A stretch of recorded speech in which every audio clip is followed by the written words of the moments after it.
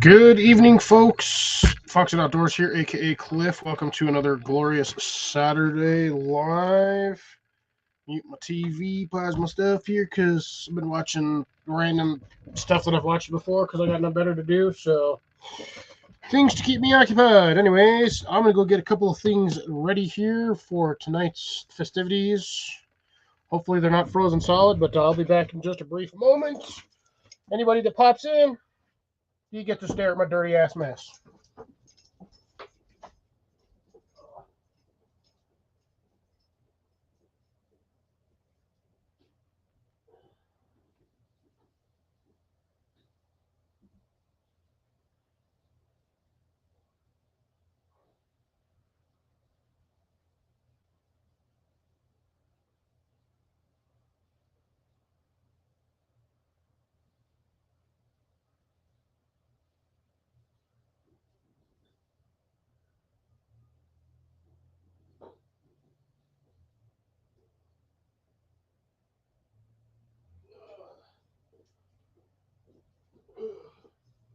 Was considering making a hot toddy this week, but we will not be doing that.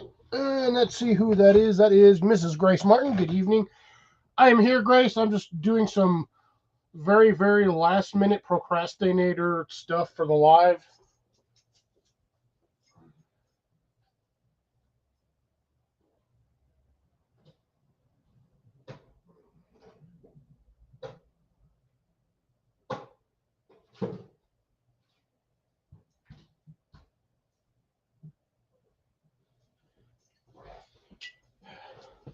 Because, you know, I like to do everything absolutely last minute.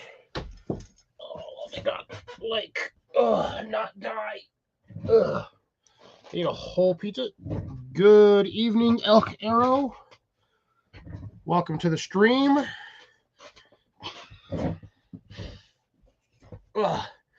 Getting a few beverages, things ready for tonight. Good evening, Mr. Jason. Hope all is well on your side. Unfortunately, I have continued to lose plants due to the inclement weather at night, but hey, you know what? Some things survived. Uh-oh. That's not good. Good evening, Molly. Hope you are doing well. All right, so we have the usuals. We'll get the pour started here. Ignore the mess, as always. My nice tile floor. And yes, for those who are asking, that is a sewing machine. Got the usuals. I went with the smaller cans. They didn't have the big ones.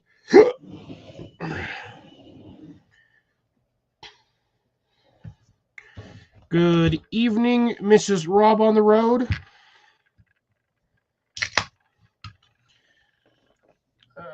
You know what? The sad part is, I don't know where my cup went that I was using to pour with last week.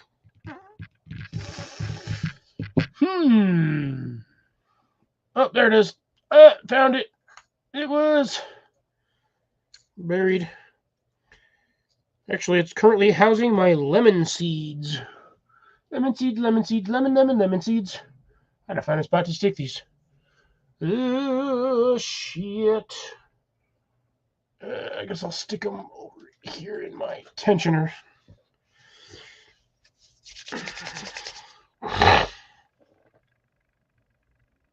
Right, definitely not good for the mouse. So we'll get, might as well do the hard stuff first. Let's get the main pour in there. Solid whopping 2 ounces of brown liquid. Very thick brown liquid. I should only need to show that side of the bottle. If y'all don't know what that is by now, your knowledge of alcohol is subpar today. Jason is already set. I suppose I can have an abnormal live and get that thing up in there early. Since I can never do this the normal way, I have to do it the fun way. Hey, I'm actually on the right. Ooh, nice. Karambit. Ooh, nice. Not even a Karambit, to be honest. But damn, that was... Alright, anyways. Function over function, because I don't know what I'm doing tonight.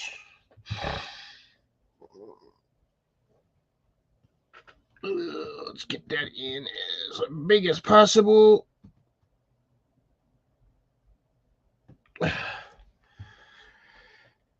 Alrighty. Hopefully they'll be able to read this, because I got that as big as physically possible on there, because I can't share it out the other way I want to, because, you know, technology sucks sometimes. Let's see here.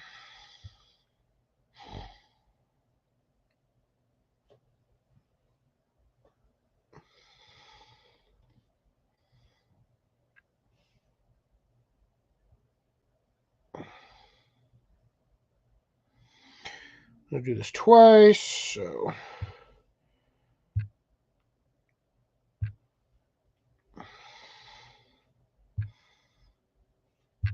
Actually, I'll just send it directly to Jason, and... And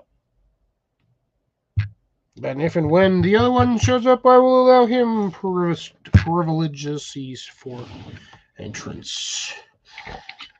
Sorry. Absolutely going slow here. Oh, there it is.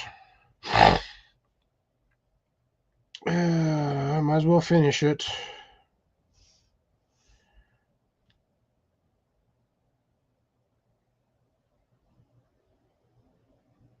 Oh, I hate that sound.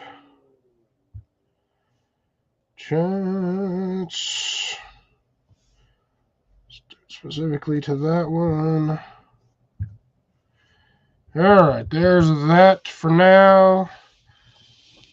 Everything has been sent to where it needs to be sent, so we'll get the final pour.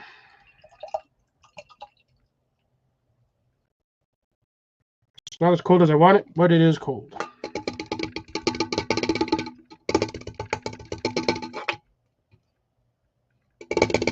Oh. I just now understood what you meant, Jason. I thought you meant the other camera for this thing is set up, not the camera for the shop for the spying on the soon-to-be extinct rodent. Hopefully. Get our usual stir. Again, we are doing the small drinks today. I did not feel like spending $8 for 3 freaking Red Bulls. And they didn't have the other packs, so I was kind of stuck buying the short ones. And then we'll bring this guy up, I guess. Oh, if you have to, I guess. Good evening, Colin. Good evening, sir. How you doing? Tired, honestly, but otherwise alive. I'm actually surprised to be up this early, to be honest. Well, Ed, blame Jason. Why is that? He put a comment in here that says the camera is set up. I thought he meant the camera for the live, so I was like, I guess I'll bring him up early. No, he meant the shop camera to spy on the four-legged squeaker. Could you do me a favor real quick? Nope. All favors are null and void. Well, you could wish Jenny a happy birthday. That I could. I did forget about that, to be honest. Happy birthday, Jenny! Thank you. Thought you might want to do that at least. Happy 20th birthday! Yeah, you're fine. I'm actually testing out something I picked up from the DAV store right now. This, I guess you would call this a quilt of some kind, you know. I'd qualify that more like a whoopee. It's not exactly woobie material, but yeah. Nylon. Yeah. Whether nylon or not, it would have to be nylon because it doesn't have the texture for acrylic. No, it's got a small hole right here. It's got a little feather. I even got Star to say it. Star is his neighbor. Oh, that's funny. Hey, Mandy. Click on my bee. Amanda. Andy, Amanda. Hi, Mandy. Oh, don't forget to say hi to Jenny's birthday today. Thank you. All right, well, I definitely forgot about that doohickey, so that sucks for me. Oh, well. Yeah, definitely set up for the mouse. Nice. Yeah, that's when you said the camera was set up. I thought you meant this particular camera, is not the shop camera for. My brain is. Poof. Yeah. Mine's Trying kind to of process digesting all the food my fat ass just stuffed in me. Star Child, good evening. I'm on a new set of injections this week. Yay. That sounds tasty. Oh, it's helped me lose the weight, and it has some side effects. So I'm just enjoying the side effects right now, which is not fun. Wait, so you're not enjoying the side effects? Oh no, not at all. Yeah, they cause. The biggest question is, do you have currently anal leakage? No, Okay. Good. because here's the thing. If anyone remembers for that series, let me know. Well, here's the thing. It could either cause diarrhea or constipation. Ooh. Wow, that's one hell of a flip of a coin. Yep, and you never know when it's going to happen. Oh, you'll know when it happens. I know, but you don't know when it's going to pop up. Is what I'm saying. True. I mean, just remember, Colin, do not gamble with any gas. I do not. Because And nausea is another one. Leak in your ass. And nausea is another one. Nausea, upset stomach, heartburn, diarrhea, constipation. Yeah, constipation is actually when it causes constipation, but you only know when the constipation's happening because you don't go. Drink plenty of water. Well, I do my best, but the thing is, I can only handle so much. I hate to say this, cranberry juice. Where's the sugar? Cranberry juice will clean you out too. I don't like the taste of cranberry juice at all. Really? No. Oh, I love cranberry. Mm. It does have, it does taste a lot better when you heavily mix it with vodka. It is a mixer, not a main drink. You can drink it main, but again, you have to sort of like that taste. It's pretty strong. It's like drinking actual straight up. Like Ocean Spray never puts it just straight cranberry either. Oh, no, they don't. Well, they always add a crap ton of sugar. They actually mix it with something else. So where is Elk from? I have no idea. To be honest, that's the first time I've seen them in the chat. Or at least the first time that I remember seeing them in the chat. They might have been here before, but to be honest, I do not remember. I'm on lives 6 days a week, half the time. Half of the time, 90% of the time, at a 10% increase of. They have a total of 14 subscribers. I'm going to be number 15 just because. Oh, good Lord, Mark, that's a terrible clove of garlic. What happened? Oh, Mark over here's got garlic that he's growing, and one of the bulbs is really sad that he pulled out. I haven't had a chance to watch none of the stuff from today because, today kind of was weird at work. Which Mark are you talking about? Self-sufficient me. Oh, okay. I don't think I have them. Do you have a link? Yeah, he's out of Australia. I know. You have a link? I can get it. If you would, please. I don't have enough Australians in my to follow, so.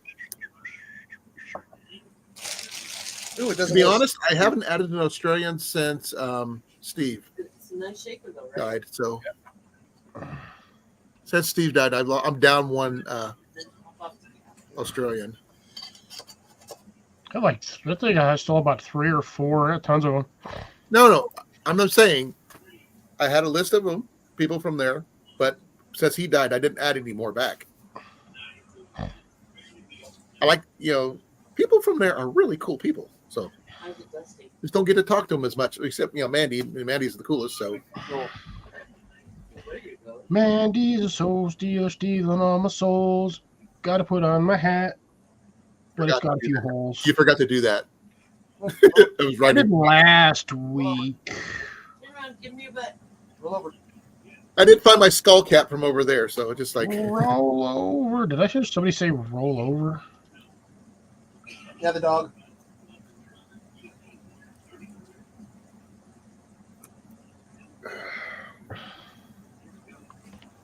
Louise. And our buddy Steve was he was a good guy. We always got a free zoo lessons or Australia animal lessons. biology stuff. He always came up with some cool stuff to show us. I mean, he was never boring. I got to see live stream mine. Your first time live streaming a wild kangaroo. People say, "Oh, that's nothing." I mean, you can see it on TV. Not this way. No, It's I'm sorry. organic. Seeing a wild kangaroo. You can eat it. I got it all over me. Yeah, because when you see the stuff on the TVs, it's already gone through like 3 processes of filtration. And editing. But he also, when he went to that one outdoor event that they were selling roasted kangaroo tail. I think I missed that one. Yeah, I might have done that one on your live stream, or came up on one of yours. Yeah, he was. And it was actually. He said it was. He loved one of his favorites things to eat. I think Mandy mentioned it too. It might be one of hers as well. Kangaroo tips. I've never had kangaroo. I don't think, but I think I know where I can get some. They have a beef jerky place in Altoona that might carry it. They do have a lot of exotic jerkies, including ostrich. The ostrich Oh. is good. Emu is good. Isn't it? They actually have a lot of people here in Iowa who raise emus. It's a little on the bland side, but it's good. They have like things like shark, There's- all kinds of different, types of species. There's no fat on those birds at all. That's not good though. No, it's all lean meat. Well, you're not going to get a lot of fat on chickens either. But the eggs are good. Well, I mean, you can get a lot of fat on chickens, but Yeah. free range chickens, like wild chickens, there's probably like 1, maybe 2% fat on them birds.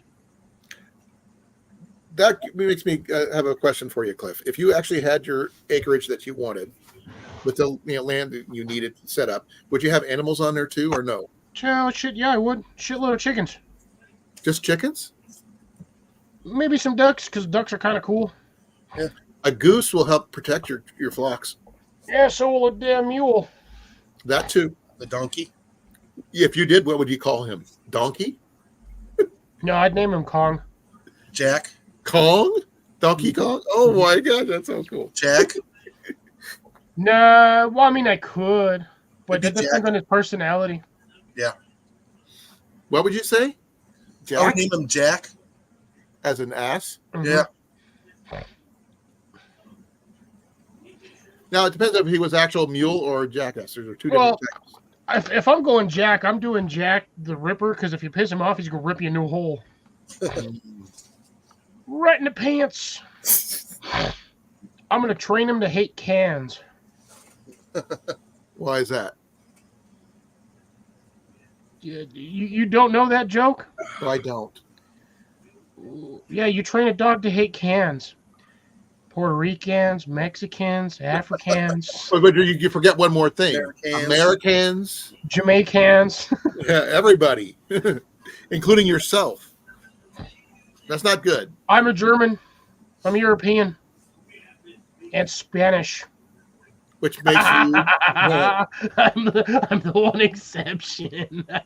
actually. That's not surprising though. A lot of Germans, crossed over into Spain and stuff. Oh, they crossed over all right. Oh, yes, they did. But Got people in here. Except for Amanda. Mandy, We're still missing a few people. Don't Yeah. know where they are, but Mandy's English and Scottish, isn't she? she's imported. We know that her mom is from England. Everybody on that island is imported. That's true.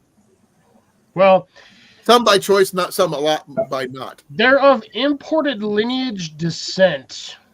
Depends. Always Are right. they the current immigrants or the first ones? Well, they can't be the latter because I'm pretty sure the latter have, at this point in time, passed away. Yeah. You said her mom's from England, so she's half regular straight English, not just straight up Australian. She is a soul stealer. That's just because she's a redhead. That's the only reason. Scar and Dippy.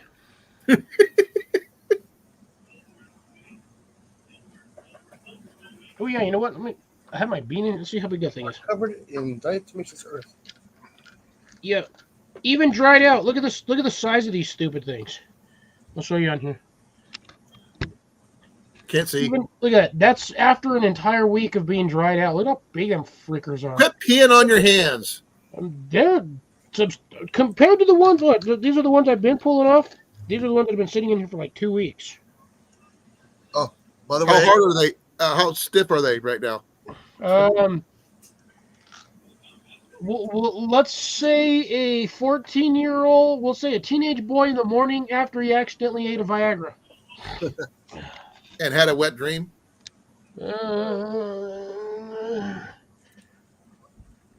We'll just say stiff enough to cut diamond. Ah, hey, a couple of guys at work asked for some peppers Ooh, from me or from you? from me, Ooh, nice. so I gave them 2 each. Give them the little red ones. which kinds? Chile Taping? The little red ones. No, they're still green. Ooh, you gave them to him green? Yep. I don't mind bell peppers. No, I got one that's about ready to start turning red. I'm saving that one for seed. Problem is, I only got one plant that's producing out of 4. Fuck you guys. I'm not giving any warning, bitches. Hey. Look at this. Magus. He didn't jump on my thing. He jumped up to my shoulder. Magus, Atticus, Cricus, Wickus, Smickus, Wickus. He made an appearance. Ain't none of y'all get no warning. I'm the only one that gets warning. She Hi, gets Mindy. my soul. Morning. Good morning, Good morning. sunshine. Morning. How you doing, Mandy? Tired. You can say happy birthday to Jenny. No. Happy Okay. birthday, Jenny. Thank you. Scratch it. Right, roll I around. haven't run across any more random Australian facts that I keep sending you. That last one was pretty good, though. I was not expecting. The joke had me in the first half, and the deadpan killed me after the second half. I was not expecting that answer. Well, here's the true fact. Ayers Rock is not full of air. Full of granite. No, it's Ayers. H-E-I-R. I know. No, it's A-Y-R-E-S or whatever it is. A-Y-E-R. It's just a big ass rock in the middle of nowhere. Yep. It's like the Blarney Stone. What kind of rock is it made out of? I believe sandstone. I don't know. That's why I was at. I haven't been there, so I don't know what to expect. Oh yeah, it's a big ass sandstone.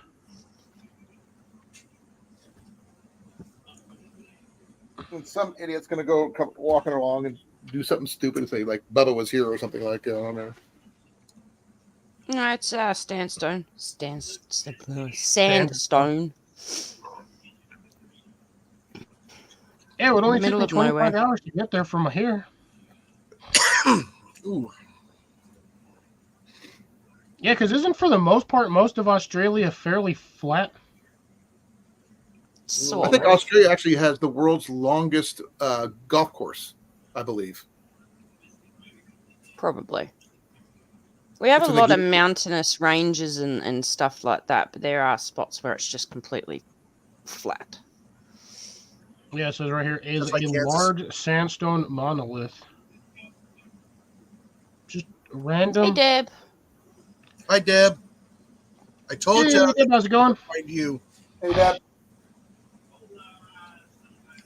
Well, we hope Deb has a new mouser. Nice. Ooh. Keep the cat warm because I know it's the cold season for you guys. Speaking of which, since we have Deb in here, Deb, how is the current batch going, or have you not got one going at the moment? Current flock. Current snacks. Snacks. Chicken snacks. Chicken, quail nuggets. That's basically what they are. Is they're tiny chickens. And very delicious. I saw a video about a guy who was trying to get in trouble by the cops for having chickens in his yard, and they're not chickens. And the city ordinance doesn't cover quail. That's probably why he got them. Yep. Well, the thing is with a lot of cities, if you get permission from your neighbors and you go to the city with, documentation saying, look, I went to all of my neighbors within a certain radius and asked if this was going to be a problem, that here's all their signatures on Hey, Rabbit. basically a thing saying, hey, you can have it. Hey, Rabbit, how's it going? You can actually Welcome just back, get Rob. permits to have chickens on your property. Oh, the guy's neighbors when it called the cops on him. Well, like I said, for me, the city I used to work for was a no chicken ordinance, and they were having a really bad year with scorpions. And I told them the best thing for scorpions is chickens. So they changed the ordinance. So you're allowed to have 4 hens. But no roosters, huh? No roosters. 4 hens. Oh, you don't really need a rooster unless you're actually trying to produce eggs for brooding. Well, I mean, if you get older chickens, you at least need one to help reproduce one more, You would chicken. only really need the rooster if your hens are getting to the end of their lifespan. Yeah. But there's no guarantee that the offspring from a chicken that old would, be useful. Viable. So now, if you're doing what most would do with chickens, which chicken math sucks, by the way. I keep getting roped into chicken math. Even Yeah, I know. I can't read the scratches either. oh, chicken math is terrible. You start off with three, 4 chickens is fine, and then the next year, I need 8 chickens, and then you're like, there still isn't enough, and then the next year you have 36 chickens. Chicken math is terrible. Don't believe me? Ask everybody that owns chickens. You start off with a handful, and then you just keep getting more chickens because you don't have enough. They're nutritious and delicious. Exactly. Well, the thing is, that's the reason why chicken math sucks, is because you cycle through your chickens. You need enough chickens to both produce and to eat. You get them till they're nice and fat and plump, and then when the time comes, you dispatch the chicken, take it to where you need to either clean it, either on property or to somebody's wherever they have the cleaning station. Get all that stuff sorted, and you just go through your chickens. Most of these people don't harvest their chickens within 1 to 2 years. That's Can't you use them for fertilizer? The remains. Yeah, you can grind it up, but I mean, if that's the case, you might as well just grind it up into a paste and actually just make some more stuff out of it. I just got kicked out. There, Cecilia, how's it going? Hello, Cecilia. I just checked out the raising quail ordinances in Iowa. They said Des Moines, you can have some, but you got to be within be at least 25 feet from any neighboring residences. Free of odors, insects, rodents, and disturbing noises. Oh, Quail don't really make a lot of noise. They just kind of sit. They're no more annoying or less annoying than turtle doves. Oh, they still crow. The males do. I mean, they'll give that high-pitched alert if something's near them, but I mean, again, they can't be any more annoying than a turtle dove. or an owl. I'd actually rather have an owl. Oh, Owls get very vocal, especially when there's more than one in the area. yeah, especially the barred owls. Yeah, they get really. Or screech owls are really loud. Hence the name. Boom! Jason's like, what exploded? One of these things is not like the other. One of these. Yeah, one of these is a redhead. So how is Cecilia going?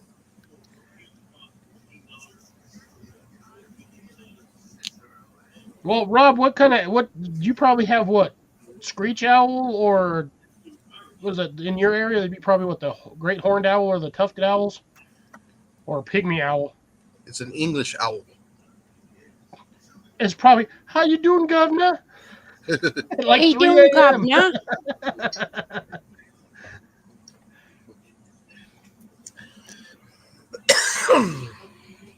That's terrible, Deb. I told you they do. They're noisy.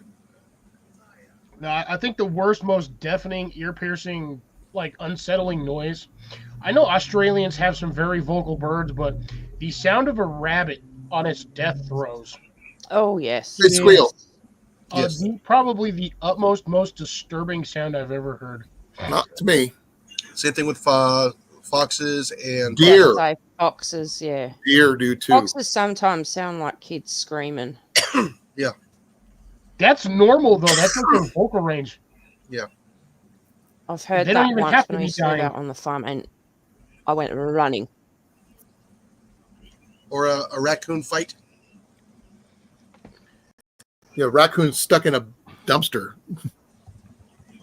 No, that's just them going thump, I'm trying to get out. Yeah, that's just a lot of noise. Seen the video where a guy found like 25 raccoons in the same dumpster. They can get in, but they can't get out. Well, yeah, because the inside of the dumpster's smooth. The outside's got all kinds of places to grab onto. Yeah. He put a board down and let them run out. That's the only thing you can do. Or throw a chair in there, then climb out on the chair. But Oh, once wow. they're down there, they do not have the option or the strength to lift that lid. Give me that. They You do. think if you have enough, They do. they can tear up it through walls, they can tear through all these different things, but they can't figure out a way to get out of a dumpster. Oh no, they can get out of a dumpster. Yeah, if they have a way out of the dumpster. Oh no, they'll actually jump up there and lift up the lid to get out. So you got to be able to, depending on where they're at in the dumpster. If it's a near empty dumpster, they can't reach it. There's nothing more fun. Hold on. I've never heard an opossum mating, thankfully. No, it's a lot of fun when you sneak up on a dumpster and you slam the side of it. And then they panic. Oh, yeah. It's always fun. I wonder upon how many instances that a trash truck has just picked up a dumpster unknowing that there's like 4 or 5 raccoons in there, and they just dump it in and squish them. Probably more often than you think. Gesundheit. A townie Thank you. owl? Tawny. Or tawny? 20 owl. Oh, they're pretty. I like barn owls. Yeah, I like the barred owls. Those are pretty. The Wikipedia explanation on what a tawny owl is stupid. But look at the picture. No, I know, but it says it's a nocturnal bird of prey. It is able to hunt successfully at night because of its vision. No And hearing. freaking duh. And No, good but Why you ears. don't see them flying around in the daytime? Show the picture. Well, I mean, I suppose I could. That's a very pretty owl. Oh yeah. All feathers. That's pretty cool. They have knees, by the way. You just don't see them because they It's all squat. fluff. It's all fluff. And they have holes where ears would be. The ears on those things are not located where you think they are. No, they're offset. And you can't hear them fly at all. Oh, I know. A very owie owl. But it's a very pretty bird. Jenny's actually held. What was the kind you had, hon? You held the owl you held. Oh, Eurasian eagle eye. Yeah, she held a Eurasian eagle owl. Ooh, nice. Oddly enough, I have people also searched for, and that's one of the things that popped up. Yeah, It's an owl that literally looks like a bald eagle. Jenny said it was pretty heavy. It's one of the larger owls. It's not a small owl. No, one of the largest owls is actually in Russia. They walk. Be a little disturbed with something that knowingly can fly but chooses to walk. Yeah, those things get almost 3 feet tall. That is a big ass owl. Mm-hmm. And I believe they're in the south. No, the largest owl is in Japan. Oh, is it Japan? Native to Japan, and they do have some in the far east of Russia, but most of them are native to China and Japan.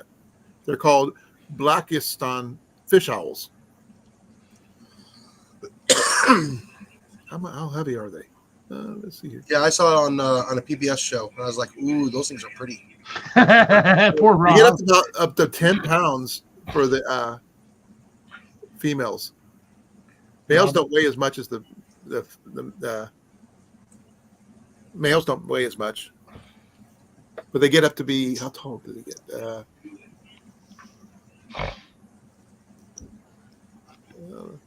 You know, Rob, you don't have to 28 inches tall. What? enter your own stuff. You can just spell that with a Y. Do y'all hear that? What? Freakers are launching off freaking mortars outside. Oh, jeez. You got your helmet on, you'll be safe. Yeah, you'll be fine. I'm only safe from this one launching soul mortars. No. You need a What is shield. going off out there? It's November. See, this is why I hate where I live. I telling you, the other day I was telling you, I kid you not, they don't care what day it is, what holiday, even if it's not a holiday. Fireworks all the time.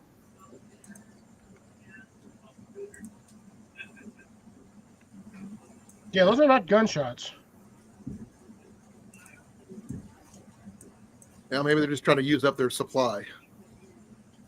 I know. I'm gonna check on that real quick. I gotta see which direction that's coming from. It's coming As long from as the it's not school, coming I know into it's you, for. just be careful. I'm not gonna. I know, famous last words. Do never say that. Never said, I'm not going to, and then it's going to happen. Right, Jason? Yep, I thought I just heard them. The fireworks. They must have like an event going on that I don't know about because of the thing. It's the Day of the Dead, right? Yeah. Today is the. Oh, is it Derek Martha? Oh, okay. No, that's in freaking March, By April. the way, No. It's, this is the 2nd of Day of the Dead. No, I think it was it All Souls Day? same thing. yeah, don't forget, November 10th is Marine Corps birthday. And 11th is the Veterans Day. Armistice Day. Oh, by the way, don't forget that whatever time it is now, it is not that time. It is the hour before. So Exception. Oh, sorry, down here in the corner, down where she's at. They don't do that. Yeah, I know they changed it at 2 a.m. Now, do you guys support abolishing the daylight savings? I'm all for it. Yes.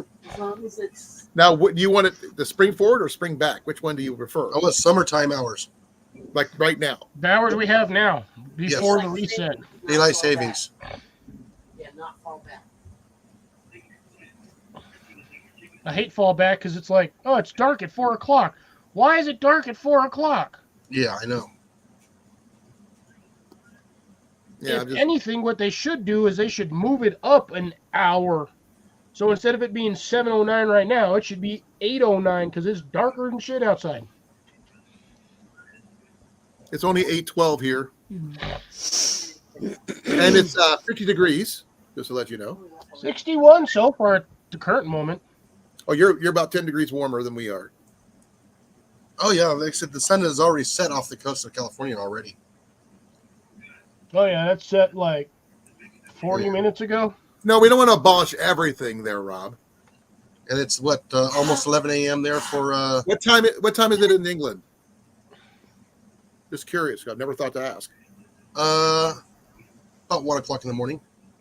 Well, we'll ask. Why don't you ask Rob? He's right there. I know. Yeah, we know. Cecilia's an hour ahead. She's in the Saskatchewan area of Canada. No, Toronto. Same as East Coast. It's way over there. 1:13 in the morning there.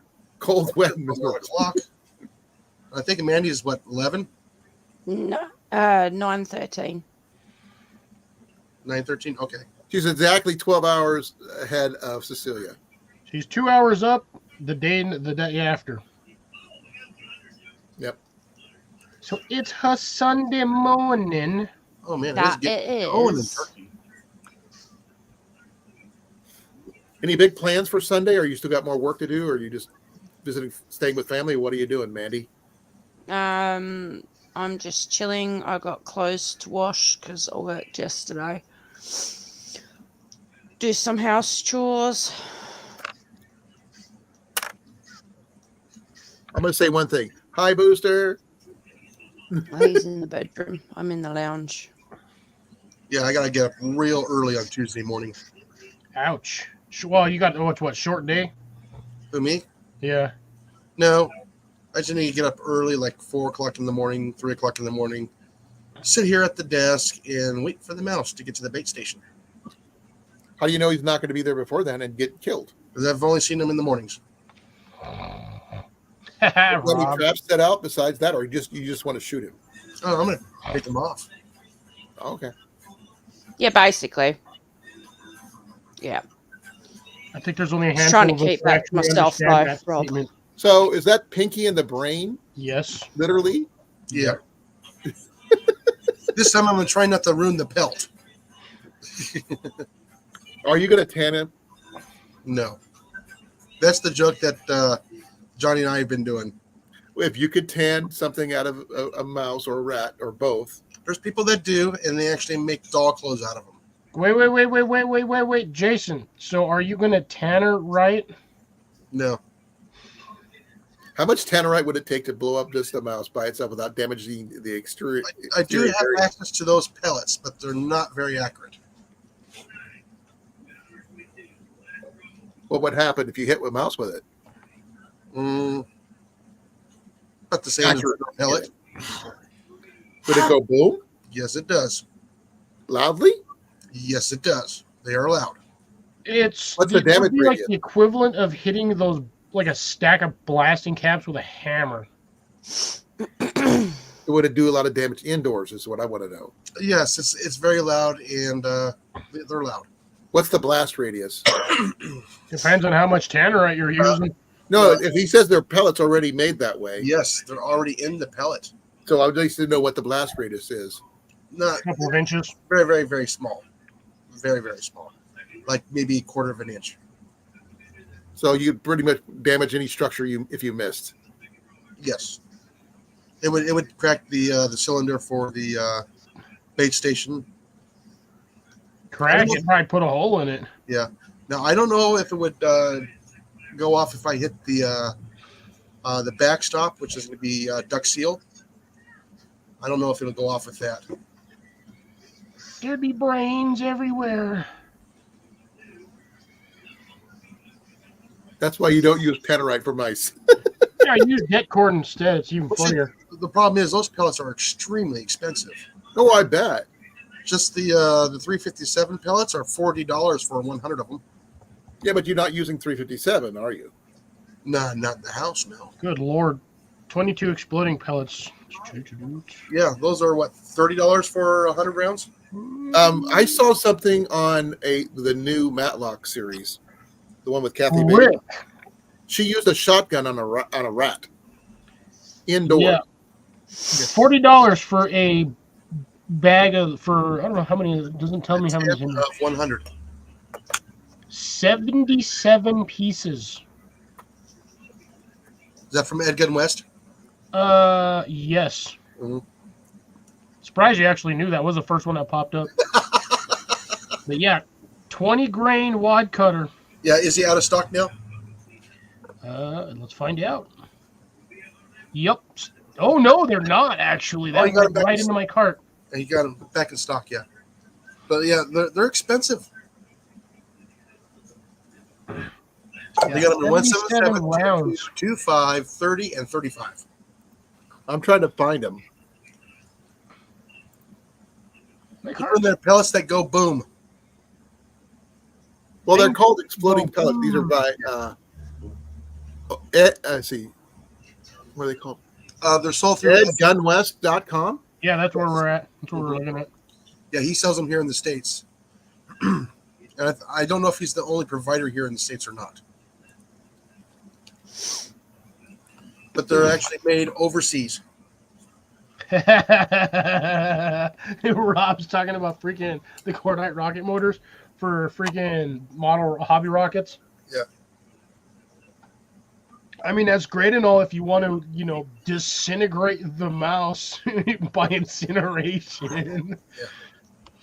$40. Oh my gosh. 77 No. Okay. $40. Okay. You said it's from overseas, right? U.S. based.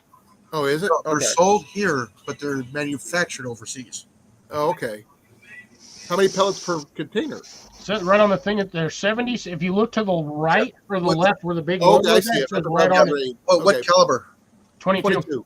22? Okay. I was thinking for Ian's air rifle. No, they used to be really cheap. They're not very accurate. 77 rounds for $40 is expensive. I mean, you can get a standard case of like 250 for like $10. Yeah. Yeah, you can get the Premier Hollow Points for 500 rounds at Walmart for like $9. Yeah, so I'm saying like $10. And those pellets have gotten better over the past 2 years. I think they got worse, and then they started making them better again. Because That's $1.93 a pellet. Yes. To me, they're not worth it. It would be worth it to buy one can just to see what you could do with it. They are not backyard friendly. They are loud.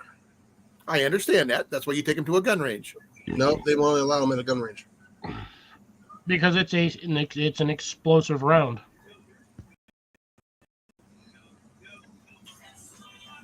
Which is funny. You can take tracer rounds and shoot them at a gun range, but they won't let you do exploding rounds. Outdoor gun range, not an indoor. Yeah. I'm talking about outdoor too. Yeah. Not an indoor one. I don't think they'll let you even use those at an outdoor range just because. Well, the ones that I know of, it's a open range for free down in southeast Iowa. So they do shotguns there. What's the difference? The same sound. Yeah, no, those pellets are loud. So is a shotgun. Well, the shotgun itself is loud, but you're talking about the reverberation and echo off of hitting a metal or a steel plate with an exploding round. And you do have to hit something kind of hard. They will work on a squirrel head. I mean, You definitely obliterate the squirrel. but it has to be moving. It can't be slow. Hey, You don't- Blake. Yay, Blake, how's it going? Hey, Blake. They won't work out of a CO2 rifle. You actually have to have an HPA. Really? CO2 doesn't have enough force to get him to go, or what? I don't think Ian would be able to use his. Out of the Springer, yes. But like I said, they're not accurate. So you think can Ian probably use it out of his? The other Springers, yes. Okay. They'll probably work out of mine too, since that thing's got such high power to it. Yeah. You need to be doing above about 800 feet per second. Oh yeah, he's definitely got that. I think max on mine with full pumps is like 1250 or something around that range. I don't think the 177 version with the Crossman I have would work though. Yeah, no, that's with an alloy pellet, not a lead based. Then you're going too fast, your pellet's going to tumble. But you want to keep it right around about the 850. Well, when I use mine, I usually don't pump it more than 6 times. Because I think after that, at short distance, it's like a laser right through anything. Oh, I got something stupid that just came to mind. Just glue it to a tip of a broken arrow and shoot the damn thing. Not enough velocity. You'd be The weight surprised. might help it. The weight might help it. Yeah. I would say maybe out of a compound or a crossbow. Oh, I can get the speed Wait. out of my bows. Off of yours, maybe because you have that 100-pounder. Well, my 74-pounder can definitely do it. It's a They don't reflex. wash feature. it. But for me, it's not worth it. It's Oh, it'd be fun. That'd be it. For demo purposes only. I wouldn't use it for hunting or anything, but it'd be something to For try. demo purposes only, it would be fun to just glue 5 of those in a circle right on a blunt and peg something. Mind you, at that moment in time, you're wasting like $6-7 worth of ammunition. It's rounded up to May or 2, may not fail. so that's probably about $12. But I've actually heard of ammo costing more than that. Regular firearm ammo costs more than that per round. 50 cal rounds used to be that much. oh no, they've come down in price. Oh yeah. But no, I would think your idea about using a blunt possibly, but you'd have to use a hard tip blunt, which can cause some serious shrapnel. Oh, the only thing what you do is you just glue a washer to the blunt, to the rubber part of the blunt, and then you glue the rounds to the washer. Maybe, but you still have to have the hard surface to hit it, though. Yeah, that's the only problem. Now, I mean, you There could you probably go. use old sheet metal or something like that, but I don't know. Yeah, sheet metal's too flimsy. No, it depends on how thick of sheet metal, like a stop sign or something like that. Stop sign's technically not sheet. Well, I mean, it is sheet metal, but it falls along the line of like plate steel. No, it's aluminum. No, Not the newer ones, the old Stop school signs aren't ones. aluminum; they're steel. The old school stop signs were not aluminum. They were actually steel. Yeah, the old ones. Yeah, the ones with some all of the the stuff nowadays, I think surfaces it and might be stuff like on a it. composite metal. No, well, like I said, I used to visit the sign shop all the time. You know, the deal with the rodents there, and they were using aluminum. But you could stack aluminum, make it thicker and make it stronger. So Well, yeah, they got pretty thick. It'd probably be 10 gauge aluminum. yeah, or if you use aircraft aluminum, it'll definitely do it. No, aircraft aluminum is thin but Thick. durable. Yeah, but the thing is, all you need to do is make it strong enough for when you hit the surface with it, it would cause it to do. You know, the impact would allow it to do what it needs to do. Remember, it's just for demo purposes only. So just to see what it could do. Can you imagine blowing up a can of Pepsi or something? I don't know if the can. You'd have to pressurize that. You'd basically have to shake that can of Pepsi till it's pressurized. That might be the only way to actually get detonation. But that would be fun, though. Oh yeah, that can would just obliterate itself. Oh yeah. It's not. It's you know. It's not normal ammunition. So you're just using a bow. Yeah, like I said, for me, if it was $10 for 77 rounds, I would buy it. I'm not paying $70 or $40 for $40 for set. Yeah, that's pricey. What the heck was that? And it was Amanda shaving her. We'll not go to what she's shaving. No, it's Carrie making a mum hair shake in the morning. Ooh, the Red Wolf. A date state. Date state. What is that? They're pricey. What is it? It's an Air air rifle. rifle. Are you gonna get the? Is he allowed to have that here? Yeah, I wasn't sure, so that's the reason why Yeah. I was asking. anything under 12 foot-pounds, yes, you don't need a license. If you go over 12 foot-pounds, you need to have a license. You They're can't hunt also with that, weird though, right? because their gun laws are really strange. That's the reason I was wondering. Air Yeah. rifles are not considered where they're at for the most part an actual firearm. FAC. Yeah. Hey, you're gonna have to look up a buddy of mine over there. Which buddy? He's a buddy. You're a buddy too. He's gonna have to look up. I'm not gonna say his name here, but look up the Squirrel Hunters channel. Well, he's on. Rob is on Instagram. You just message him there. Now I don't know where he's located in England, because I don't know. Likely in his house. Oh god. Yeah, he goes on the farms, stuff like that, Oh man, that thing's on the heavy. forest, and they take out the invasive gray squirrel that is in England.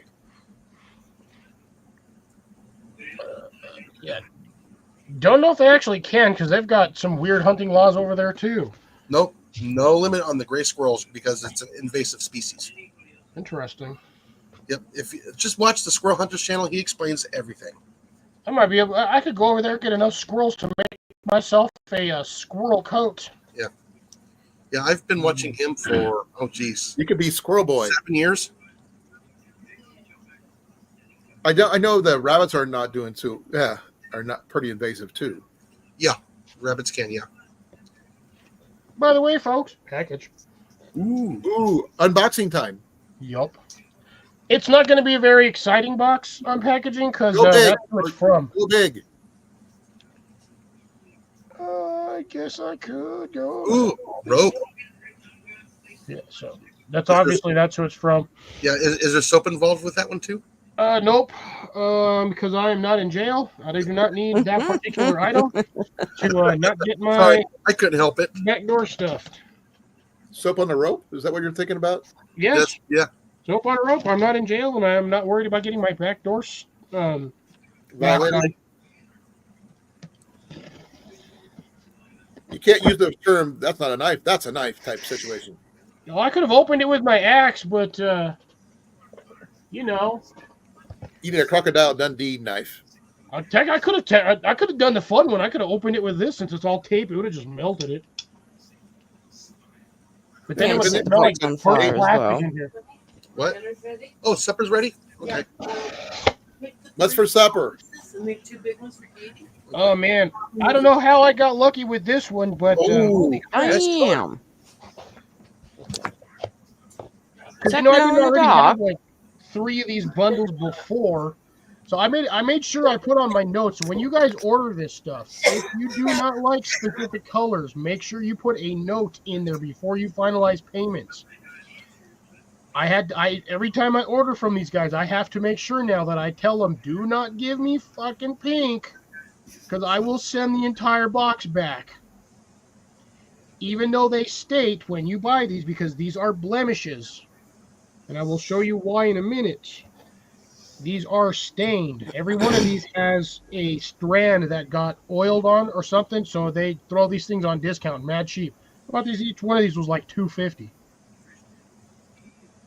But yeah, you can always throw in the notes. So I always put on there, do not give me pink. Is if I see pink in the box, I will send the entire damn box back. But Pink's not that bad, Cliffy. You I know hate this. color pink, Amanda. Oh, no, you do. So we got Blaze Orange, which was basically what they were advertising on the site. Oh shit! Oh yeah. Is that the Yeah, glue I in the got dark every orange color there? I need now for, look at that, another Blaze Orange. I wish I would have gotten 3 of these, but they're supposedly random. So I got 3 yellow ones, or sorry, green, neon green. I don't think I have Obstacle. this particular. Hey, Obstacle. Hey, Obstacle, how's it going? I got yellow, and then I have. Actually, this is more banana, I think is what the color is. Does it say? No, unfortunately, they do not tell you what the colors are. But I have the packing list. Ooh, I got stickers. And then I have actual yellow, like neon yellow or like lime yellow. Man in the yellow hat yellow. Say what? Man in the yellow hat yellow. Right. So I ordered myself, as you can see, 10 rolls of these. So I have quite a bit of paracord for You have other enough projects. yellow to last you a lifetime. It depends on whether or not I actually start doing the projects I'm supposed to be doing. I actually still owe like 3 people bracelets. 4. 3. Does that include Ian? Yeah. Okay. 2 of them live in Georgia. Well, around Georgia. But I haven't heard much from them. Hey, Hey, CR, how's it CR. going? Which Georgians besides Blake, of course? They're around Georgia area, but not actually fully in Georgia. Anyways, I forgot to show you guys why these are considered blemished. And frankly, I don't know if it's going to show up on these because the orange one I can't see jack squat. It might be in the middle somewhere. It might be able to do it. No, I should be able to do it on this one.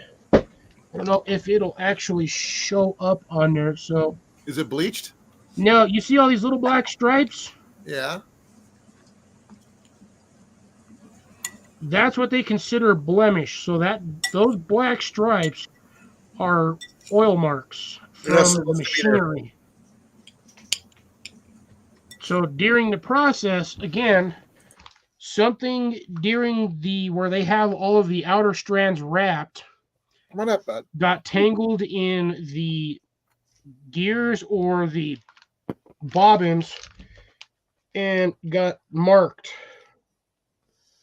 So they call them blemished or oil stained or whatever, but yeah, it's essentially blemished. And again, these things I get notifications for these probably every month. I get one notification. So again, if you guys ever need paracord, let me know. I can purchase it here and send it straight to your house. Megas! Megas, Attagus, Crackus, Megas, Awakis, Awakis. Meow. He's gotten big. Here, because he's a fat cat. Getting He's all the actually exercise not. in the house. He's not fat at all. He drifts really well, by the way. We have Obstacle. hardwood floors. Yeah, exactly. Obstacle, that's exactly what it is. There's nothing wrong with it. It's just the small amount of the 1% of the cosmetic damage that they usually don't like to send to customers for standard work, quality work. So normally each one of those hanks is like $15. Normally, $15 for 100 feet of paracord is actually fairly cheap. So what are you going to make out of the yellow? And the green and the banana. Yellow and the green I have to make for two specific guys. I sent them ones before, Back in a minute. and I don't know if they actually still wear them or not. I would have to ask Blake, but I don't know how often Blake communicates with them. So if that hasn't set any red flags as to who I'm talking about just yet. Well, I know I wear mine every day. Well, I will also mention that they like to do a lot of Earth Day cleanups, even though it's not Earth Day. And they like to do it on the water. In Florida. Are you talking about my fellow veteran, Army veteran, and tattoo artist? Yes. Okay, I know who you're talking about now. We can actually say their names. Come on, they're friends of ours. I know. I like being cryptic. It's Trav and Mav. Trail Trash. That's why I said out of Florida. I hope they were okay because I haven't heard anything, because of the hurricanes and stuff. So I don't know where they're located exactly.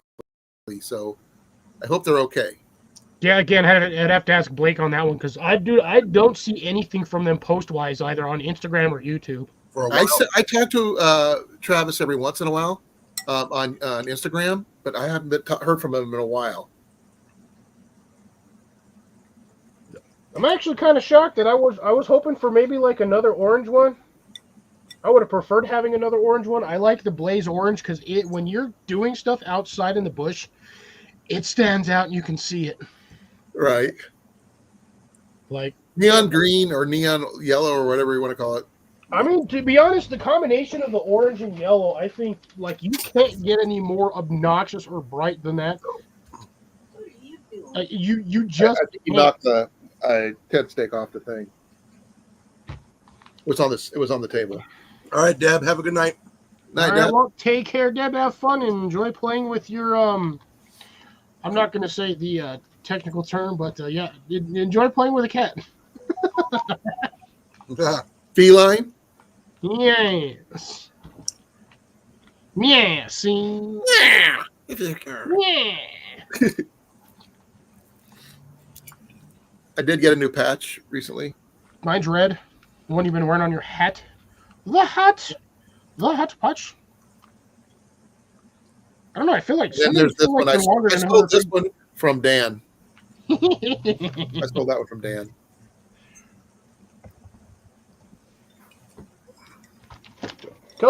Colors. And the funny thing is, when I was doing no. for Trav and Mav, originally when I was going to make them something, I have exactly the yellow and the green. So I have another like 2 rolls of the green and like another one of the yellow. I'm not running out of that color anytime soon.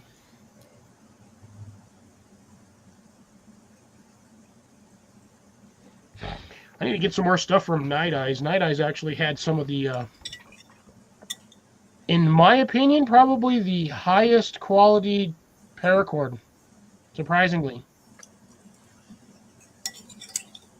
And I think I only have like 15 or 20 feet left from the hank that I originally bought. And you can usually, for paracord, you can usually tell quality once you pop it open. So I always, for most paracord, nowadays, I don't have to do it anymore because I've been buying this stuff for so many years. I know which brands have what versions of paracord. But usually what you do is you have the heated end where they normally factory seal it so that the thing doesn't slip out and, unfray and do whatever. Cut off about 1 inch to 1.5 inches. Separate that and then spread out your inner strands. And you can tell from that whether or not you have really high quality paracord or just high quality paracord. So your really high quality paracord is going to have 21 internal strands versus the 14.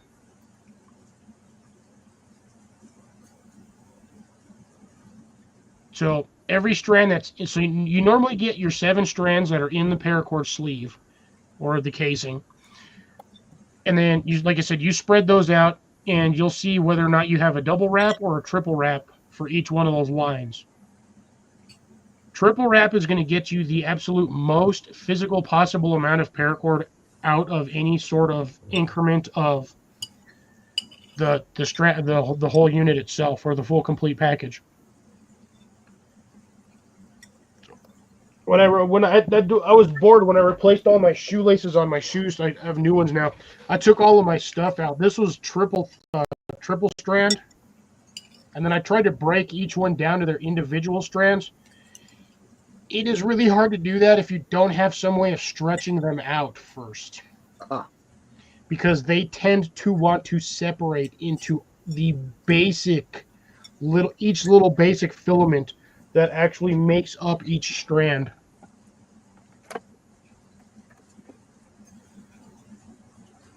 Type 1, are you talking about CR? Are you talking about diabetes?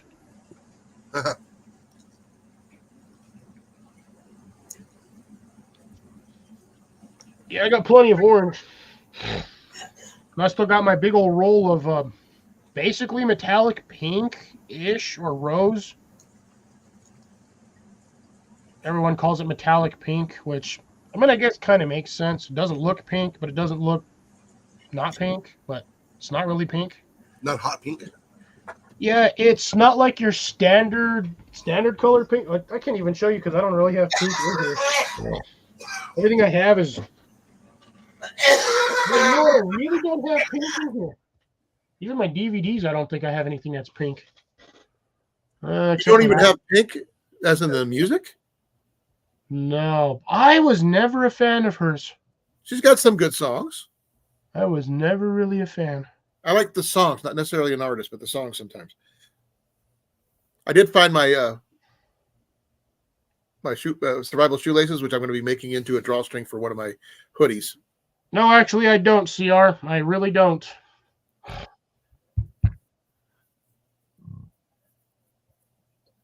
I do not. It's not a color I prefer to have anywhere near me. So you're allergic to Mandy? Allergic to pink. No, just the color.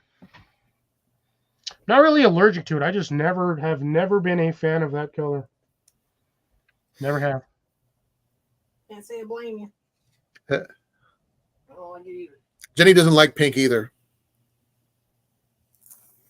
That honestly, that color, no offense, Amanda, should be stripped from the color spectrum.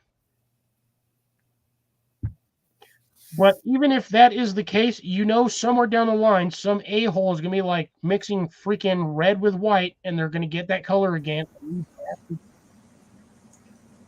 It's inevitable. That color is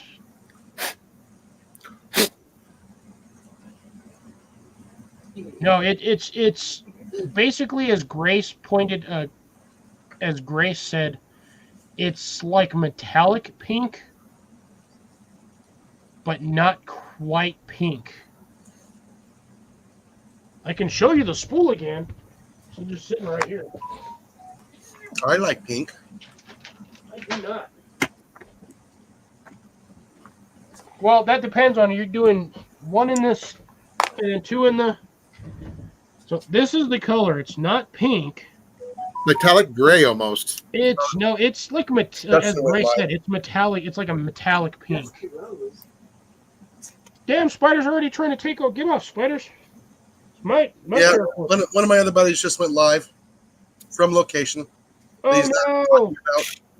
Oh no, it's okay. I'm gonna stay here. Is he going?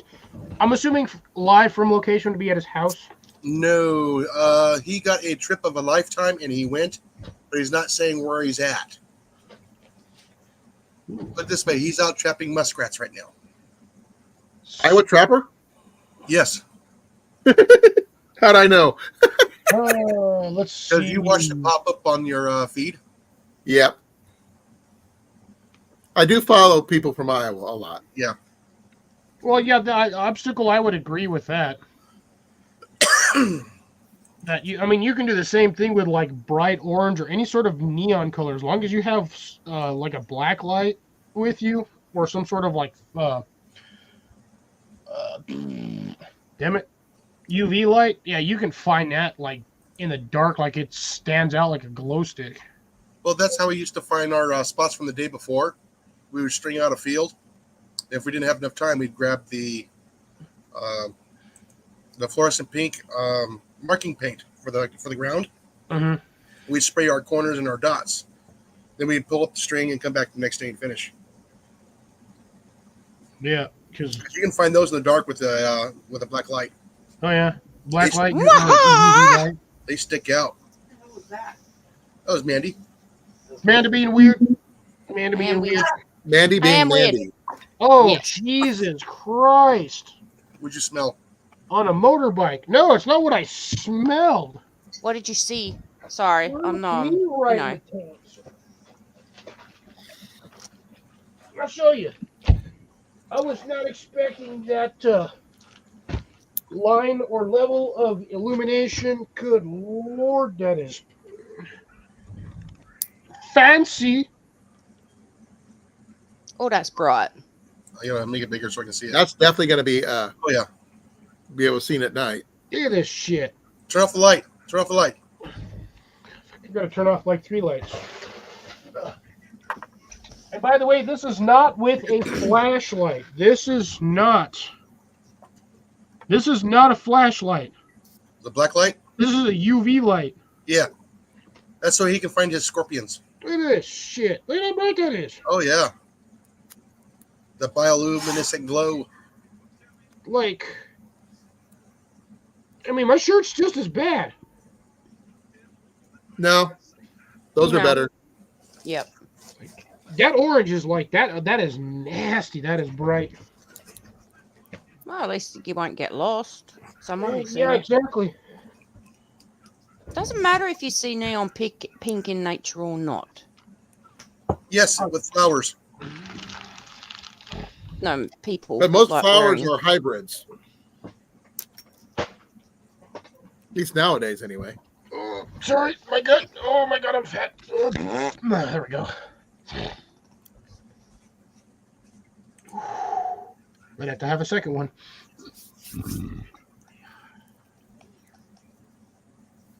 Then, yes, for those who are going to ask, I did eat an entire ass pizza. Oh, Tombstone. darn. And was it Uh, deep dish? I don't know. I can't remember if that was a Tombstone or one of the Tonys. I was about to say, what was on What do your you have on your tombstone? That I had. I mean, Cheesy poofs. this was a full bag when I sat down. Wow. There's like a small amount left. Ate a whole pizza. I'm also sitting there munching on these things. Animal crackers in your soup. Animal, yeah, but they ain't big ass pizza. Well, okay, a medium pizza. Now, actually should be a name of a pizza. Ass pizza. Zingers. AZZ, though, using AZZ. As pizza. Big as pizza. Big as pizza. Yeah. Little as pizza. I don't know what I'm doing. Yeah, hand tossed one really thick, multiple ingredients. What is Colin talking about? Unless you want to make a big jumbo pizza that called that. And then I also have these. You got a lot of crackers. I'm eating my people. I still have Colin's favorite thing to snack on. Yeah, I hate those. By the way, Cliff, I found it. What is it? Oh, his flashlight from the meetup. His UV light. My His, UV light. your actual UV light. I still want to know: can candy corns be used as fire starters? No. Oh, that's sugar? You'd think. Will they burn? Is the I think question. they melt. Yeah, it'd really freak you out if it did. Yeah. It's basically just cornstarch and sugar and coloring. Yeah, you would think it would with all that carbohydrates and light. That's what I was thinking. Sugar, corn syrup, salt, Break the outer shell first. confectioner's glaze, dextrose, gelatin, honey, artificial dyes and flavors. So yeah, there's only like 6 ingredients in this thing, but it's mostly freaking sugar. Now those are better. I like Old Trapper. Yeah, these are the little sausages. No I like refrigeration Old Trapper. needed. Old Trapper is very popular here in Iowa. Jason can't do the big ones, so he has to take the little ones. Yep.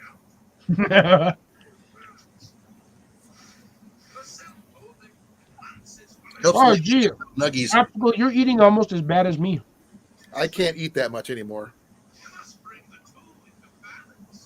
I like Old Trapper only because it's cheaper than the normal stuff. Tastes better.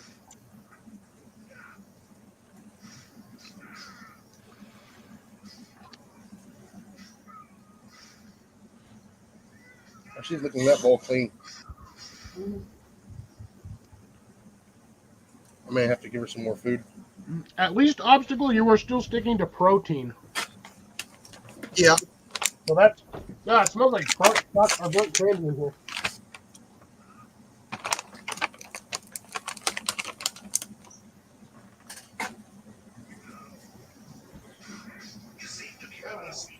Decided to get a refresh. I don't know where everybody's at today.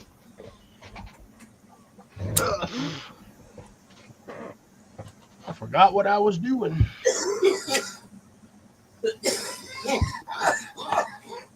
Oh, my gut is because I'm lazy and I don't like doing sit-ups. The top half weighs more than the bottom half, which is sad because I used to be a cyclist. Oh, that place I was telling you about that's closing, Cliff? Yeah. They now changed their prices to 40% off everything. Ooh. They do have a couple, at least one Mora in there for sale. And that gas military stove from the 1945? It's Gone. already gone. Nope, still there. It's at 40% off, so it's $150 normally. 40% off that. I think that's 90, I think. That's there's like $15 off. No, that's probably about $60 off. Let me know when it gets down to like 50. It's already at 90, so I know. Let me know when it gets down to $50. well, it's only going to be open. The place is only going to be open for wait 2 more months, then that's it. Yeah, So- they'll start dropping prices when it gets closer to getting close. Well, I'm keeping an eye on for it because if But it they'll, gets down to they'll about, want to liquidate their assets to get as much money as they can out of it. they're not closing. They're moving a lot of their assets to another location, and I'd rather get it before they do that.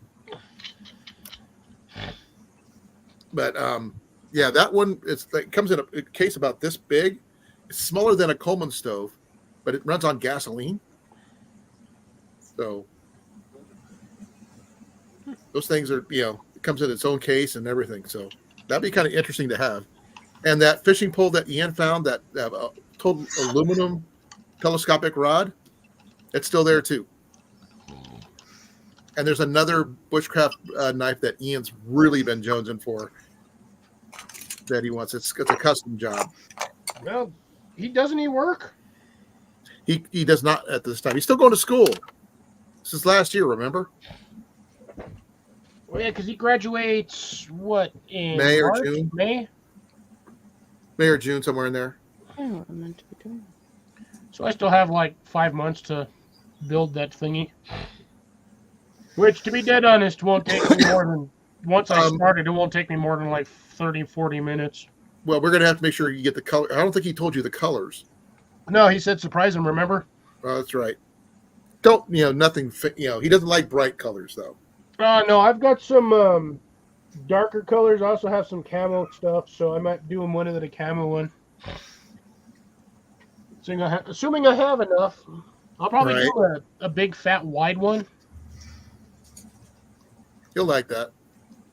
I have one pattern I'd love to get to learn how to remember how to do again, but God almighty, the weave on that thing is so annoying. Oh, that's Ian. That's perfect. Well, the problem with this particular pattern is even if done properly, it still requires you to unravel the entire bracelet. Oh, okay. It's the way the design is supposed to be a quick release. So once you get the clips off, you can just pull it out one end, and then it just kind of like twists around itself, and then you just basically untwist it.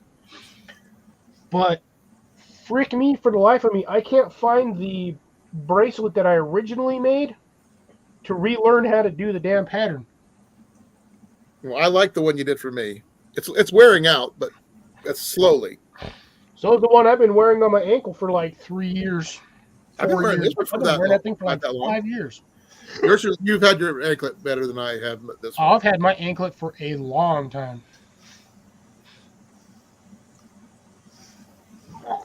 So how much would you normally charge for these? That particular bracelet? 25 minimum. Well, that's easy. Just because of how much I put in, the time and effort I put into it. And materials. Materials, and essentially, materials then would be shipping cost, essentially, because it's going to cost probably, I think, the last time I shipped those, actually, I think when I shipped that to Colin, I gave that thing, I think it was like $15 just to get it over there. Wow. But that's neither here nor there. You ship it in a box, or I can't remember if it was a box or an envelope. I shipped it in a small box. That's probably what it is. If you would have shipped it in an envelope, it'd probably been cheaper. The envelope would have been less discreet. I have to add more. This stuff is weaker than a paper umbrella in a rainstorm. Yeah, I get the bubble wrap. I have those ones for the stuff for Blake and like everyone else. When I gotta start getting all that stuff ready so I can send it out. There's 2 1s in the chat. No, CR's dyslexic. He's just telling me now. No, I'm dyslexic. No, he might be. Who knows? No, I don't. I doubt CR's dyslexic as well.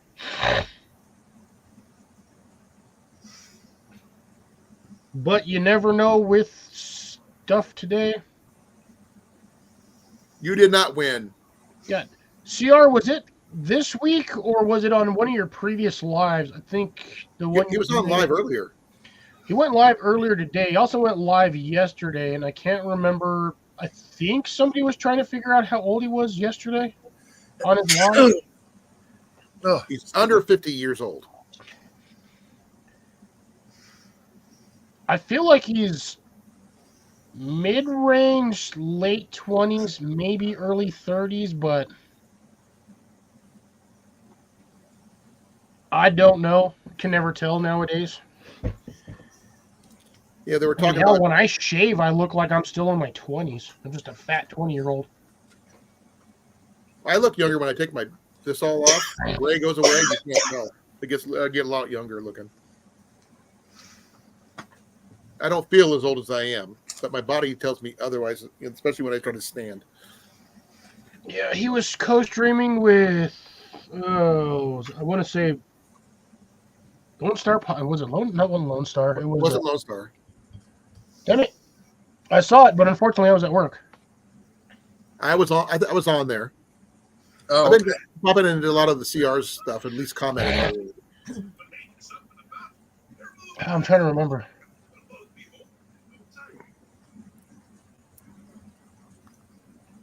Was it Second Star? No, it wasn't Second Star. Second Star was in the chat, but he wasn't the co-hosting. Oh, that's right, Shadow.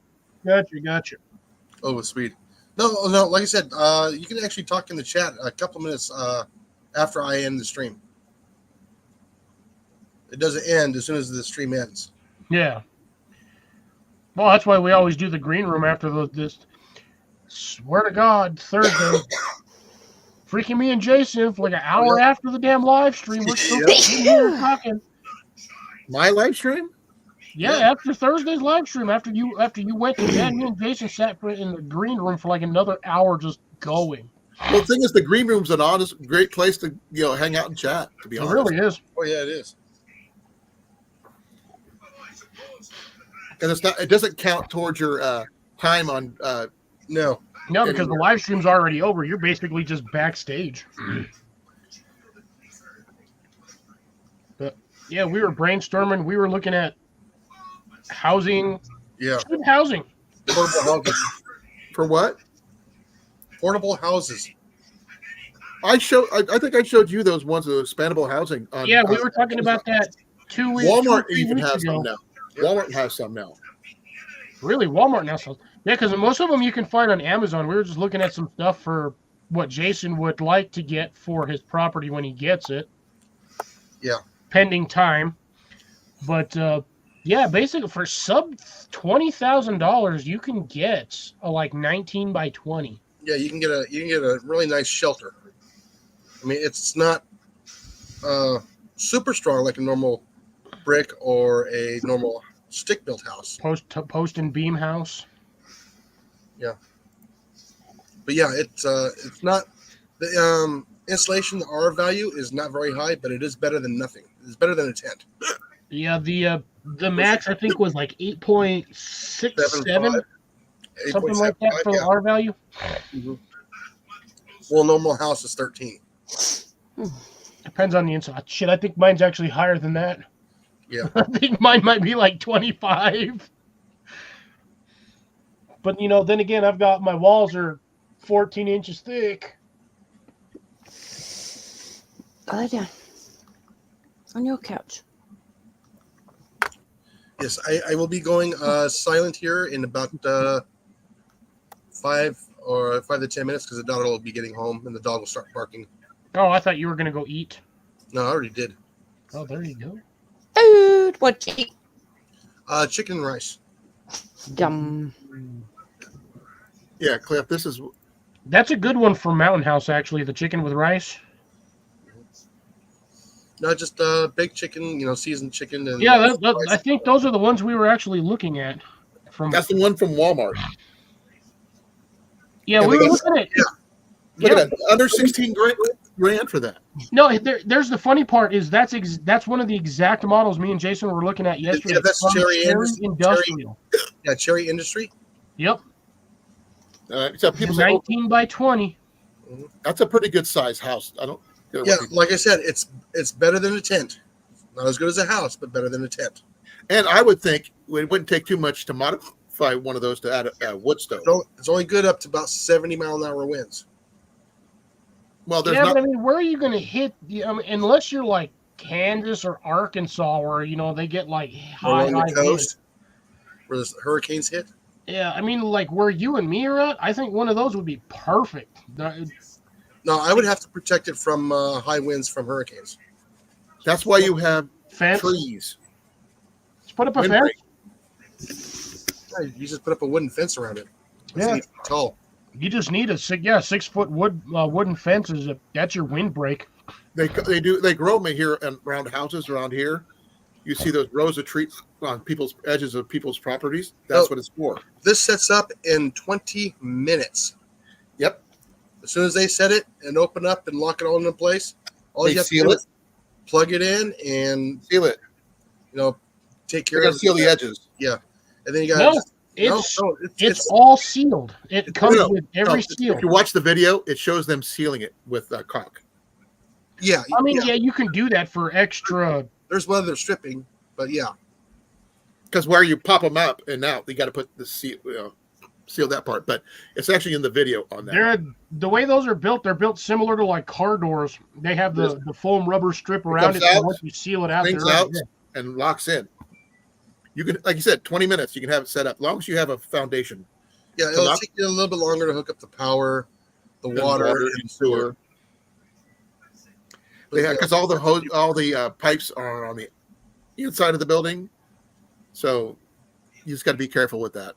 Yeah. The only thing those will come furnished with is a bathroom setup. That is it. And it'll come hardwired for the electric and water, but you still have to add the fixtures. Yeah, Yep, and there's the and you also cabinet. got to add your hot water heater and stuff like that. I would say a simple. I'm sorry, you have to Tankless- add wait, hold on, Colin. You have to add what now? What did you just say you had to add your own of? Fixtures and water heater. No, he said a hot water heater. Yeah, You that don't means need to heat hot water. It's already hot. You know what? No. I know. No, I the gotta hot use water a heater hot water and heater. a water heater. Okay, there is a difference. One's wearing a bikini.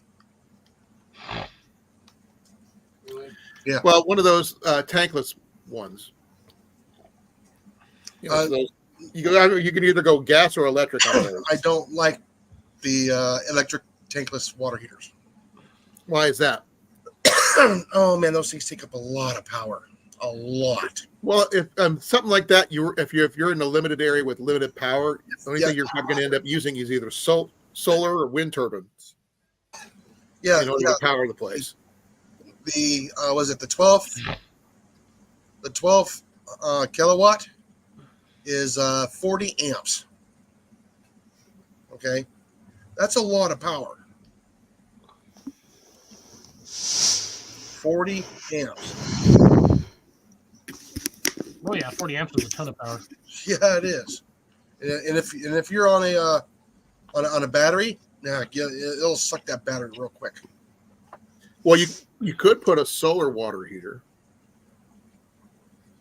Yeah. Better off with propane. Yeah.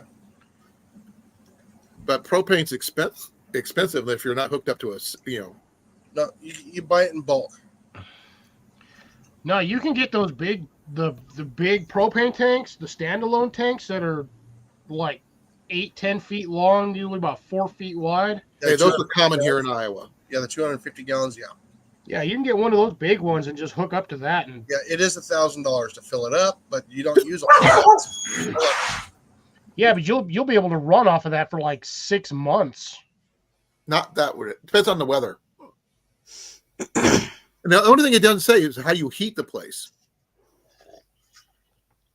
They have a mini split. What do you mean? It's a mini split is basically it sticks to your wall and it produces both heat and air conditioning. Oh, I didn't see that, but okay.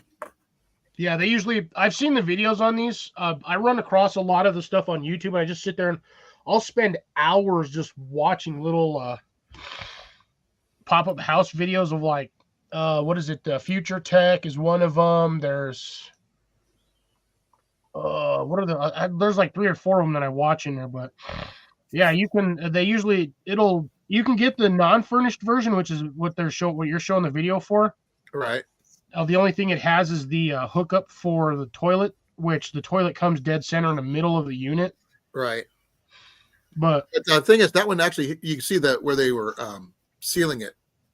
yeah, well, they seal it that's basically to keep the rest of the other smaller critters out. But I mean, essentially, in an emergency, that's the reason why they build shelters like this is their emergency pop-up housing.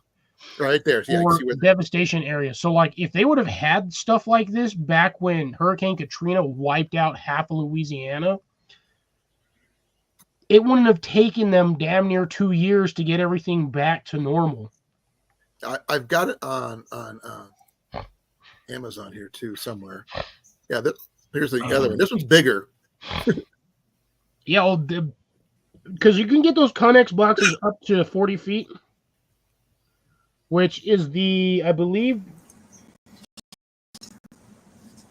manufacturing wise, I think the longest container or Connex container is 53 feet. You get one with a porch. Yeah, most of those are add-ons. That one actually wouldn't be too bad. That's what you make. Yeah, that one just looks like a double wide. It does, but it's not. Have you ever worked on those Connex boxes to cut holes in them? Oh, yeah, that's No. a pain in the ass. Oh, jeez, yeah, it is. You know how many blades you go through? Yeah, but this one here is actually thick cheaper that than the other steel one. is. This one here is cheaper than the one we were just looking at.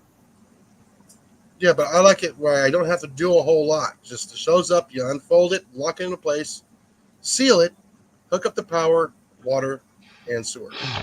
Yeah, this one's 3-bedroom. Yeah, you can get them up to four bedroom, but again, it depends on the size of the container you're getting. Well, this one here is a 40-foot. I'm not sure exactly what it says here. If it's 40 foot, you're still only going to get about, 20 feet wide? That's what I'm trying to find out. Be right And back. that's max, because remember, the floor has to fold up from the bottom of the frame to the top of the frame. And that's roughly the tallest shipping container that they manufacture currently is a 10 high. So it's not your standard one, which is like 8 by 8 by whatever various length they come in. You can get them in 10 foot, 20 foot, 40 foot, and I believe 53 foot.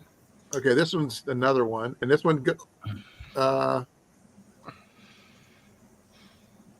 it weighs 2,200 pounds. No, that's probably a lot heavier than that. Well, that's what it says right there, 2,200 pounds. This one. Empty weight. Yeah, but see, again, so a lot of those are.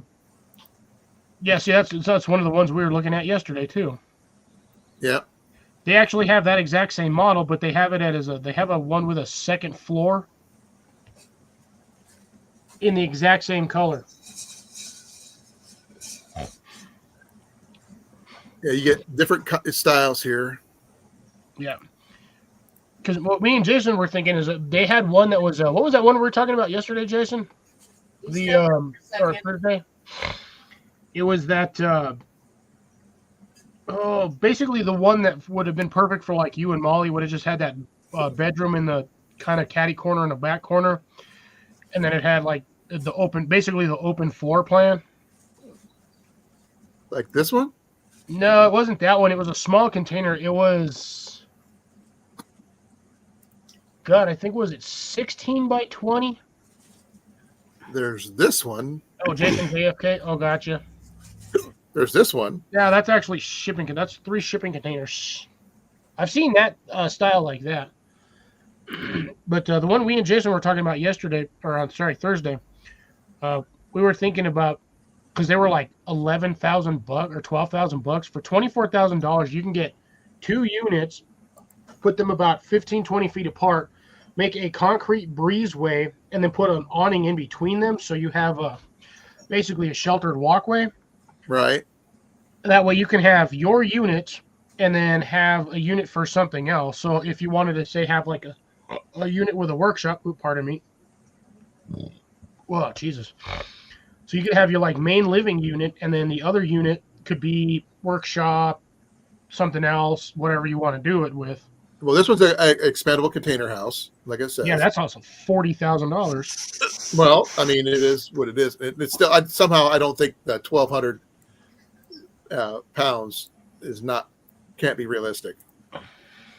That looks like a lot of weight, but I could be wrong. Yeah, that's probably 3 or 4 shipping containers. But again, there's a lot of things you can do with a shipping container and a lot of things you cannot do with a shipping container. Well, that was one I was looking at with that split bedrooms. Yep, that's a 2-bedroom one. That's not bad actually. That's Yeah, a nice place. You have a small bathroom is the only downside I see to that, right. and that's assuming that closet space was a bathroom. I heard him. That's another design. Yeah, that's a standard. The 8x8 by probably 20. That's one of the smaller ones. Yeah. All right, I'm back. Welcome back. Welcome back. Welcome back. Yeah, Jason, what was the Thursday, that one we were talking about, was it the 15 by 20 where we were talking about putting the breezeway in between them? The 19 by 20? Was it the 19 by 20s? Yeah. Like the single room that had like the bedroom in the back corner? Yeah. It was just a bathroom all open. Yeah. And then we were talking about putting a breezeway in between them and just having a bedroom on the other side. But these are actually got some good floor space, if you ask me. It's I think the floor space looks bigger than it actually is just because of the camera angle. Yeah. Well, like I said, if you put 12 feet in between each breezeway, that's enough, to keep the air flowing, in the summertime to help kind of keep it cooler. You can set up your barbecue in there. You can set up a nice bistro set, stuff like that. A place just to hang out outside. We were also talking about putting a storm shelter in between the breezeways, in between the units. Yeah, in the ground, yeah. So you just dig a big hole, put a shipping container down there, a reinforced shipping container, by the way, because you cannot just stick a shipping container in the ground. It will collapse. Okay, Cliff, what do you think of this bathroom? I know that's a stock photo. I can tell by the... Too white. Well, it's the empty place, actually, but yeah. Yeah, I just like the idea of it. It just shows up. You put it on its piers. Its platform. And unfold it. That's what this one here is on a platform. Yeah. Yeah. Again, that one's right next to one that's actually right next to that 2-story one that I was talking to Jason about. Yes, yeah. There's that 2-story one on the side. Yeah. Let me see if I can find it. The Elon Musk one? Yeah. Ooh. I know this was a little bit more expensive, Those are cheaper Yeah. and more efficient.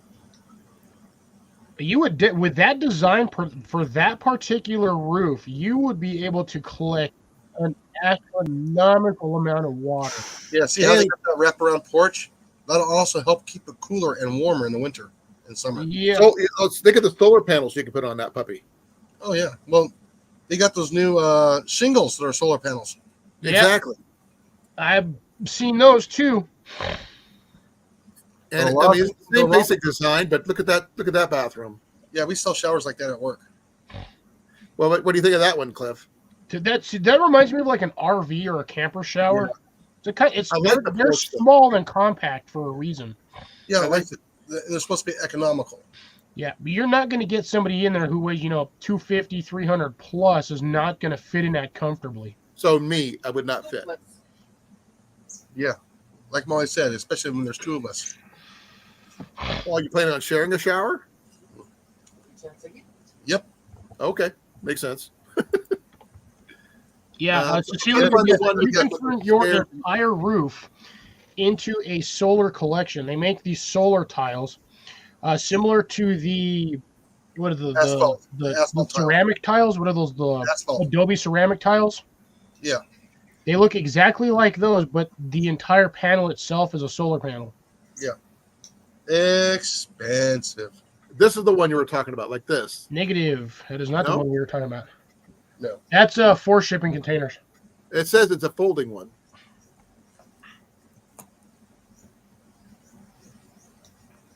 Yeah, that looks like 2 folding ones on top of each other. You good, Amanda? Yep, I'm good. Sorry about that. Yeah, that's 2 folding ones on top of each other. No, that's 4 shipping containers. I love how they say it's 2. No, that's 4. Each one of those is 8 feet wide by standard a standard shipping container, unless you get a 10 high, they're 8 feet by 8 feet, and then they come in 10 foot, 20 foot, 40 foot, and 53 foot. Yeah, but like I said, if you do the shipping containers, it's going to take you months to get it all put together, glued, bolted, put the insulation in, put the wiring in. When it's already yeah. On top of the fact that you have to put the reinforcement framing in, because you cannot just, I mean, for like a backwoods cabin, they're perfectly fine. All you have to do is make an internal door frame. Yeah, what was for that? your main cargo doors, and then you just put a basic wood framework in there, and then you have basically a mini cabin. No, what channel was that couple that put those two shipping containers together and put a building in between it, and they had the kids. They're here in Texas. Oh shoot! The Simple. I know Life what you're talking Contained. about because I Life watched Contained. that video. Yeah, Life Contained. I don't think I've seen them. I mean, I like this one, but I like the look of this one. Yeah, I like that one. That one's kind of like a what you would get in like a rustic sort of what is that, campground cabin style kind of thing. Yeah, Right. a modern rustic look. Yeah. I mean, the film is actually showing that it's being used in winter. So, Well, those are floor models, and they just sit there on the lot, and then they just pre-manufacture something like that. right. But the other one, I mean, I do like the porch on this one. Yeah, I like that one too, again, because depending on which way that's facing, you can run solar panels across the entire top facade of that roof. Get more than enough solar collection. But what I like about that mainly is the astronomical amount of water you'd be able to collect off of that roof pattern. Oh yeah. Okay, there's the different styles you can get of this one. So you can go up to all the way 4 bedrooms if you wanted to. Well, Cliff, I guess we're talking about this now because we were talking about doing this a little bit later on. Yeah. Hey, I didn't start this. I mean, we can always go into more depth on a lot of Oh, this yeah. too. But 4 bedroom, 3 bedroom, what kind would you think, Cliff, for yourself? It really depends. If I'm going to do more than 2 bedrooms, I'm going to do a stack. I'd rather do 2 floors. Could you do you can have your own AV room where you can do your lives and stuff in? Yeah, something like that. And it's also the fact that if absolutely necessary, I mean, because me and Jason were thinking that, you could get a good piece of property, and as long as you get it permitted for it, you can basically pop these up as like rental properties. Oh yeah. And, for the price, you could pay for almost everything on the property within the first year or two. As long as you have the right permits and the insurance for it. Yeah, that's the thing. You have to have the permit. Yeah. Because the thing I was thinking about, if you get large enough property, you can do a hunting lease. Yeah. You and I talked about that, Jason, I believe. Which would Yeah, pay something like this would be perfect for that, though. Yeah. I'll be right back. If you get a couple of small ones that are like a 12 by 20, you only need 100 amps to run it. Would it be open all year round is the question. Yes, no, I would have mine would be year round. I would make sure there was a small pond or a large pond or small lake, enough for hunting, a couple of lanes, some trails that the people can just show up and just go ride. A fire pit outside, obviously. Oh yeah, and just set it up almost like a mobile home park. A bed and breakfast, basically. Yeah. But no, these people be paying for a whole year lease. They're going to be paid for the whole year. Okay. Not an Airbnb. I think it'd be pretty cool. I mean, I would say something like the Kenny and they could go like a 2 or 3 bedroom.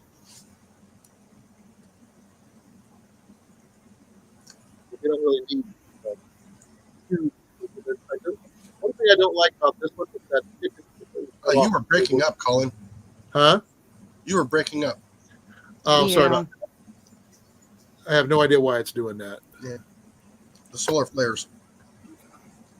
Oh, it is raining out. I don't know why. But No, for us, we would probably Molly and I would probably get 2 small ones and put a breezeway in there. well, I should be breaking up. I've got plenty of data going through. Over 473 bits per megabits per second. So Yeah, one would have be the kitchen, dining room, pantry, and the other one would probably be like a office living room type thing, and the bedroom. Each one would have their own bathroom. The thing is, the 2 bedroom or 2 or 3 bedroom, but I like the open concept. Ugh, I don't want to have to be stuck, with a kitchen just like, A galley. yeah, I don't like galley kitchens at all. Well, no, my kitchen would be basically outside. Well, the thing is, some of us live in places where you can't do that, like Iowa. It depends.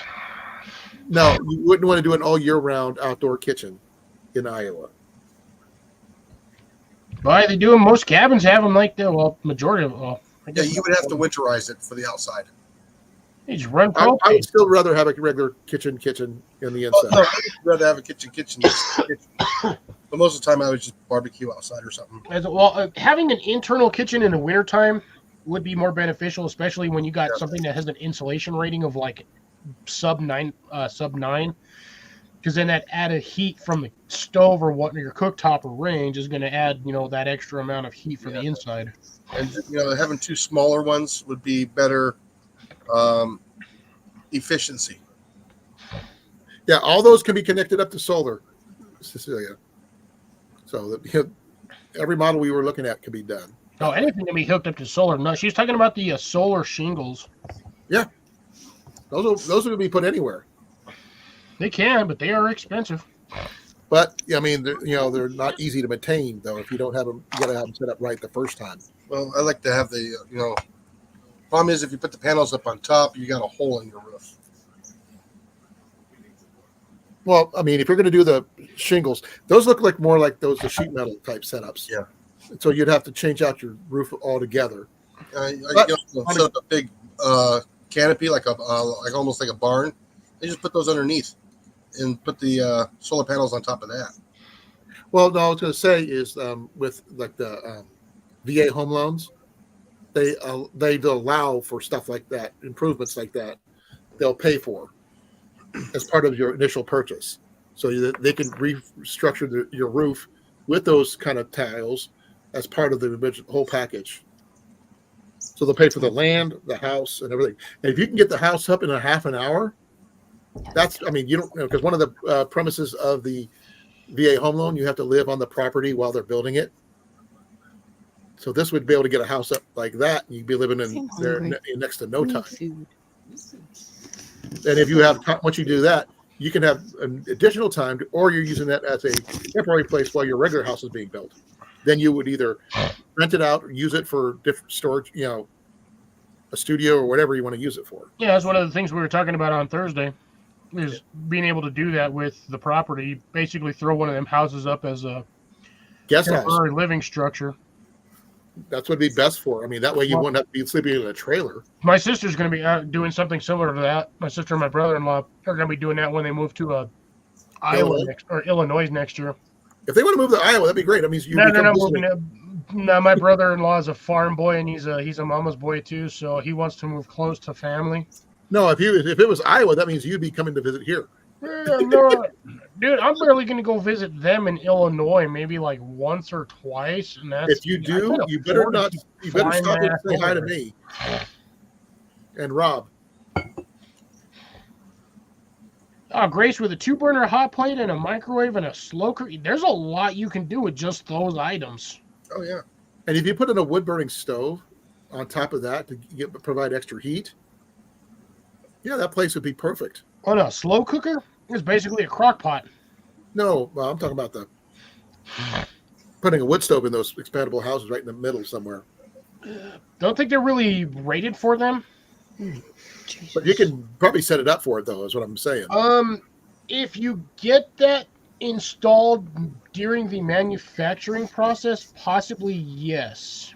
I don't know if they do that particular option, but if you have it professionally installed by somebody, That's why I would say during the manufacturing process of the unit, because I don't think that's an anything- option though. Anything after market modification could Right, compromise the integrity and structure of your or roof. the warranty. Yeah, or the warranty. Because I think those are, I think some of the sites said minimum 20 to 25 years is what the average lifespan of a container like that is. But it'll be more of a temporary housing anyway for most people anyway. 25 years, honestly, to live in one of those, that is 2.5 decades. That's a long time. Right. So it would definitely would be worth the money in the long run. Oh yeah, I mean you would sub $20,000 for a living unit in the time frame that it's going to take for that thing to be completely non-livable. That's if you don't consider maintenance. You'd already have made up or saved enough money to build an actual house. Right. I'll be back. Okay. I need food and coffee. No, I'm just Yeah, thinking. nothing wrong with I'm the sure there's food probably a way to do it though, even if you have to put it out a window unit or something as a window. I've seen those. Well, that's what I'm saying. You just do the mini splits. What do you mean mini splits? Again, I already explained it. It's mini split is a wall-mounted unit that's both AC and heat. And it's No, I'd rather have a wood burning stove because if the power goes out, it doesn't work.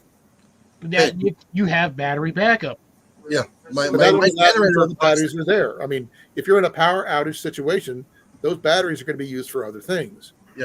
my generator runs this. Yeah, so I'd still rather have a wood burning stove. Yeah, this is basically a 1-ton unit. It's 26,000 BTUs. And it's a window unit. Yeah, that's great for cooling, but what about heat? It does heat too. It keeps the whole shop warm. How big is your shop? Was it like 30 by 28? That's not bad. That's pretty close to one of those. And now it's a 9.5 foot ceiling too. Yeah, it's about the same as those units. No, most of those units are going to have, unless they make those on a 10 high footer or a 10 high container, that ceiling height's only about 8 feet. Still, it means it's going to be a lot less space to heat up, is what I meant. Yeah, minus the insulation and the roofing and the flooring, which the floor is almost going to go right directly on top of the bottom panel. You're looking at 7.5 feet high for most of those internally. Well, not everybody's going to be 7.5 feet tall either. No, but I mean 7.5 feet. Even for me, I can touch 7.5 feet. I could touch It's 8 still feet. livable, is what I'm saying. It's not perfect by any means, but it's better than most places you've seen. I mean, a lot. The thing is, you don't need a lot of height in a building unless you plan on sitting there inside your whole house, sitting nothing but jumping jacks all damn day long. Well, it also depends on where you live too. Heat-wise, where I live, it gets freaking cold compared to where you guys live. Yeah, most of your energy cost is going to be wintertime when it's cold. That's what I mean. That's why I was Our thinking more of a here is the wood-burning opposite. stove situation than just try to run it off, a generator. Yeah, believe it or not, actually a pellet stove is probably the best thing. Yeah, because If you have the you external really need pellet is stoves the that are exhaust port. outside, pellet furnaces that run outside, you just run them, you fill them up every once in a while. No, they got the It ones pops it inside the a house. lot. It looks They're like, very common here in Iowa too. and they're extremely efficient. You still need power to run it though. Not much though. No, it just runs a fan and a hopper The hopper. and the fan. Yeah, you can run one of those off of like a backup battery, like the thing that I took for the cat meat out. Yeah, you can run that off of something like that. A lot of guys around here have little solar panels set up for them. Yeah. I mean, you can run one of those off of like the 100-watt Harbor Freight solar panel kits. Oh yeah, and you just keep, that would definitely keep one of those houses warm. yeah. You can slave, honestly, if you do it the right way, you can slave like 4 12-volt batteries together You can either run them in parallel or have a 24 volt or 48 volt battery.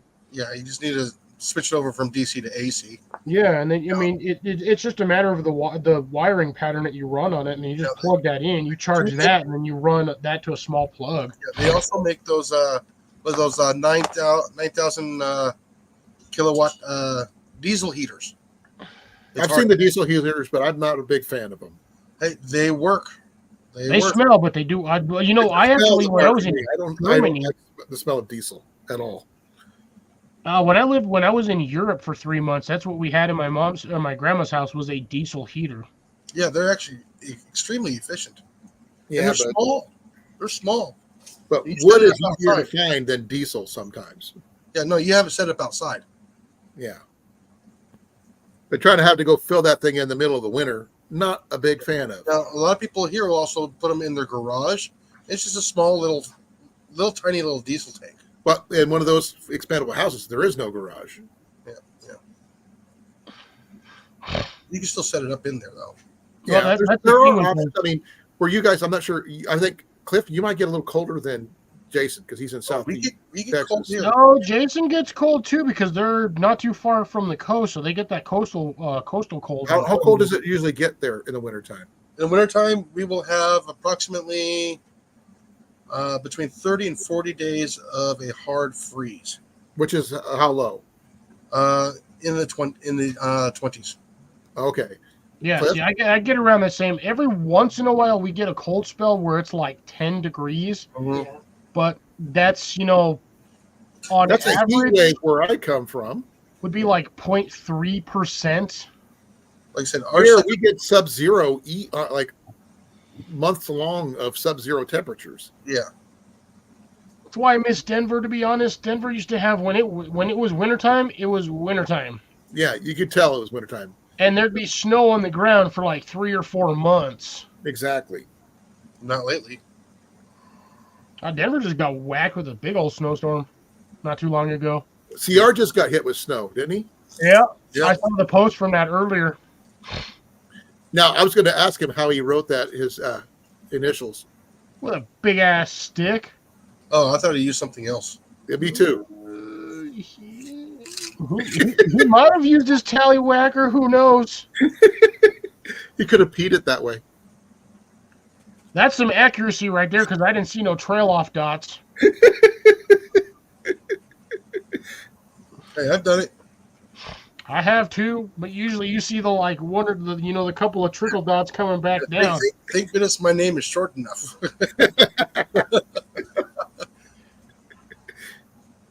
Can you imagine having a long name trying to write that in the snow? Man, you ain't gonna finish, bro. You're gonna get the first 3 or 4 letters. You're gonna run out. Like A Bartholomew or something like that, right? CR. Yeah, at least that's only 2 letters. Yeah, I know. How doesn't have to drink much tea to do that. Imagine trying to. Your name is Benjamin, and you trying to write that in the snow. No, Bartholomew is even bigger. Yeah, you gonna get maybe BENG, and then you're done. I can Unless do you my had a lot to not drink. my second name. Say what? I can do my first name, but not my second name. How big is your second name? 9 letters. 9? Yes. Oh my gosh. For a middle name, yes. Mine's not even close. I think I'm at like 15 between my first, my middle, and my last. Oh no, I'm at 29. I'm at 19 for everything.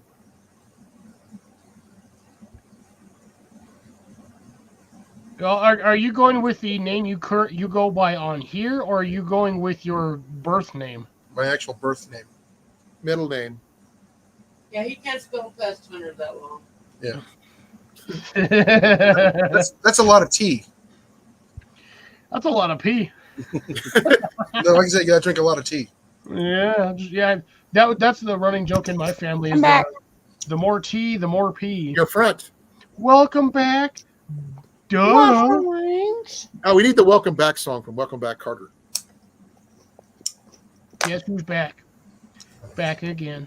Mandy's It's back. Amanda. Mandy's back. Maybe Booster. Have a friend. I No, tell Mandy, you, what do you think of those houses that we were showing? she's just got back, dude. She wasn't even paying attention. Oh, thought you'd seen them.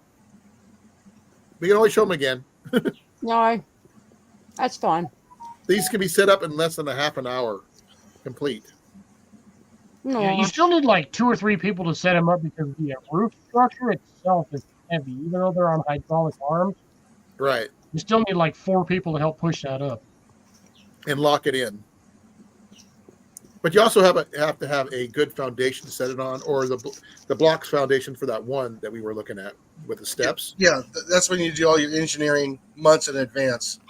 You know, Then you got to put some skirting on the underneath that to help with the insulation to keep it from. You wind just blowing backfill through. that with gravel.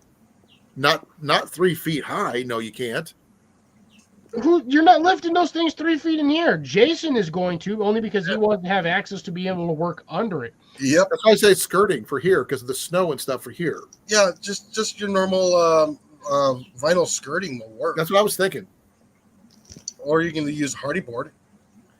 Skirting would be a little bit more durable here in Iowa. I would do the Hardy Backer with a cover because remember, Hardy Backer is just basically concrete board. Yeah, it's fiberglass and concrete. Yeah, Yeah, eventually it will break down in the weather. and you just put your vinyl over that, and it makes it stiff, so the wind cannot blow it under. They do one. You can add one more step that you Stephen, probably you're didn't think of. They actually used putting hay bales on the inside of the skirting to help insulate that from the wind and stuff.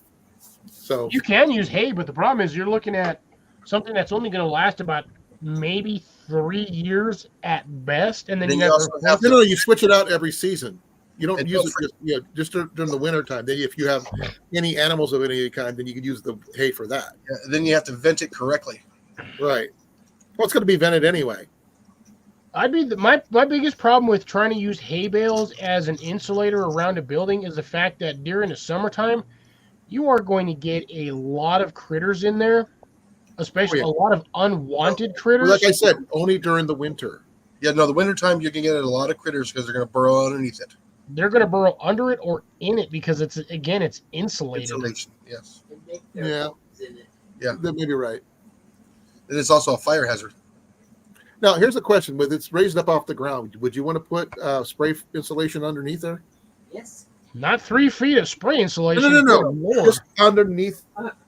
Nope, just the regular ventilation. Just the regular You want to Skirting. spray I don't know what kind of insulation it has underneath on in the between floor. the trusses, yes. That's what he's talking about. Yeah. If it's off the ground, just spray foam that bottom layer to give it a little bit more insulation off. The floor, a little bit more insulation. Yeah, I would probably put down the framework for that first. But like I said, I would have to know all the measurements, where everything is, so you can make access panels. I think that stuff would be like down the road after you got it set up. Then you could work on Yeah, the but rest. if you have the proper skirting, you won't have any troubles insulating it.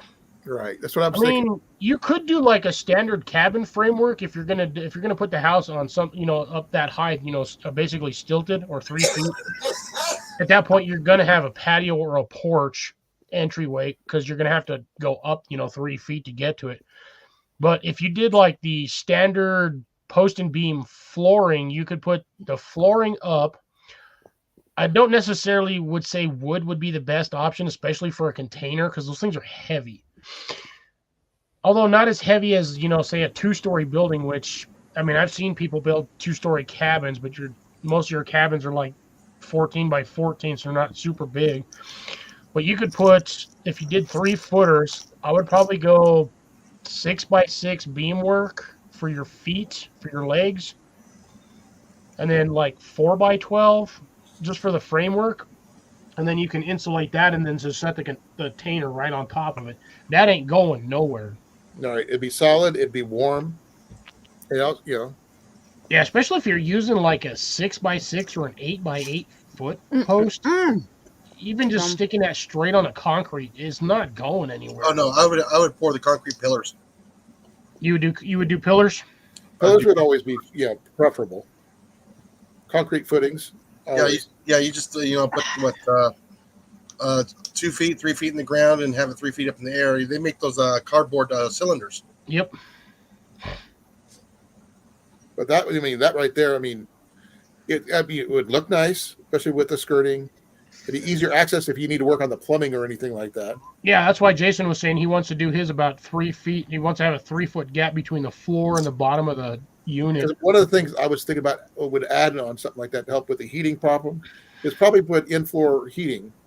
And Yeah. not only that, if it's 3 feet tall, you can also put doors underneath and storage. True. I wouldn't want to make the storage under a building too in depth because you're just going to get a lot of spiders in there. I know Jason's probably like, spiders, whatever. But in my area, doing something like that, you're not just going to get normal spiders. You're going to get all of the nasty, annoying hourglass. Black widows and things like that. Brown recluse. Yep. Yeah, we have a lot of brown recluse here, and I'd rather not deal with those. Every 3 months, you put in some Divan. You're good. But not everybody of us is let's see, a pest control person. Oh, you can also throw a couple of mothballs in there too. Just what are those bug bombs? You just pull the thing and throw it under there and close the doors and fumigate everything. That'll fumigate everybody in the house too. No, you just throw a couple of mothballs in there. Cheapest thing. It'd be kind of just One thing I need spiders the most. Lizards? Just get a handful of lizards and just chuck them under there and close the door. Lizards will work. You'd wake up and you'd find a whole bunch of snakes in there eating the lizards.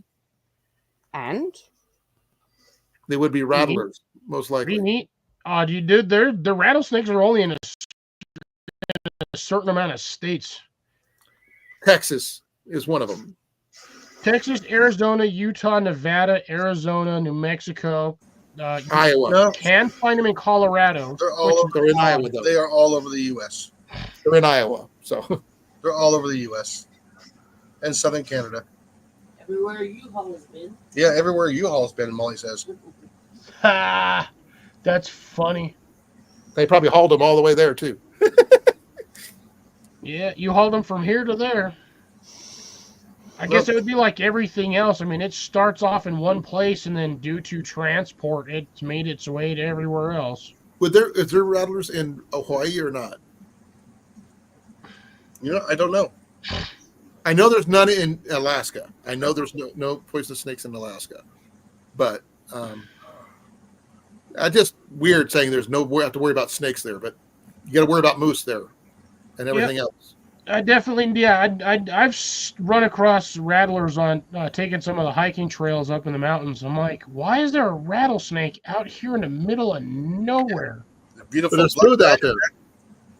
It's food. They go for the food sources. Wherever there's a food source, they will go. And the funny thing is, they don't care if it drops below freezing because they're usually 3 or 4 feet underground. And sleeping.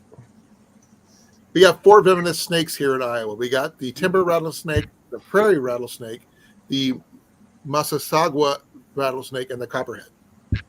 Well, like I said, was it California, Nevada, and Arizona has one of the prettiest rattlesnakes? Diamondbacks. No. Diamondback? No, it's actually got a little bit of pink in it. That probably sounds like the copperhead. No.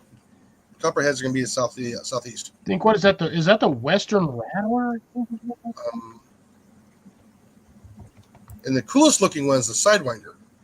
Sidewinders are funny. I know they got horns. I thought that was another type. I can't remember the name of it, but it's pretty rare.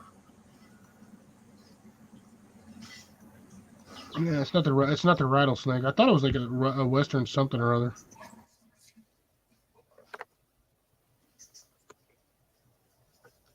Okay, there's the Western diamondback. There's the pit vipers, dusky rattlesnake, and the Massasauga. Actually, here, okay, this is what I can get this picture working up here.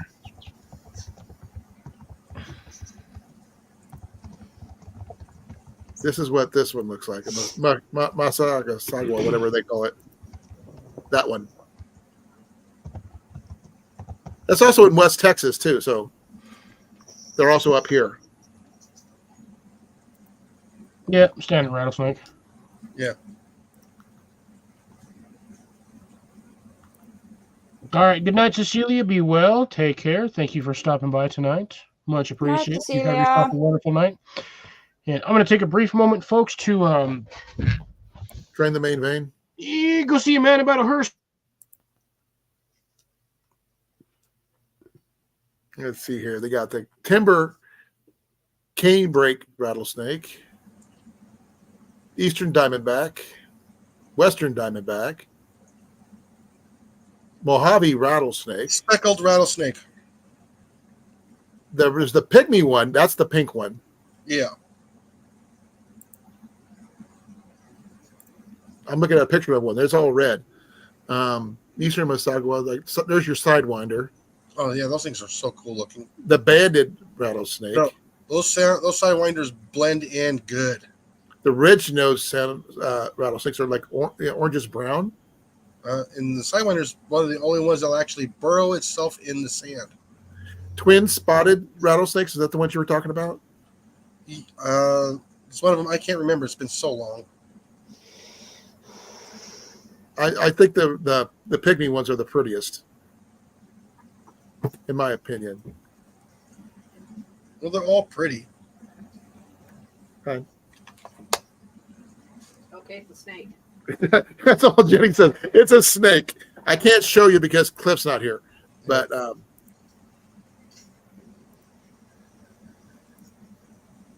I can show you on Instagram.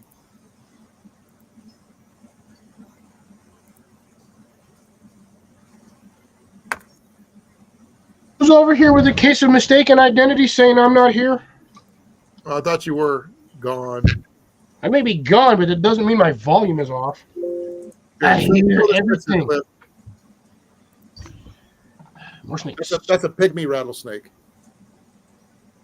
I think that one's pretty. It is pretty. So there's that one. Yeah, but CR, we got a whole another hour we can go because it's technically only 7:45. Well, 7:49. Not until midnight. It doesn't matter. Just set your clock back an hour now. My computer automatically does that. So does my And phone. my phone does it automatically. The only ones that doesn't do that is our alarm clocks in the bedroom and our kitchen stove and microwave. And Arizona. That's because We're Arizona's not in Arizona anymore. Oh, and Hawaii, because Hawaii doesn't do it either. Neither does Australia. So you're going to get an hour hour further away there, Mandy. At midnight, Sounds like you're a going you an hour away. problem, not a me further. problem. That But I sounds know like you a have man problem. poisonous snakes there in Australia. Some big ones. Yep. But, is there any near you, or are they stayed in certain areas?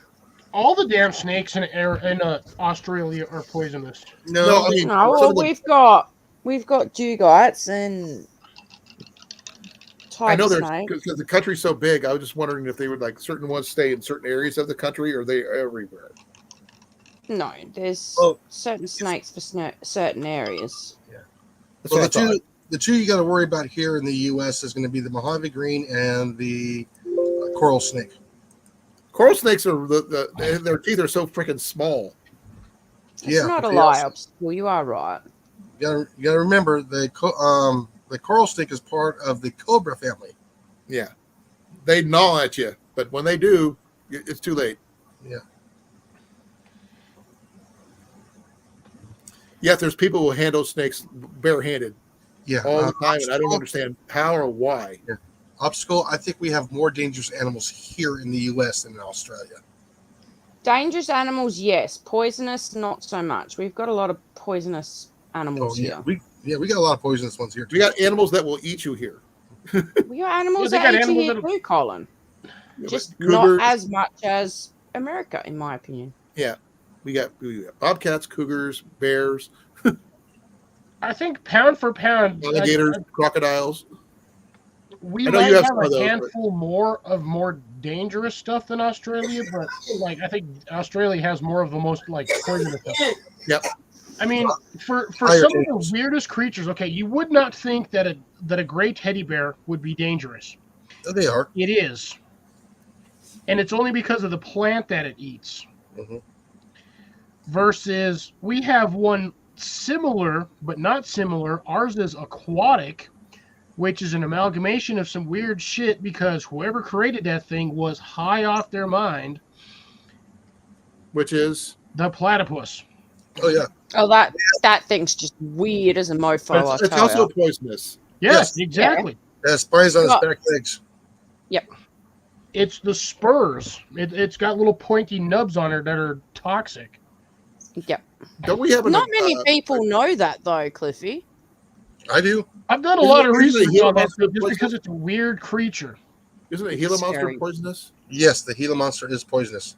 Yeah. Well, There the was that- animal itself is not poisonous. It's the saliva from the bite that'll get you. No, it actually Isn't has. that like that's Komodo dragon? The Komodo dragon. The Komodo when dragon's it got bites the, you, yeah, the it's- saliva. There's so much crap in the all the saliva. bacterium. No, the Gila Yeah. monster does have glands that emit a neurotoxin. And yes, there was a person who did die from it earlier this year. It was the first one in 82 years. They got stupid. Yeah. Well, he had underlying heart conditions too. Oh, that makes sense. So, yeah. He put it. And he was gone. He's here. He's invisible right now. Yeah. No. And believe it or not, that was out of Denver. I can understand about mountain lions, moose, and bear. Again, mountain lions are kind of an. They don't attack a lot of people, but there are instances where they will. The ones you have to worry about is also coyotes. Coyotes are, for a lot of the times, they're skittish. If they're in packs and they're Yeah. hungry, they don't care. Now you have a lot of them here. No, I would probably be worried about more of a wild boar than I would a coyote, though. Oh yeah, pigs are. Yeah, They don't care. There have been more deaths from the pigs than there has been from the coyotes. And Iowa has the largest pig population in the United States. Domestic. Doesn't matter. They still could kill people. Oh yeah. There's a big Technically, difference the most. between domestic and non-domestic, though. Yeah, Technically, what, Cliff? I was gonna say technically the only land mammal or creature that has killed more people than anything else would be the damn hippo. Yep. Well, that thing And is it's something in semi-aquatic. half. You really Nom, nom, call him nom. semi-aquatic. Worldwide, number 1, mosquito. Number 2, bees. We're talking mammal, not Animal. Bugs. not insect, not an insect. The But only animal. reason why mosquitoes get people is because of malaria, mainly. With other things they carry with them. They don't usually. They are not born with it. They actually just acquire it. Viruses, yes. But By hippo, drinking the blood of diseased or whatnot animals, and then they blah blah Transfer. blah, and they get you, and essentially by proxy, you die because of that. it's like using a junkie using a dirty needle. Hence AIDS. Yeah, like the bird flu. Or West Nile virus. Well, yeah, that mess you up. Yeah, I would say obstacle. I would have to agree with you on that one. Mountain lions in Denver, and then the moose. The one I haven't heard about anybody getting killed by anytime soon was the bobcat. You don't live down here. No, I haven't heard of any. Is what I'm saying. Oh, I can't say it didn't happen. I just say I have not in Iowa. I've never heard of any. not in Iowa. Down here, they've actually taken small children. They will take your pets. If you do not have a large dog, they will take your dogs. Well, like I say, the biggest cat we Dingo have ate here your in Iowa is. Well, okay, I can't. I mean, Yes. we do have cougars spotted here, but bobcats are normal size ones. Yeah. that are more regularly found. Yeah, Cliff, we have ocelots. Those are freaking cool looking. you- I don't care you what have- you say. Have you actually seen one, Jason? I have not seen one here. Oh my God, Metal, brother, long time no Hi, Metal. see, man. How are you doing? Just give them chocolate and steak, Metal. They'll be fine. You can protect yourself with Mitol. There's ways around it. Not every Yeah, we one's got that bad. bobcats and mountain lions here. Yeah. How you been doing, Metal? I haven't seen you in a hot minute, man. Oh, did I say that they also they have the Jaguars now are in southern Arizona now? Came up from Mexico. Yeah, I think you mentioned that Yeah, I think sometime last month. Yeah, they're coming back up. And we've had bear sightings here for black bear now. There've been sightings for bears in northeastern Iowa. Oof. That's nasty, their obstacle.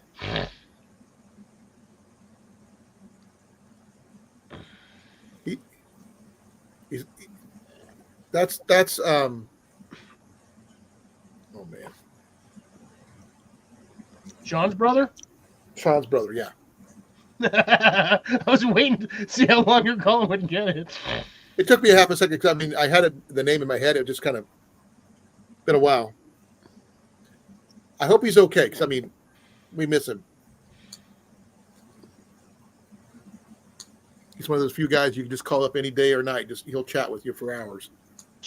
I actually don't have Metal's number. I still have Sean. I'm not deleting it from my contacts. He's just gonna stay in there. He will stay in there forever because he was a brother and a friend, and I will never forget Sean. Grace is saying, I thought that had been debunked. Yeah, once you get past the menopause stage, No, not true. I want to. Here's my thing. Just Remember, my wife is listening. Is she? Is she really? Jenny looks more like she's engrossed in her game. Hon, are you listening? Oh. I didn't. See? Okay, good. Told you. I thought she would have said something. I'm within reach here, so Yo, I'm as bad. The minute I start playing games, I don't hear shit. oh, there something that Metal said. The only animal I fear is a woman having her monthly issues, and then it's time to run. Yeah. And then Grace said, What? we were talking about animals we were worried about, and Metal, who's my friend Sean from Canada that passed away. His brother said, the only animal I fear is a woman on her monthly issues. Then I run away. Then Grace said, Metal, I thought that had been debunked. Well, I said, no. the thing is, here's the Then we thing. talk about menopause. They go, no, that doesn't stop at menopause. No, menopause makes it worse. Ooh, ouch. So you heard I it. think we're all grumpy old women. The grumpy old men drive her nuts. Yeah, No, you got no, grumpy you- old men, grumpy old women. The only real reason, the only way to really stop it is stop doing dumb shit. Here's the thing. I'm in Bye, trouble CR. here. All right, later, CR. Later, Even bye, though CR. we're having an hour. But no, I was gonna say now I forgot what I was gonna say. Well, one of the things I was gonna say is that's one of the things you have to worry about when you're out in the woods is the particular timing of, say, your monthly, because out in the woods, if you happen to have that on a hike or it starts, it's basically a signal saying wounded I've heard the animal, same thing about kangaroos. come eat my ass. Wait, what about kangaroos? Grace's comment, oh, I misread. I thought you meant menstruation attracts bears and such. and such. It can. In the woods, it can actually physically attract predators because they think it's a Wolves, animal. coyotes, things like that. And that is actually not I am not joking on that matter. You actually can look up the information on stuff like that, and you will find a lot of cougar attacks and other four-legged critter attacks. I see it. No. You got a point there, though, Obstacle.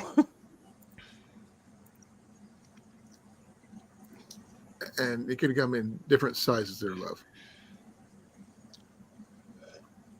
The only thing I don't like is the ones that have the kitchen closed off. What? There's one version of it that the kitchen is completely a All right, separate see you in a room. bit, Grace.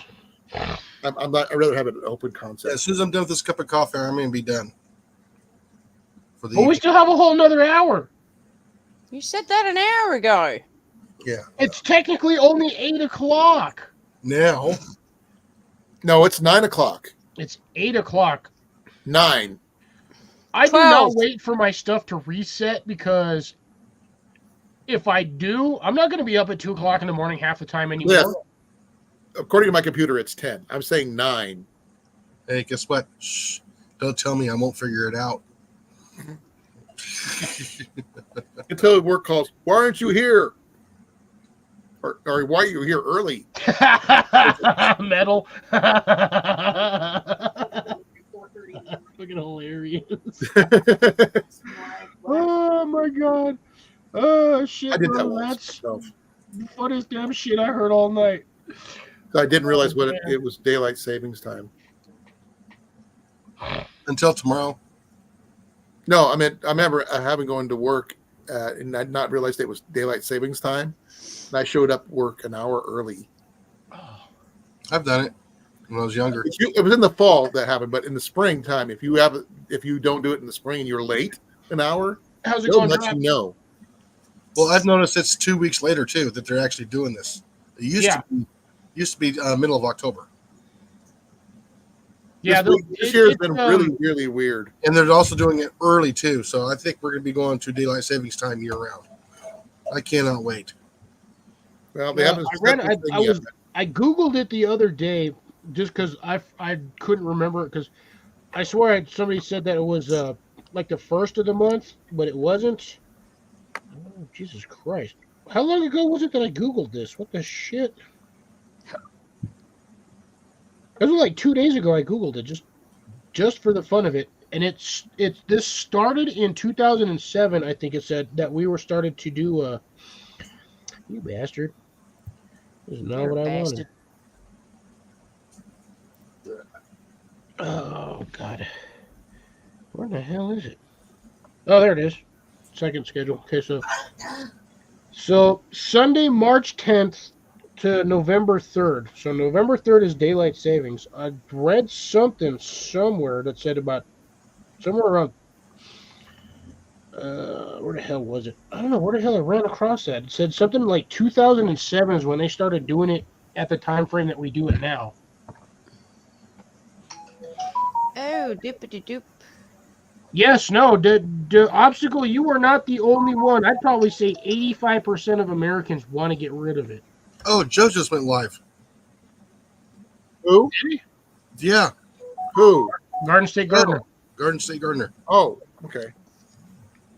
And there's my notification. That's Coach, right? Yes. It's a surprise live. I just got it too.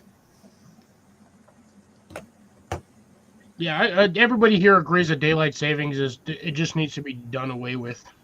No, we want the I daylight. didn't get a notification. Well, we want the hours that we want our summer hours, not this Yes. BS fall backwards horse shit where it's like dark at 4 p.m. I hate going to work in the dark and I hate leaving in the dark, Yes. which is essentially what this is going to be for the next 6 Oh, that's months. why. Okay, that wasn't something. It was something I did. Okay. I didn't have all notifications on. I just had the basic ones. That's why I didn't get it.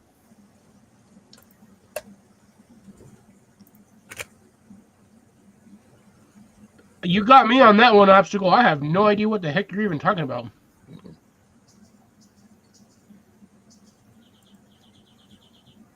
Like, you 100% got me stumped on that. What's the old Native American saying about cutting the bottom of a blanket and sewing it to the top? The sleeping bag? Wait, that doesn't even make any sense, too. Why would you cut the bottom of a blanket and It's then sew it to the asinine. top? To what? It's asinine. Oh, I thought you said to pass the time. No, asinine.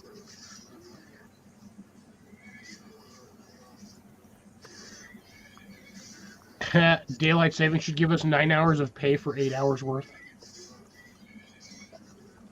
Aren't I they might have trying to do away with like a 5-day work week? Going to a 4-day work week. Yeah. I heard about that too. No, there's a lot of companies that do it. My uncle used to work for Solo, and that's how they would run their schedule. He would run a 4-day work week. He'd have 3 days off, and then he would have a 3-day work week and have 4 days off. When I worked And they for would Pella, alternate. they actually had us on 4 10-hours, and then 3-day weekends. No, I was on the 980s. Hey, Drops.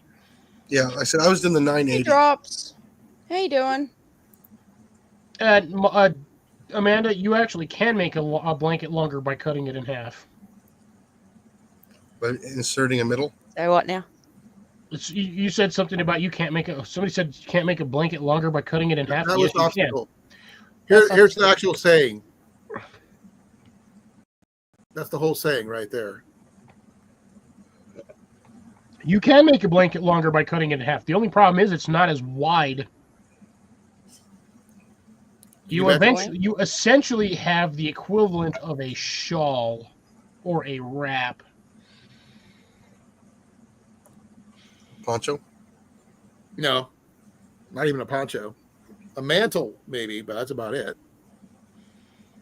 Yeah, I would say at best maybe a cloak, but that's only if that depends on how far you cut it. Or just put a hole in the middle of it and make it wear like a poncho.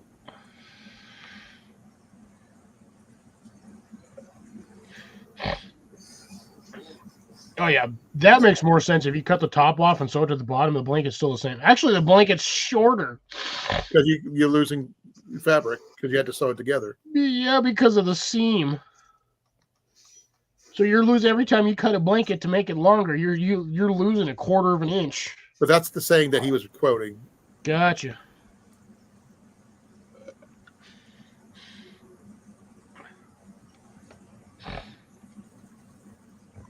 No, I'm not sure what I would do with a 3-day work weekend. So, Dude, It doesn't me and apply to Jason. me, even if it was to go through. what would you do, Cliff? Oh God, me and Jason would get so much yard work done. Oh, I know. But once that's done, then what? They go back to work after 3 days. Like, what the hell? Basically, you're working 7 days a week then. I hate working 7 days a week. That shit sucks. No, you're doing it when you get home. That's what I'm Now, saying. If I had the 410s, You're not work. Sorry, Jason. yeah, if I had the 410s, I'd have 2 days off, work on for 2, 1 day off, work 2, then go back to 2 days off. That doesn't make sense.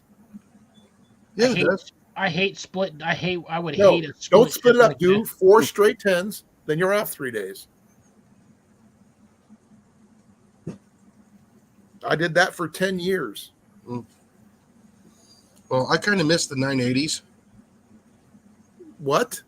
I used to have the 980 schedule when I was working for the city. I don't know what that means. You would work 9 hours a day, Monday through Friday.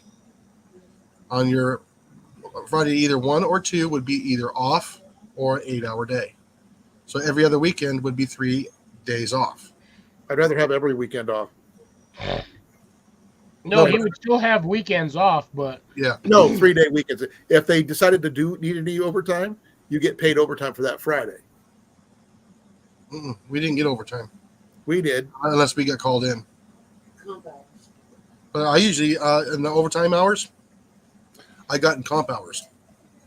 I have no idea what that is. Okay. For every hour you're working overtime, it's put in a bank Oh, that's just wrong. at an hour and a half. We get Okay? time and a half. Yeah, you still get time and a half, but the hour worked goes to an hour and a half in the bank.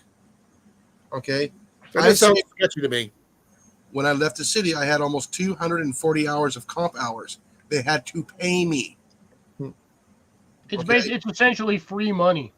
No, it's not really free money, but you You work. still got to pay taxes on it and everything else. Oh yeah, Well, I mean, you are getting. I mean, you are working for that, but essentially, it's like getting paid time off. Yeah. But a lot of those hours that I worked for those comp hours is when I started with the city at a lower wage. They had to pay me out at the wage I left. Yeah. I've never heard of anything like that. I worked factory jobs. I didn't have a job like you did. Yeah. started with the city, I was making $10.72 an hour, and when I left the city, I was making a little over 27. Damn. Well, you worked there for what? You said 20 something years, 15 years? Almost 20 years. Yeah. So yeah, I made out like a bandit. Plus the sick time, plus all the vacation hours. Everything was paid out 100%. So that actually made my. I don't know what you're putting about. He's kind of whining, trying to talk. Who, me? Oh, Scooter? Mm-hmm. What's he saying?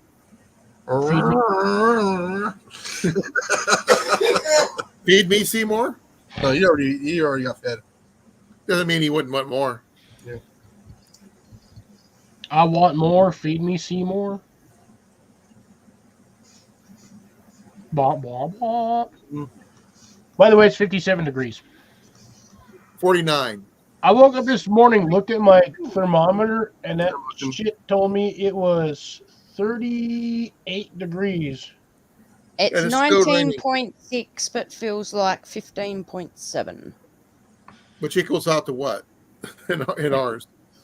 65? I don't know. 32 times twice. Oh no. Temperature. Oh heck, I can't remember. Yeah, it'd be like 60. It's like 55 or it's like 60 or 65 over there. Yeah, so I'm at 70 degrees right now. Is that What was outside yours air again? stop or in the greenhouse? No, that's actually. Andy, what was your temperature again? It is 19.6, but feels like 15.7. Wind chill. About 67. 68 in the greenhouse, Cliff, 68 in the greenhouse. and the door's open. Oh, Yeah, you're a wow. lot warmer than I am. And they're saying the temps are going to drop next Tuesday. Yes. Oh, by the way, Get down to below freezing. Colin. Yeah. If you look up Edgun Leshy, he's got a video out right now of the Tannerite pellets. Who? Edgun It's Leshy. done. Okay, okay. He's got a channel here on YouTube. Oh yeah, I've been following him since I was probably one of his first subscribers.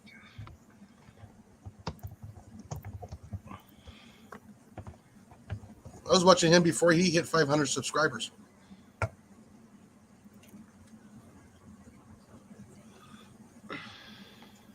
I'm trying to find him. Yeah, Ooh. Edgun Leshy. Oh here.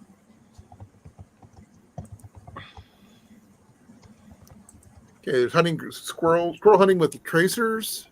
Yeah, Um, but at 10:10 he put that out. Don't be doing that. sorry, my eyes are starting to burn. Well, at least on the plus side, if they do, you'll get rid of them eyebrows. Ha ha ha ha. Am I missing an eyebrow? What eyebrow? That has got to be the most classic yes. line I've ever heard. Adam Savage. All Adam because they Savage were still makes testing out. videos, guys. Say what? He still makes videos. Oh, I know. He's got a YouTube channel. Yeah. There we go. But That's That's his homepage. it's just the hilarity value. I'm on his channel. Yeah. By the way, his name is also Tyler. Oh, okay. That's what we know, like 3 or 4 of them now. I know several. Yes. Oh my god. Oh wow. Oh yeah. I'm They not go worried boom. about the thing. I'm more about the ammo than the what he was using. Yeah. The hunt with. Yeah, like I said, I've talked to him back and forth. I've saved him a lot of grief when he first started with some of the snowflakes and the Karens. And I put a lot of factual stuff up on there, and a lot of it stopped when he first started. I don't really have an issue with that because I grew up on AOL. Mhm. You cannot Me too. troll me. Like AOL was my main web chat site for everything. Yeah, mine too. Do But not I- mess with me because I will troll the hell out of you. Yeah, no, but like I said, they were given troubles, and I put up there. These are the diseases that they carry, and I put it right up on there so they can read it. Okay, I'm going to name some web browsers, Cliff, and see if you can remember. You remember Web Crawler? I do kind of remember that shitty web search. It was you searching the World Wide Web. They called themselves Web Crawler. And Ask Jeeves was a good one too back in the day. I remember MySpace. I was just never on MySpace. Yeah, I never used it. AOL had everybody in the family send out those little little CDs about loading up their program. Oh my god, dude! I would even on AOL as a subscriber to AOL, I would get one of them damn CDs every month. Yep. And you get like how many, like 10 hours of free internet or something like that for No, it was usually like 40 to 60 hours of free internet use with AOL, and then it just after a while it just became free. There was a guy out there, I kid you not, who actually made a giant fish on his wall with all of the AOL CDs that he got. I am not joking. This dude probably had 150, 200 plus AOL CD-ROMs. And Can you imagine somebody from a teenager from now having to use AOL to get online? Dude, if these kids actually that's a sound like no joke that if you played that, kids would That be like, cringes. "Is that a fax machine?" No. That's worse than a fax machine. That's 5 minutes of screeching Mhm. to get like 34 MBS If with like a 15 MPS freaking upload. I'm like, you'd sit there it would take 9 hours for like a 10-minute download. yeah. No, remember putting in the cassette and then it plays so you can play a game? Oh yeah. I still actually have Prince of Persia. Oh. I shit you not, on floppy. Look at Obstacle. Mhm. Those things probably were worth some money now as a nostalgia item. I remember taking the phone off the receiver and putting it on The cradle? on the cradle, and listening to that screeching. Oh man. I do not have a Commodore 64, unfortunately. I'm not that ancient. When I was in the service, I had to use a 248Z. Now that one was a Zenith 248. God, Yeah, I you- remember. I remember That's a sending cool one. emails that way. They're sending emails on Gesundheit. the phone with the landline. God, was it? See, now, Obstacle, you've got mail. I used to hate getting on there and hearing that every damn time I And you logged in. couldn't shut it got off mail. either. You could not shut it off. No, you couldn't. You really couldn't. And here's the funny thing. So the way this entire mail system works now, back in the day, I was like, oh, cool, I got a letter, a handwritten letter. And then it's like the internet access started going, and you had email, electronic mail. And everyone's like, oh, I got an email. I'm going to go read this. And now it's text message. It's like, oh, I got a text message / email, blah, blah, blah. Now we're back to square one where it's, I got a written letter in the mail. Holy shit, what's going on? It's like hitting the lottery. Or if somebody nowadays, like me writing to my son in cursive, he would not be able to read it. Oh my God, what is that? That's stupid. I ran across this on Instagram. I was sitting there laughing. They're like, the new challenge is to write your name on a sheet of paper without lifting your pen or pencil off of the paper. That's like, congratulations, Gen Z. You've run across cursive. Fuck. I think I told you this story before, but it was about the girl who moved to Rhode Island, and she wrote a term paper in cursive, Yep, but her teacher could not read it. that's sad. Thing is, It was perfectly legible. Anybody who knew how to read cursive, but Yeah, she had to go back I and believe, type if it I'm out. not mistaken, they also got a failing grade because it was in cursive. It was nothing. It was legible, just that the teacher couldn't read it. See, that's the problem with is after like 2010, they legit just stopped trying to teach cursive. How the hell are you supposed to write your name on a check? They don't teach you how to write those either. Nope, no, They really don't. they haven't done that in years. Technically, when I was in high school pre-2000, they didn't really teach you how to write those either. So even then, it was technically considered a dead art form.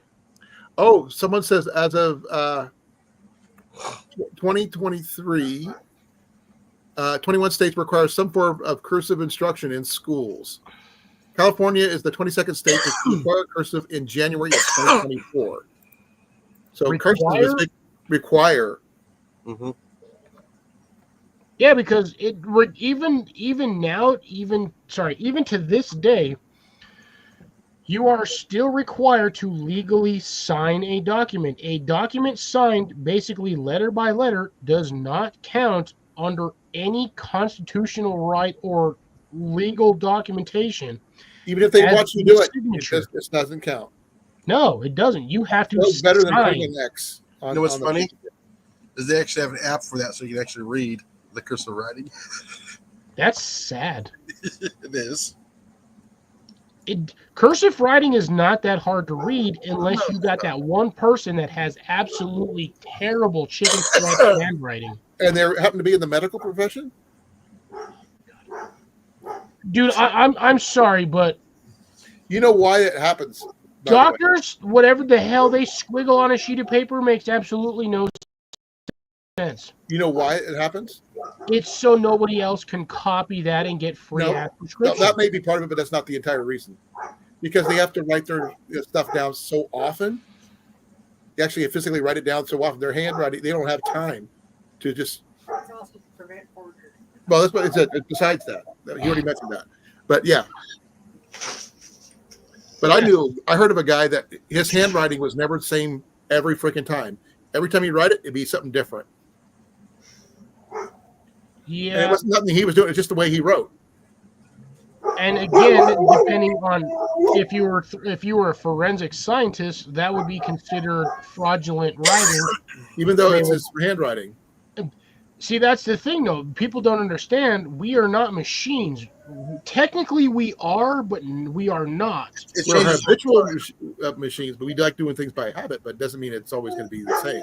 Yeah, there's going to be deviations in how we write stuff. It could be dependent or determined on whether or not we are anxious, calm, jittery. Sick. That too. You get somebody who is like on a normal standard day, write something down, and then you give that same person a goddamn pot of coffee and then tell them to write the same shit after 20 minutes, it ain't going to look the same. It's going to look like they just smoked 14 bowls and snorted a line of Coke while trying to write something on a sheet of paper. Because they're completely caffeinated up and they're doing like this.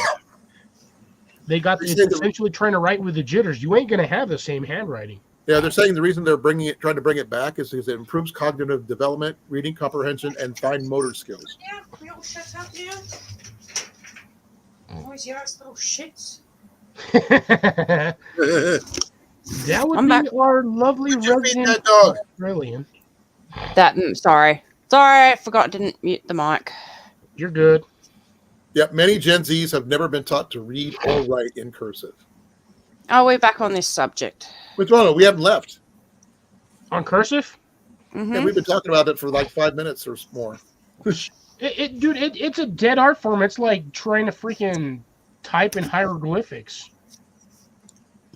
Yes, drops. They do have a. Yeah, Back in a for sec. Alright. I figured Gen Alphas would be the ones that would not have the ability to read cursive. Most of the kids nowadays can't read cursive shit. They look at that and they're like, what is that? It's like they It's like hieroglyphics. pretty much. it's if you run across them, I know a lot of it's on TikTok, but it goes from TikTok to Instagram. I run across it all the time. They do the generational gap on like somebody will ask them like, how do you answer a phone? Most kids are like this, or they do the whole pick up the thing, or they swipe and then they're like, hello. I'm just like, you give somebody a cassette player at this stage in life. Oh, they did that too. They They're did that gonna on be TikTok. confused as shit. What the hell even is that? They actually try to look at it, try to figure out how to use it. Yeah. They took 5 minutes for this one girl to figure out how to put the cassette in and hit play. I've seen people nowadays that they can't even understand the concept of a rotary phone. Yeah, I know that. That was funny. No, the payphone was even worse. Payphone, all you got to do is throw money in and push the button. With a rotary phone, No. Old payphone rotary phone. Old payphone rotaries, yes. yeah, that's the same thing. You throw No, the but money you got to in and put you money push the in button. first. They didn't realize that's what you had to do before you could even use it. They can't pump gas, but they can. Now, try to do an old style dial-up computer setup. That would be even drive them batty. Dude, No I instant was connection. talking about this the other day to somebody. I was like, we need to just delete 5G and we need to go back to 3G and watch everybody panic because they cannot access things. That's what AOL dial-up was. It took you 20 minutes to get online to Google stuff or look Grace at said she had to teach Michael how to use a turntable. Oh my God. Michael's not that much younger than me. He's only like 2 or 3 years younger than I am. My daughter figured it out pretty darn quick. Once she figured out that it took a needle, Yeah. she was good to go. So was that what she say? I couldn't hear her.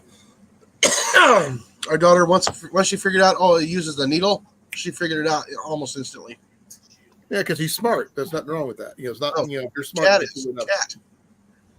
My Yeah. daughter. I know who you were talking about. Yeah, you said he. Well, I knew who you were talking about. Is what I meant. Yeah, I agree. The internet can literally be taken away from us at any moment. And I'm just waiting for it to happen because I want to watch all of these 2000s kids just lose their absolute Oh, I've mind seen- because they can't access nothing. I've seen I'd it. be upset for the point that I wouldn't be able to talk to any of yous, but it's not the end of the world to have or have not internet. Doesn't mean you couldn't. That way, if that happened, that means you could make your way to find a way to get a ship to come over here, and they wouldn't be able to stop you because they have no access to your computer records online. It would be the same thing that they did in the freaking 1800s. We would just have snail mail. You would have to write out a physical address, throw it a freaking letter in an envelope, and mail it out. They'd have to go to a Yeah, ship. but I and- like or a doing plane. that though. I like writing people letters, but no one wants to write back, so I don't do it anymore. I'll write back. I'd write back. I'll start fucking writing letters then. But, yeah, Denny would definitely write back. And I'll but you Fight do one- realize the cost of sending that letter over here is more than what the letter's actually worth. Yeah, but that doesn't If worry. Mandy wrote you a letter, would you write back? She said yes. You could be our pen pal. Yeah. And I agree with that one, Drops. A lot of people cannot read a map or use a compass. Compass isn't that hard to figure out as long as you know where the hell north is at. You can get to wherever you need. Compass. I can also use the That's a other nice compass, too. Cole. Yeah, it's a simple one. Actually, it's from Harbor Freight. No, I can Oh, use that's cool. the other compass as well. internal. There's 3 different types of compasses. Sextant. Sect that's one. That's on a boat, yes. That the compass No. I just showed you, and the other compass is the one that for making circles and stuff on. Yeah, the one that has 2 arms and the pen and the pencil. Yeah, that little pin. Yeah. Mhm. People think, oh, there's only 2 kinds. There's 3. Yeah. I don't know how to use that particular one, but I I've don't. always wanted to learn. I've gifted a sextant to somebody, but I've That's never what I don't used know how them to use. myself. I don't know how to use the sextants. Harbor Freight sold them for a I while. know. I don't know if they were functional or not, though. They probably could be. Well, elevation is if you're running on like a topo map. If you don't, if it if you've never looked at a topo map, that'll confuse the hell out of you Yeah. until you actually figure out how a topo map works. Once you like, and it really doesn't take long to figure out how a topo map works. Once you figure that out, all you got to do is just look at the lines, and you can basically point at them and be like, "That's a hill, that's a hole." Yeah, And whether or not you're in a flat area or a mountainous area. Amazon does sell a sextant for $50. Somewhere in this house, we actually have. I have both of the. I have this sextant. I have the map compass, which is that one that has a little pencil and the point, so you can figure out your angles and whatnot. That's technically an angle compass. And the distance and stuff. Yeah. Yeah. No, I was never big on map reading or compass directions. I have this weird ability to just not get lost in the woods. I can Don't always know find how, my and way I don't back know from where I'm why. at, but I can never. I don't mind getting lost. I can always find my way back. And by the way, the whole just look for the moss on the trees bullshit does not doesn't work work. because moss does not necessarily always grow on the north side. That is the biggest lie they ever taught us in any sort of knowledge-based program, that moss grows on the north side of trees. Which way is north from you right not. now, Cliff? Huh? Which way is north from you right now? Facing the other direction? So behind you. Yes. That Mine wall is- right there is north. That's north for me. Jason's at a weird angle. His house is cockeyed. No, I just know where magnetic north is. That way for me. Yeah, magnetic north for me is like, 15 degrees off. I think it's like that direction. I had a compass over here. Where did I normally keep a little Well, one? when I was in the Army, they taught us about navigation with maps and stuff all the time, because you can't always rely on GPSs and stuff like that. I have like 4 compasses in here. One of them just usually sits on top of my closet. I just happen to have one right next to my computer. Yeah, I have one here. If I could get it Now, out. that's not my good map one broke. I have to get a new map one. Yeah, I got a fairly decent liquid-filled compass here. A little button compass. Ooh, I don't even think this thing works anymore. This one here is, it's got a brass casing. It's just a simple plastic, decent one. It does have really good graduations, but it does not lock in place, unfortunately. Ian does have a couple military style ones, but they're just copies. They're not real ones. Yeah, according to this little compass, magnetic north is dead center, is like dead, but like straight behind me. I wouldn't say that, Grace. Grace. I know a lot of women in the service that have better sense of direction than a lot of the guys. It depends on where you're from, surprisingly I enough. know. I was right. Magnetic north is toward that way. This compass is being weird. Would you believe I can tell you if I go to a strange place and try to sleep, I can only sleep in a certain direction? So you're a cow. Don't ask me. It's just that I can feel which way I sleep better facing a certain direction. No, you're a cow. If you've ever watched cows graze, they graze in the same direction. Oh, I don't graze. I'm just talking about sleeping. Jenny's the Yeah, same way. It's the same concept. It's a magnetic thing. It's got to be. Nope, shade. What? Shade. No, I don't understand. They like to eat in the shade. Oh, I have no idea about that. No, Grace, it has nothing to do with that. Men just refuse to ask for directions. That's all that simply breaks down to. We would rather get lost than admit we're going the wrong damn direction. I get mixed up all the time. It's a man thing. Nope, I'll ask for directions. I messed myself up day before yesterday, and it was because I took the wrong turn on the same road and ended up backtracking. I will tell you this, though. Working in the food industry, never stop at a gas station and ask those people directions. They do not know shit from Shinola. If you want to find out where you need to go or need proper directions, any place that does delivery, either a Chinese food place, which does Pizza. delivery, or a pizza restaurant, you ask the delivery drivers because they drive everywhere. They know the roads, they know cross streets, they know intersections. You talk to those people and they will tell you how to get to somewhere. Or a cabbie. If It's you a have lot easier to just drive to a pizza. You're not just gonna walk into the cabs or like a cabbie like warehouse and ask for directions.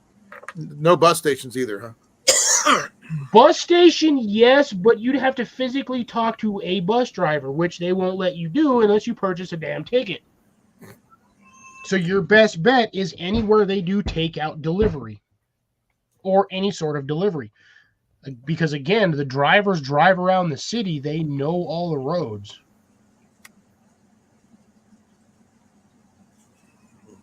So In the wintertime, you could ask the road guys, but wouldn't be one. Yeah, be ask careful with city that. workers. They'll tell you. The city workers Yeah, that want to do city this. workers would know. Believe me, I know that. Because again, they're out there on a daily basis driving those roads. They know where everything is at. Oh, you're right, Grace. Some hotel clerks are really good at directions. Some, yes, I would not necessarily say all, but yeah, you do have that rare occasion where somebody might have a good knowledge of directions. I actually have heard people be really rude and say, "Why don't you just Google it?" And then someone said, "I don't have a phone. I can't." So how do I get there from here? Yeah, see that's that kind of Go to the McDonald's, you make a left. You'll see the Burger King, make a right. Now that's something that guys might do over women. We actually, go by landmarks. Yeah, that's why I'm giving directions by landmarks. that's because everybody remembers. You turn left at the McDonald's. Well, which McDonald's? The one next to the house with the red roof Yeah. There or you the go. blue roof or something Be like that. right back.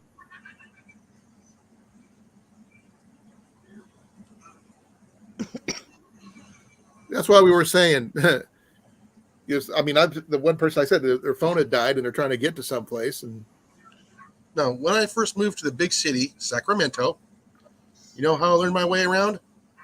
I started driving.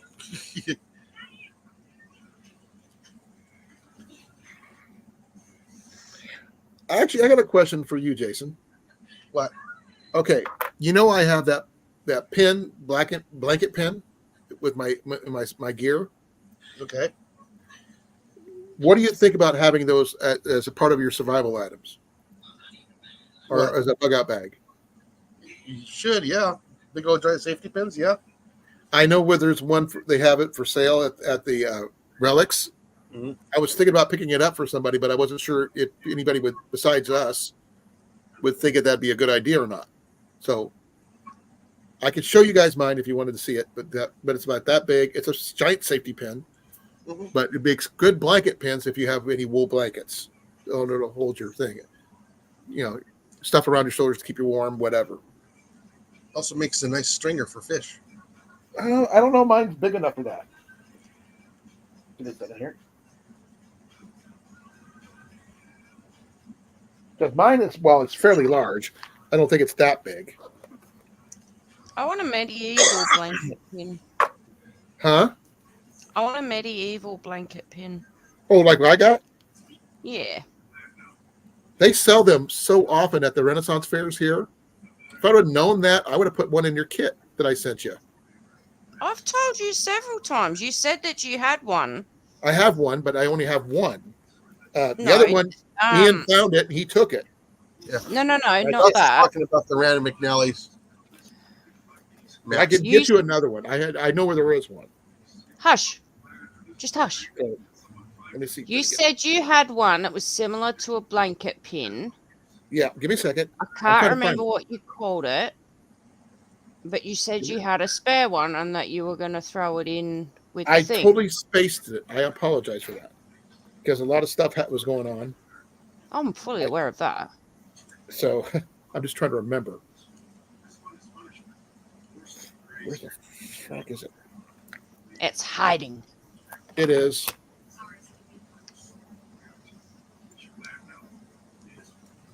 Okay, there's the one pin right there, like that. The one I found at the relics is bigger than this. That's a good thing to have. Now the other one, if I can find it, it should be here somewhere. It's this one. Wait, I have does Obstacle still remember the time when? this one here. Oh God, what was it? Pepperidge Red Farm McNally remembers. He remembers the time when Pepperidge Farm remembers. Drops, are you talking about the like fold-out maps that are usually like 3x5? Or are you talking about the like book, like the Atlas map book? Yeah, the Rand McNally's. I've seen the ones I like is the ones that are actually laminated. Those are better. Those get They expensive. last longer. No, the really expensive ones are the ones that are actually made on silk. Ain't nobody walking around with a damn silk map. They're out They there. might. Trust me. They're out there, but yeah, but still. But you talk about something like this is what you're talking about? Yeah. No, that's a blanket pin. The extra one I had, Ian acquired. He saw it, he goes, mine, and walked off with it. Bloody Ian. I'm going to have words to that child. The next time He's you're not at a child anymore. Renaissance, He's 18 years old now. he but- is still a he is still a child in my eyes. When you He hit is a 30, toddler. you're an adult. Well, I'll see about finding you one and mailing it out to you in the mail. Well, you still got stuff to mail to me. Yeah, I got some of the bigger stuff to you already. Need Yeah. more. That's always good. Hell is my other bottle. We'll see what else we can find. Uh-oh. Like Yeah, this, you- Drops? Colin. By the way, how's your slippers, by the way? I can't really wear them because they're a little tight on my footsies. Okay, I wasn't sure. I Too thought it was small. about the right size. I was just guessing on the size on They're those. size-wise, they're a little big. It's not the problem. It's the bit my that goes refrigerator. over the top of your foot to keep it in place. That's a little tight. Oh, okay.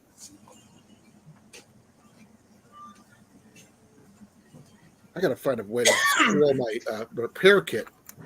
My repair kit's coming apart because it's just I need a little thing to put them in. I almost had a mental breakdown. I couldn't find my other bottle of dark black water. I'm all looking around my room and I'm like, oh yeah, it's in my refrigerator. All right. Last one for the night, only because I don't have any more Red Bulls. No Red Bulls. Okay, I'm using the smaller ones.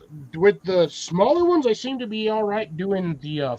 here's your number for tonight, Cliff. But with the other ones, I'd do like 2 or 3 of those things, and I'd be even messed. I'd still be done in the mornings.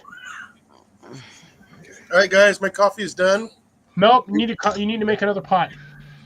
I already did for Molly to have her iced coffee. Yeah, I got you. Plus, it's like 15 minutes till technically when you normally would go anyway. All I'll right, see guys. you later, Jason. Jason, Everybody bye, have a good Molly. night. All right, good night. Hi, Molly. Night, Jason. Have a good one. Say bye, Molly. Yeah, I'll see about finding you one of these. You're not even paying attention. All right, good night. Have a good one, Jason. Oh, that one might work. If I have something professionally mailed to you from your area, it might be able to be cheaper. Wait, what? Blanket pen. Oh, for Amanda? Gotcha. Yeah. If I have something directly mailed from a company that's from her area, it might be cheaper than me trying to mail it from here. No, I don't know if they do them here though. They do reenactments there. I do know about 4 or 5 SEA groups that are from Australia. So Okay. they should be able to have. I'm sure there's companies there that sell stuff to them, gear wise, which include blanket pins. So I would have to look, but I'll see what I can do. Because that way, it's a local purchase. They don't have to worry about shipping costs as much because it'll be technically a local thing. Only thing you have to worry about is the providences that you have to go through, your territories and stuff. But yeah, I believe Obstacle is going as well. I think so. Obstacle, if you are heading off, good night, brother. Catch you on the next one. Be well, be safe. Night, And Obstacle. don't forget to stay warm because I know it's Denver and God knows the winter over there can be weird. Ooh, I think I put too much in there. Oh, well. Here's what it is.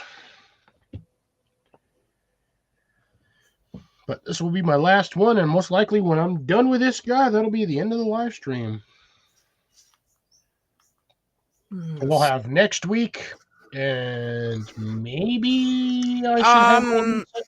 I'm not going to be here next week because I've got to go to Byford for my nephew's birthday. Nice. I might be a little late next week because we're going to Cornfed and Patty's birthday party. Oh, nice. I did find a spot, a place. I'm not sure if it's in. Oh, actually, technically, Obstacle MSG kills all of us, but then again, waking up every day slowly kills us too. So, I mean, it really just depends on your outlook on life, on what does or does not technically kill you.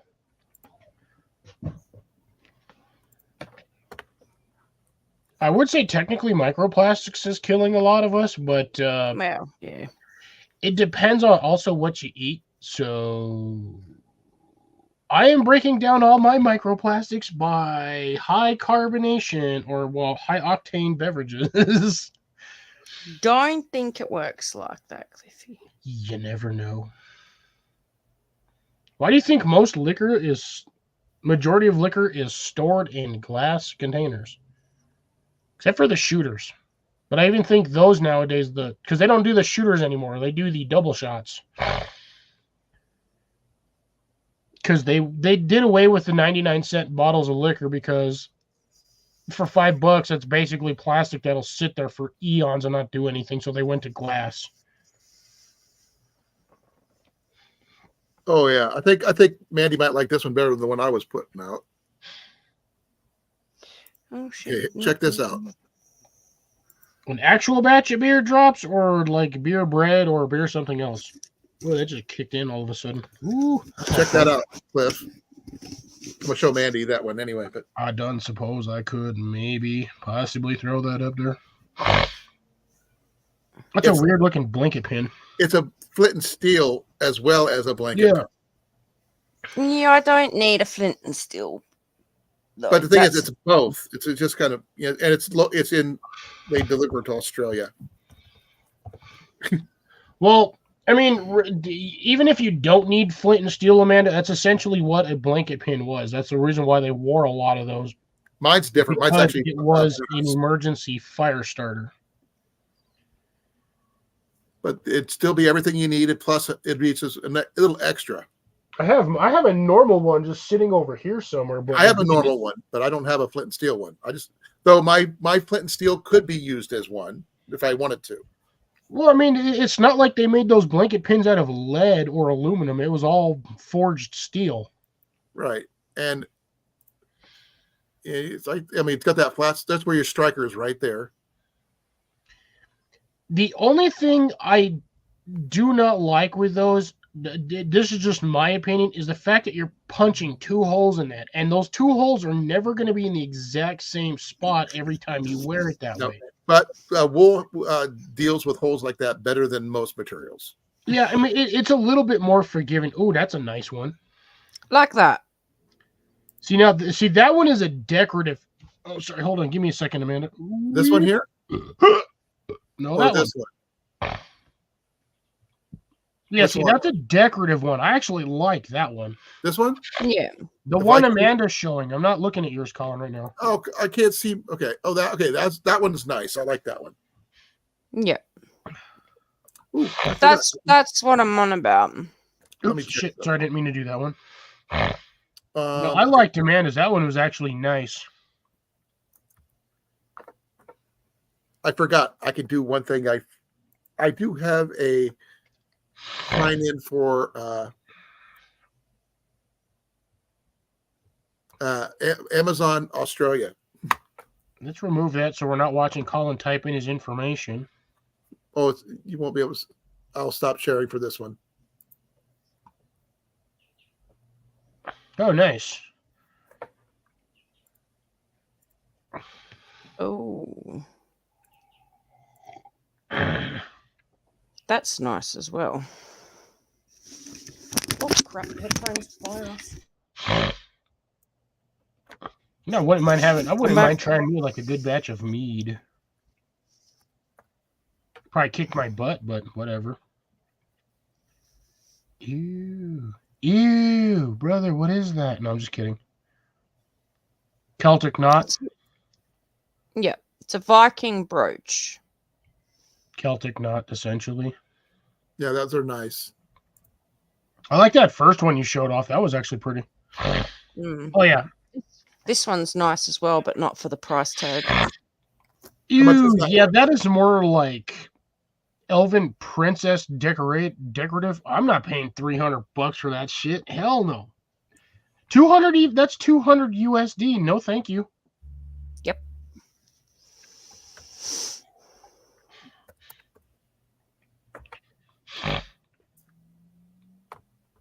There's some nice ones out there. Well, Drops, isn't the alcoholic content on it depending on how much hops you put in either the mix or how many times you decide to distill the liquid itself? Because I know even with beer, if you distill it enough times, you can get high octane, essentially jet fuel.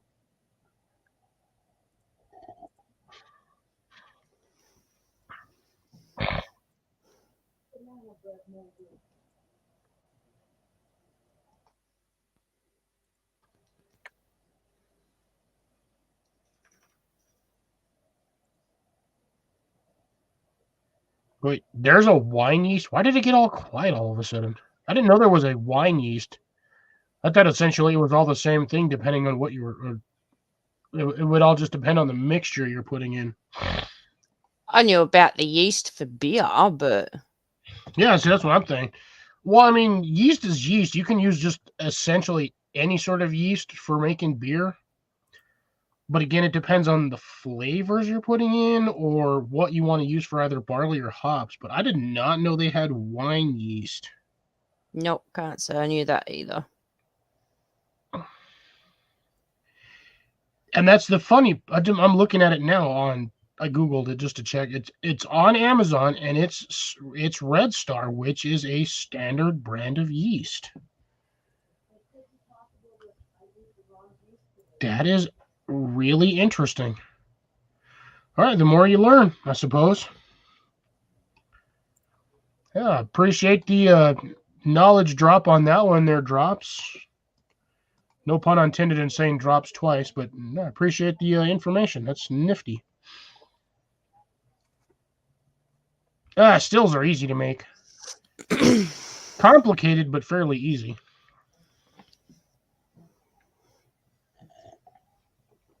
I watched somebody make basically jet fuel or essentially jet fuel or high octane airplane fuel using a cooler, couple of cinder blocks, a bag of yeast, and a shitload of sugar and water.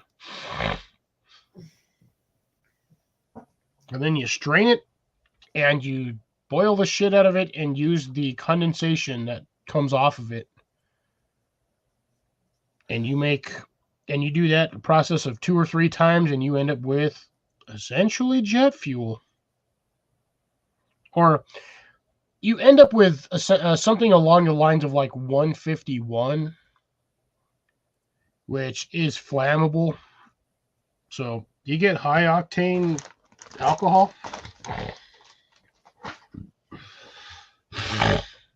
I've considered doing it myself, but I don't really want to sit there and make a distillery. I could. Wouldn't take me long. Probably take me about a day to make it properly. Man, it sucks.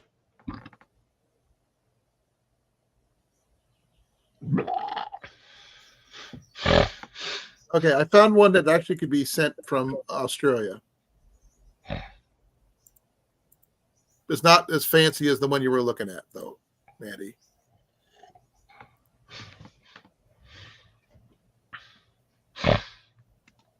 Guess I can show that off. Yeah, I kind of don't like that one. I said it's what they offer at Australia. It's not as fancy as the ones they have here. I feel that would be better if they cut the leaves off Yeah, I know. and just fold it over the two ends right there. Those leaves make it look awkward as heck.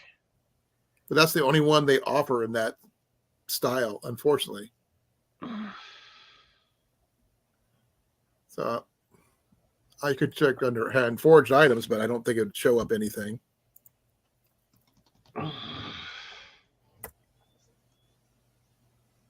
Yeah, they have a lot of knives and other stuff, but blanket pins are not common, at least on Amazon anyway.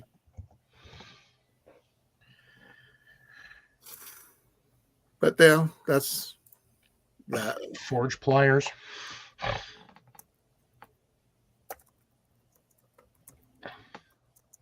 I gotta go check on my corn, see if my corn's still good. 57. Oh, it's actually only dropped 2 degrees in like the last hour and a half, so that's not too bad. I think today my low is gonna be like 40.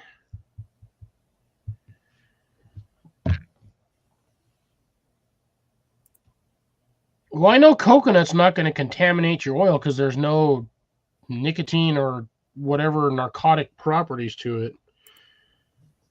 But even then, coconut still takes a while to break down. Unless you run it through a shredder. But, I mean, it really just depends, I suppose, on how much. Oh, yeah, 44 tonight. Oh, shit. Next week, next Friday is going to drop down to 25 degrees for me. I am definitely going to have to work at getting all my shit in the greenhouse, which is going to be a short run this year. I don't have nearly as much stuff to get in the greenhouse because most of my plants died the first frost.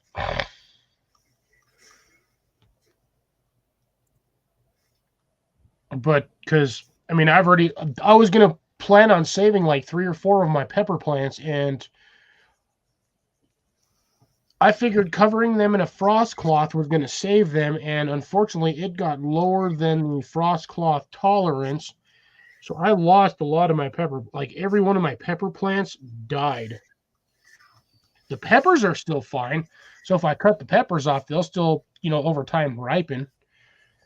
But I lost a lot. I lost probably 2/3 of my garden. Just kicked the bucket over a one-night period.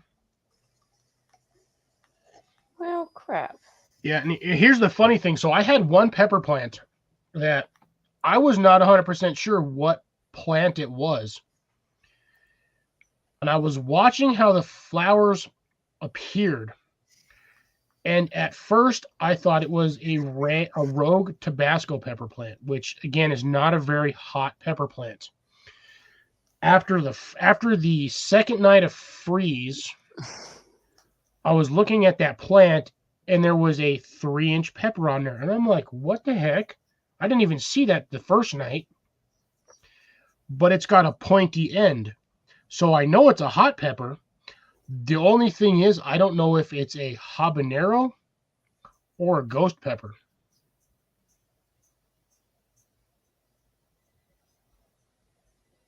I won't know until I see that either the peppers start changing colors or if I decide to eat the damn thing. Eat it. Eat it. Eat it. I'm considering it. It's still green. That's the thing. I don't know what pepper it is. I can do a Google image search and see what it is, but the problem is a lot of those peppers all have the same typical pattern and length and shape. So that might list me 8 to 10 different hot peppers. So again, I had a couple of packs where it was just random pepper varieties, and it'll even say on the pack, hot pepper variety. You never know what you're going to get out of it. They give you a basic package image of like what may or may not even be in the package for seeds because it's random. But you'll see things on there like bell peppers, habaneros, jalapenos. You'll see like 5 or 6 different peppers imaged on the package, but you never actually know what you're going to get in the package. It's like buying an Amazon mystery box for like dirt cheap. You can buy a $20 Amazon mystery box. You don't know what the hell you're going to get in it. It could be a bunch of returns that somebody either A, didn't like, was the wrong item number, blah, blah, blah. So basically, the peppers in that package are a crapshoot. You really never know what you're going to get. I mean, it could be an entire pack full of bell pepper seeds for all anybody knows. But they still want to charge you $2.99 for it. I am, however, hoping, the deepest hope, that it is a hot pepper plant. And I'm only saying that I'm considered that it's a hot pepper plant because the end is pointy.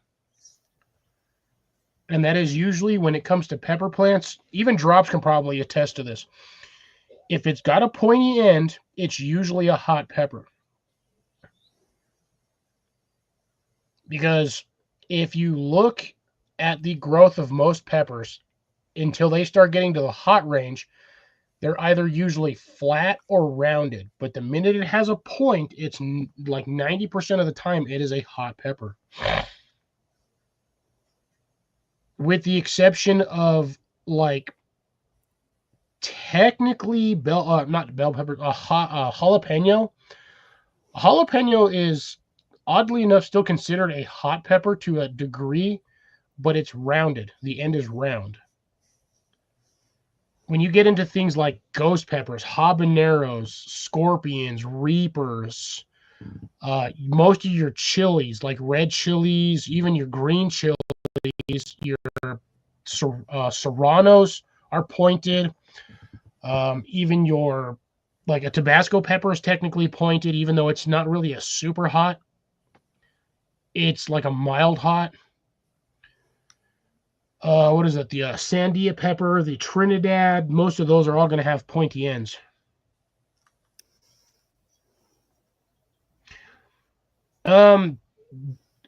Drops, if I'm not mistaken on that one, if you do a hot next to a mild, you kind of get more of a in between.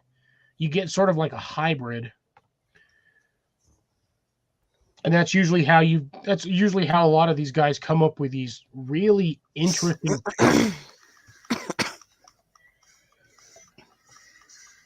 is due to hybridization or planting, say, like Carolina Reaper next to a habanero. If you want to keep plant strains more or less pure, you want to plant them roughly 6 feet apart minimum. And that is from more or less what I've learned from JP Peppers and a lot of other people that grow a lot of hot peppers. They always separate their peppers either via netting or just straight separation. Yep, same with tomatoes. Yeah, that's how the really hard tomatillos. That's how that tomato technically came about. It's a hybrid cross between 2 different tomato plants.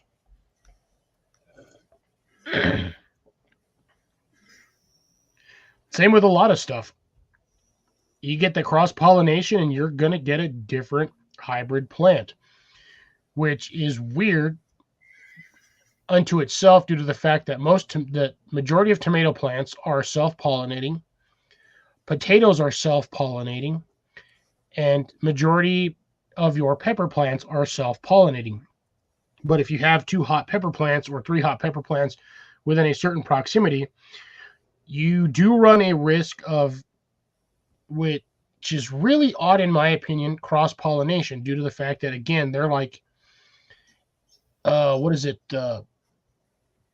say amorphous plants. They basically don't need a male or female to propagate. They just kind of grow. what is the technical term for that? My brain is not drawing a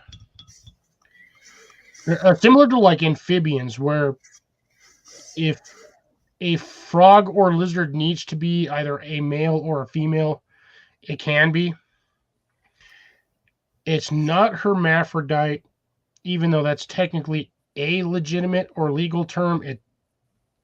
But Life finds a way. Say what? Life finds a way. Yeah. We're not quoting Jurassic Park, though. I'm quoting Jeff Goldblum. But essentially, yes, life does find. Well, I mean, look at a lot of your aquatic species. Salamanders, frogs, certain lizards, newts. If it needs to be a female, it will be a female for species propagation. If it needs to be a male, it will do such. Isn't that like with chickens? Sometimes a female chicken will turn into a male. No. Never heard of that instance, because usually you have your chicken and then you have your rooster. Which chickens are more or less along the same lines of humans. You're either born male or you're born female. Such is not always the case in a lot of animal species, aka like for instance the hyena. Hyenas in the animal kingdoms are actually hermaphrodites.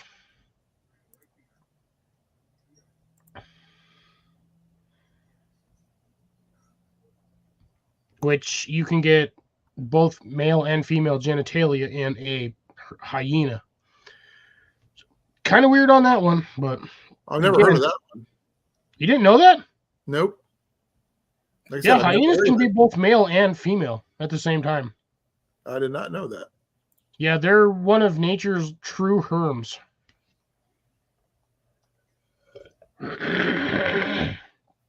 Which, again, is weird. But again, like you said, nature finds a way or life finds a way. If it needs to do it, it will do it.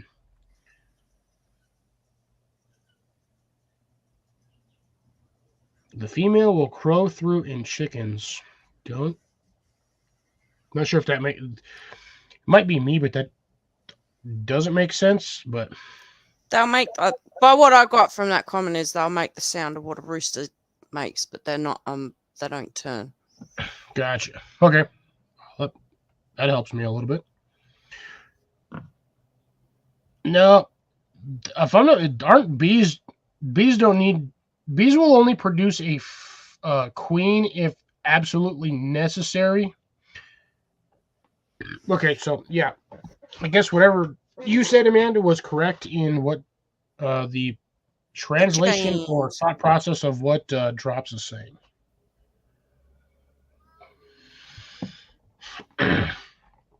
Which goes along the lines of chicken math. Chicken math is freaking terrible. What exactly is chicken math? Okay. Chicken math is as such, to simplify it as best I physically can. You start getting chickens. Say, for instance, if you have a property and you want to get animals on it, the first thing you're going to do, majority of the time, the first thing anybody ever does is get chickens. You will go to the store or wherever they sell chickens. You might even get them from a neighbor farm. Or say, for instance, even say somebody from like Deb, okay? So you're going to start off, you're going to get a brood of chickens. You might get like 4 or 5 chicks the first season. It's going to take them a couple of weeks. Usually by the first 6 months, you basically have a full-grown chicken. Or 6 to 8 months, you have a full-grown chicken laying eggs.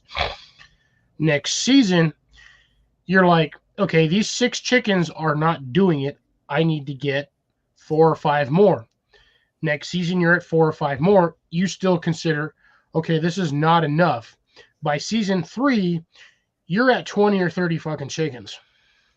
And if you have a rooster in there, you even have more than that. That's how chicken math works. You start off with a very small amount, and then within a short period of time, all of a sudden, you have, 4 or 5 dozen chickens. Well, in Jenny's case, it would probably be rabbit math. You start off with 2 and you end up with 30. Yes, that's how chicken math works.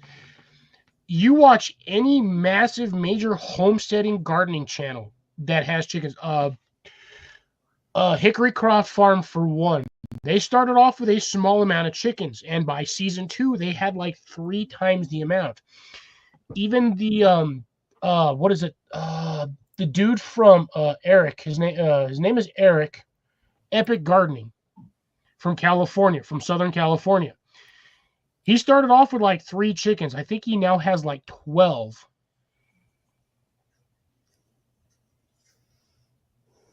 So chicken math is ridiculous. It's chicken math is almost as bad as duck and goose math. You're going to have the same problem. I don't necessarily want to sit there and eat a duck egg, but me personally, I've never actually tried one, so I don't know what the taste is going to be. It may or may not be a little bit more gamey, may or may not be a little bit more rich. I don't like duck eggs, but I do like using duck eggs in sponges, like a sponge cake. For cooking, mostly. For cooking, yeah. Yeah, because the duck egg is what? I think it's like 0.5 times larger than a standard chicken egg. Yeah. They also have more protein. Well, again, it's also a bigger egg. Okay, Cliff, I'm going to have to bow out. Understandable. I'm just going to keep going because, screw it. I don't know. Oh, I know you are. Mandy, I'm going to try to find out a really good place to get you one of those. You like the twisted type, right? Yeah. Okay. I'll see what I can do. All right. Thanks, Colin. You're welcome. I will see what I can do. I'll see everybody later. Be well, be safe. And don't forget to turn your clocks back. Yes. So, yeah, might as well do it now. That way you don't forget, because I know most people are not going to be up till 2 o'clock in the morning to reset that shit. Well, I'm going to go reset myself. Gotcha. So, love you all. Be well, be safe, brother. Thanks for popping on, and we'll see you on Wednesday. Yep. Bye. Bye. So, yeah, I mean, again, chicken math, duck math, and even goose math. Goose math. Goose math it's an odd one. Rabbit math works the same way. You're thinking, a couple of rabbits will be fine next season. You have 3 times the amount of rabbits you started off with. Yeah.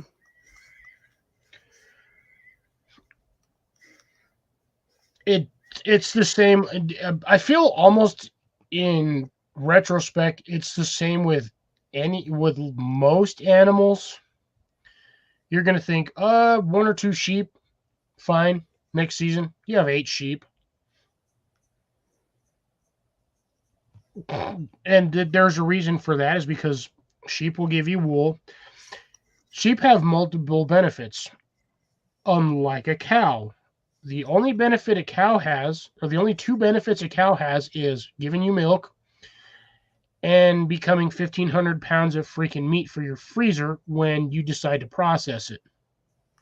Yeah, but then you got the hide and whatever. You're really not going to do much with the hide, though, unless you are making cow leather. Oh, that's true. That's the only reason why most people or anybody would save the hide of a cow, is to either make some boots, make a belt, which I would rather honestly have standard leather. But again, that's essentially tanned cowhide is leather. So, I mean, it does have its benefits. I mean, you're going to get most of it as long as it's in one piece, but the main properties of a cow is for dairy and meat process, because you're going to get the most amount of meat per size of animal. Yeah. Whereas sheep, they can have, I think, up to, depending on the breed of sheep, up to 3 to 5 young. And again, depends on the breed of the sheep. You're going to get multiple instances of actual usability from the sheep. You're going to get the wool every season, or every couple of months, depending on how bad you want to harvest it. So you've got the processed wool there. You're going to get the milk from the sheep. which I personally It's have not actually disgusting. tried physical sheep milk, so I don't know It's what disgusting.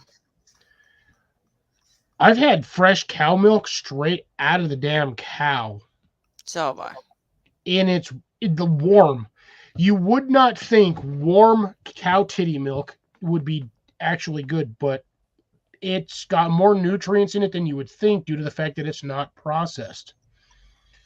Oh, shit. Yeah, but I'm not sitting there eating my dogs, though, Drops. That's the thing. I mean, yeah, you get cow leather with that, but I mean, aside from that, what's the benefit of giving a rawhide bone to your dog? Oh, it's good for their teeth and their coats. Yeah, I've seen dogs eat an entire 3-foot dog bone out of rawhide in one day. I won't feed my dog rawhide because he chokes on it, but the meat bones, like the leg bones, cut like long ways so they can get to the marrow and that. He used to get them a lot. Anybody that's interested, here's this one from Grace about apparently that hens can turn to roosters. I'm assuming that is a rather rare instance in that turn. So I did hear correct then. Yeah, I mean, I guess Drops, but if you have a dog trained, it's not going to touch your furniture in the first place. Oh, you want to make a bet? It's not down to training. It's how most dogs will chew because they're bored. So if you don't keep your dog happy, exercised, and enriched, it doesn't matter if you train them or not. They're still going to chew stuff because they get bored. Goats eat everything, though. Supposedly, according to every bit of lore, goats will sit there and eat a fucking tin can. Yeah. I mean, I honestly believed that hype for a while when I was younger, but when I got into my teenage years, I was like, there's no way in hell a goat's going to be able to eat a can. Because regardless of how they chew that up, you still have sharp, jagged pieces of metal running through your intestinal tract.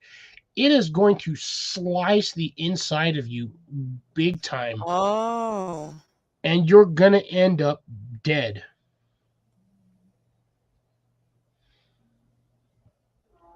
I didn't. Okay, so I did not know a goat could change sex.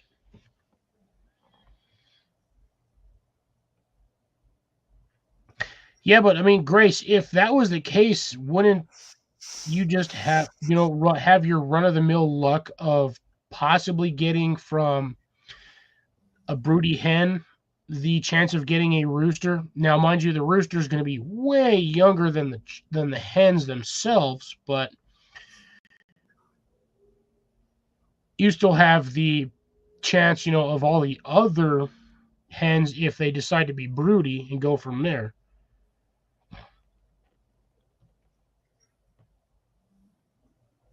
But that's another thing that drives me a little bit up the wall when it comes to chickens. Okay, so yes, you may or may not get one, a handful of roosters from a brooding batch of chickens.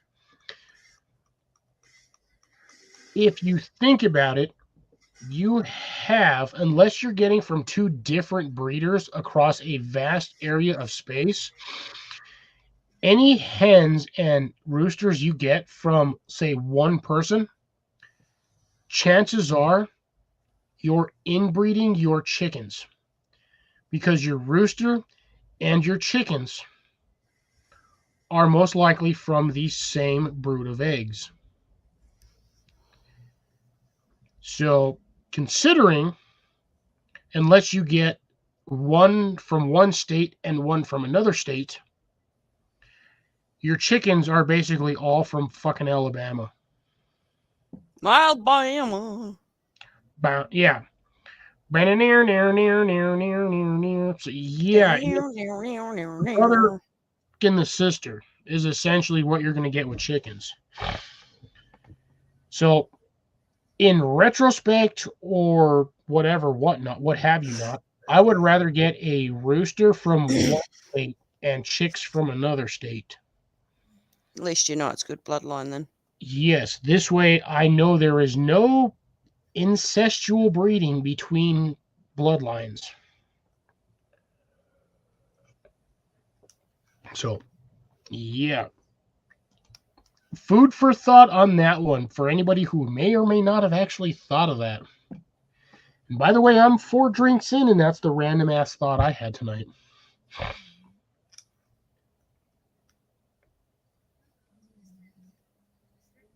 But I don't buy turkey breeder. I mean, I'm not a breeder of turkeys. And it's not exactly like they sell turkeys to buy for breeding at the stores. Whereas, I mean, I know full well you can go to a Tractor Supply and buy a goddamn chicken for like $3. I think that's what, you know what? I'm fucking check on that. That's the weird thing. I did not see chicks this year at Tractor Supply.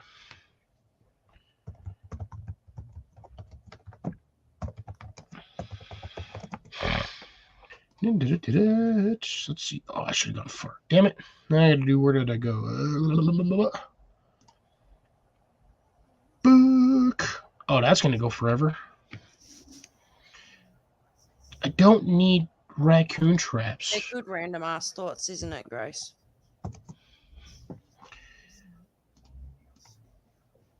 Seriously? Quit. Stupid ass fucking thing. Chickens. No.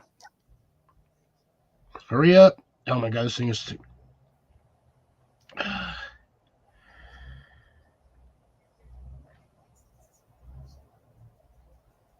Are you shitting me there? No, I swear to God, these things are way cheaper than that. Ooh, I can get a Rhode Island Red for 10 count for anywhere between $27 and $42.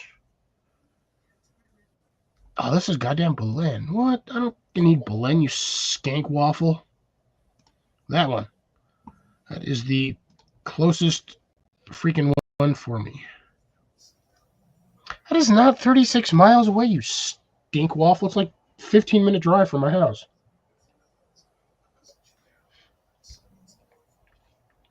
But I know full well that my store, because I've never seen these at Walmart. The only place I know that actually sells chickens is either a farm supply store or Tractor Supply.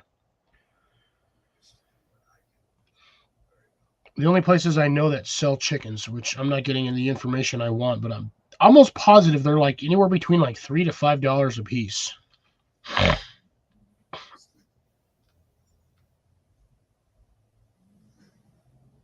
Well, thank you, Grace. I appreciate you enjoying my random thoughts.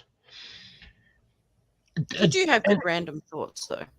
Dude, the funny thing is sometimes the random thoughts are really only occur. Goddamn, I can't even say occur. When you're like 4 drinks in.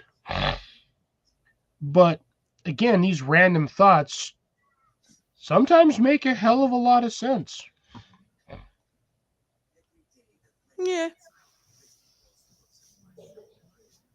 So, Drops, what do you mean by straight run is the cheapest? Are you talking like just buying chickens and hoping for the best, or are you considering like stuff you get from like Tractor Supply or any other farm and feed store?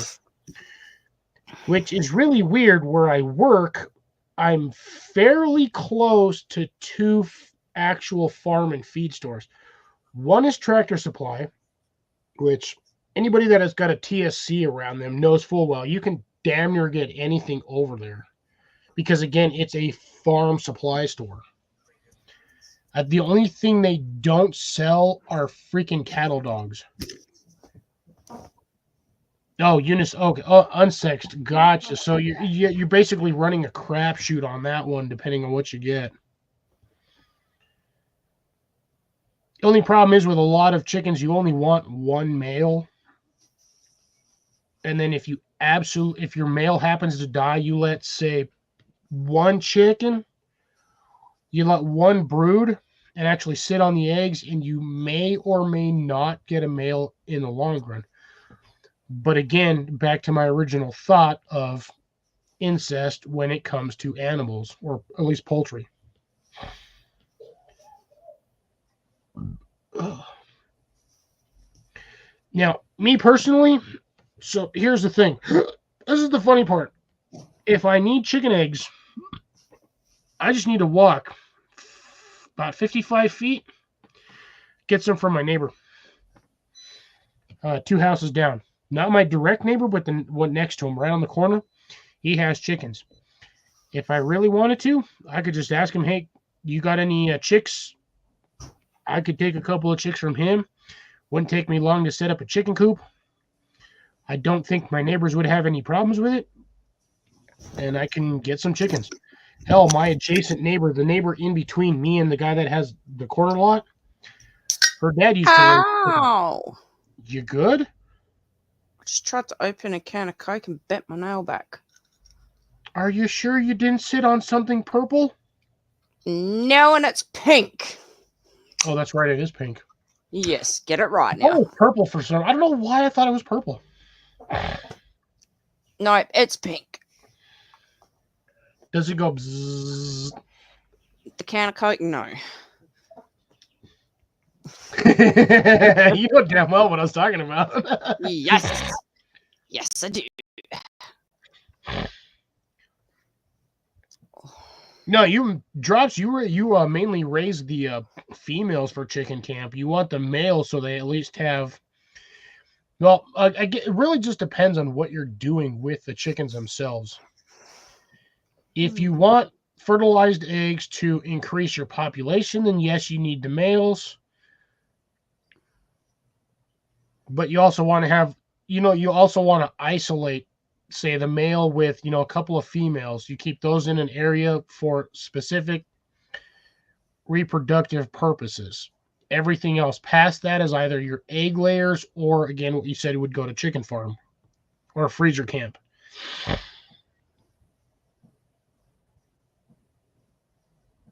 I grew up on a farm. I grew up basically in the city no matter where I lived. Where I'm at currently, I grew up living, and then I moved to a major rural city. I had one neighbor. Technically wasn't even a neighbor. It was my grandma's neighbor. They were on access to a farm property. The guy that owned the house she lived in, or at least that area of the neighborhood. So he had 2 houses on roughly, she was on, I believe, a quarter of an acre. The neighbor's property was on, I think, acre and a half, but he owned like 40 acres of field, which he used to do hay on. And I forgot where I was going with this, but yeah, he was the only one that I knew that actually owned farmland in that area when I was growing up as a kid. Down here, when I was younger, now my neighbors across the street, they actually owned majority of 2 properties. So they had like a 3.5 acre property, and then they technically owned / had access to my other neighbor's property. And when I was growing up, they had both a dairy farm and they grew agriculturally. Majority of the time they grew corn. So every season when I was a kid, we used to go over there because we were, again, very, very close with all our neighbors. We would go over there every season during harvest time, and we could get corn, usually to an extent. So, go over there, 2 or 3 pieces of corn cobs per person. So, we'd have a decent amount of corn. We used to get dairy from them every once in a while, along with some other stuff. So it was kind of nice. If I honestly had the money, I would maybe possibly, if they were willing to sell but still live on the property, I would not kick them off the property, honestly. I would purchase the property, have it under my name, and they could just live there and do whatever. I would like to purchase property so I could grow on a fairly large scale. Can't afford it. if you buy a property and you don't want to live there and you want someone to live there, I come over and I live there. Well, we've already discussed this, Amanda. If I have money, your ass is coming over here regardless. and you will end up being basically a property manager on Which is what I'm stuff doing I now. own. Yeah, essentially. But here's the question though: would you actually willingly or wantingly want to do it and come over? Yes, because I would see it as my forever home. It's not really a job; it's my home.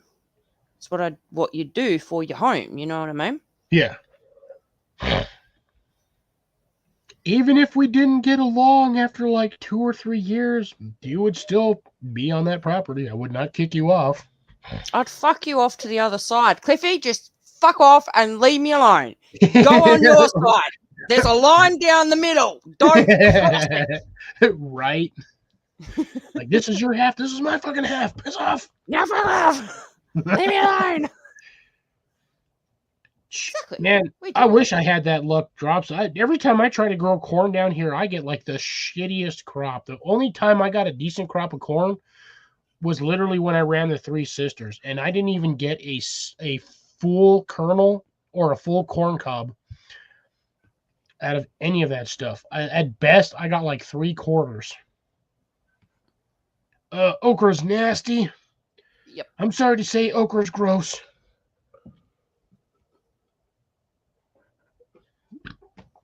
That is unfortunately the end of that beverage, but I'm having a good conversation here, so I'm just going to keep going until I decide I want to stop. You do that.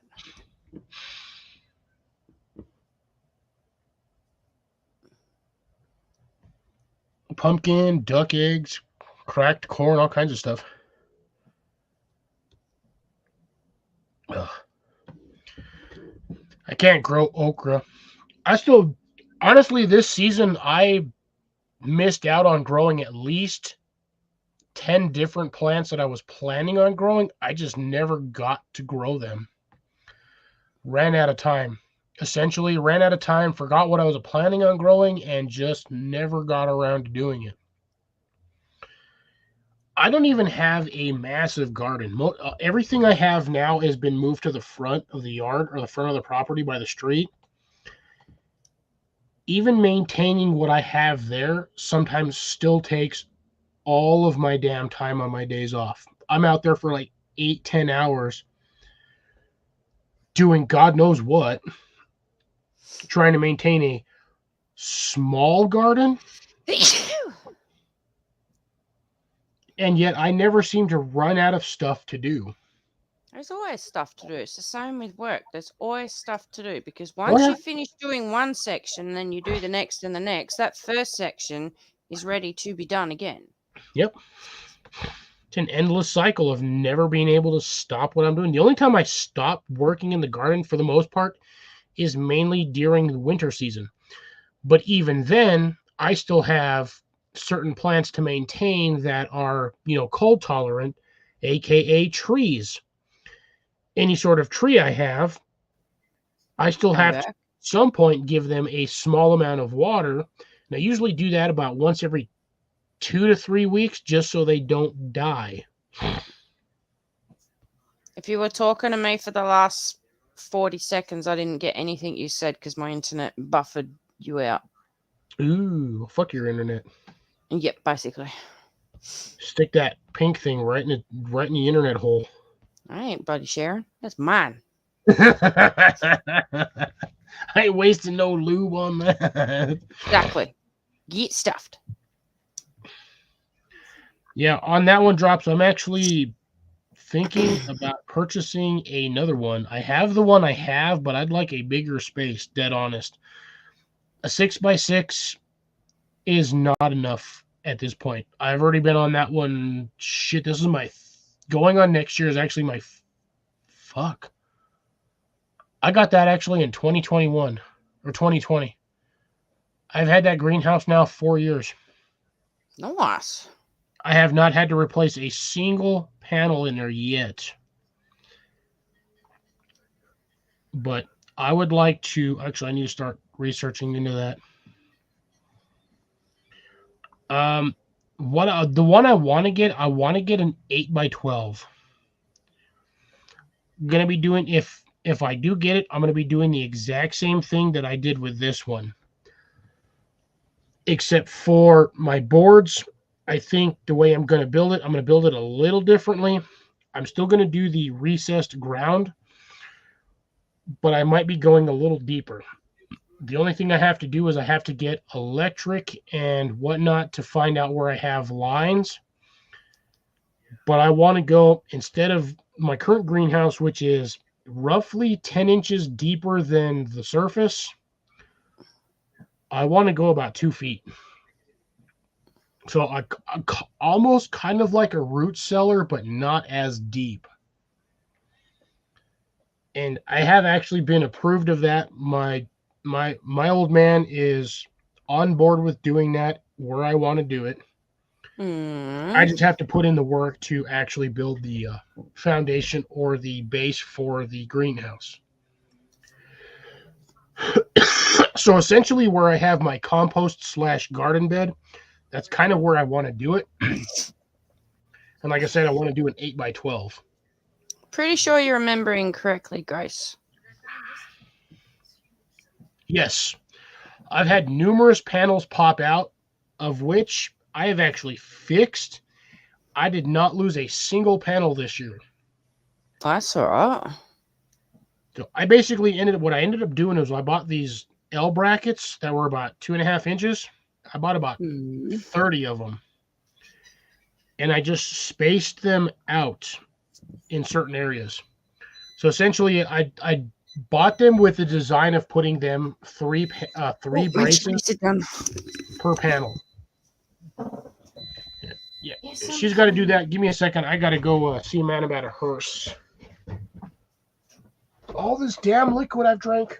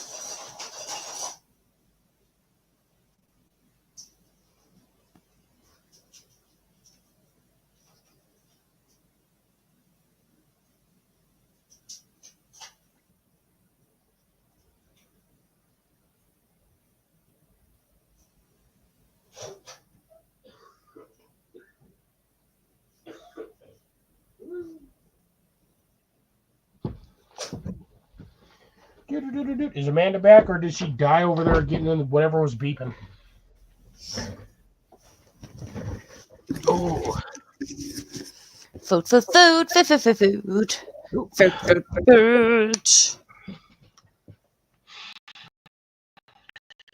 Nah, I don't think anybody's going to really want to watch that, Grace, in my opinion, just on some random brackets that I bought just for my greenhouse panels.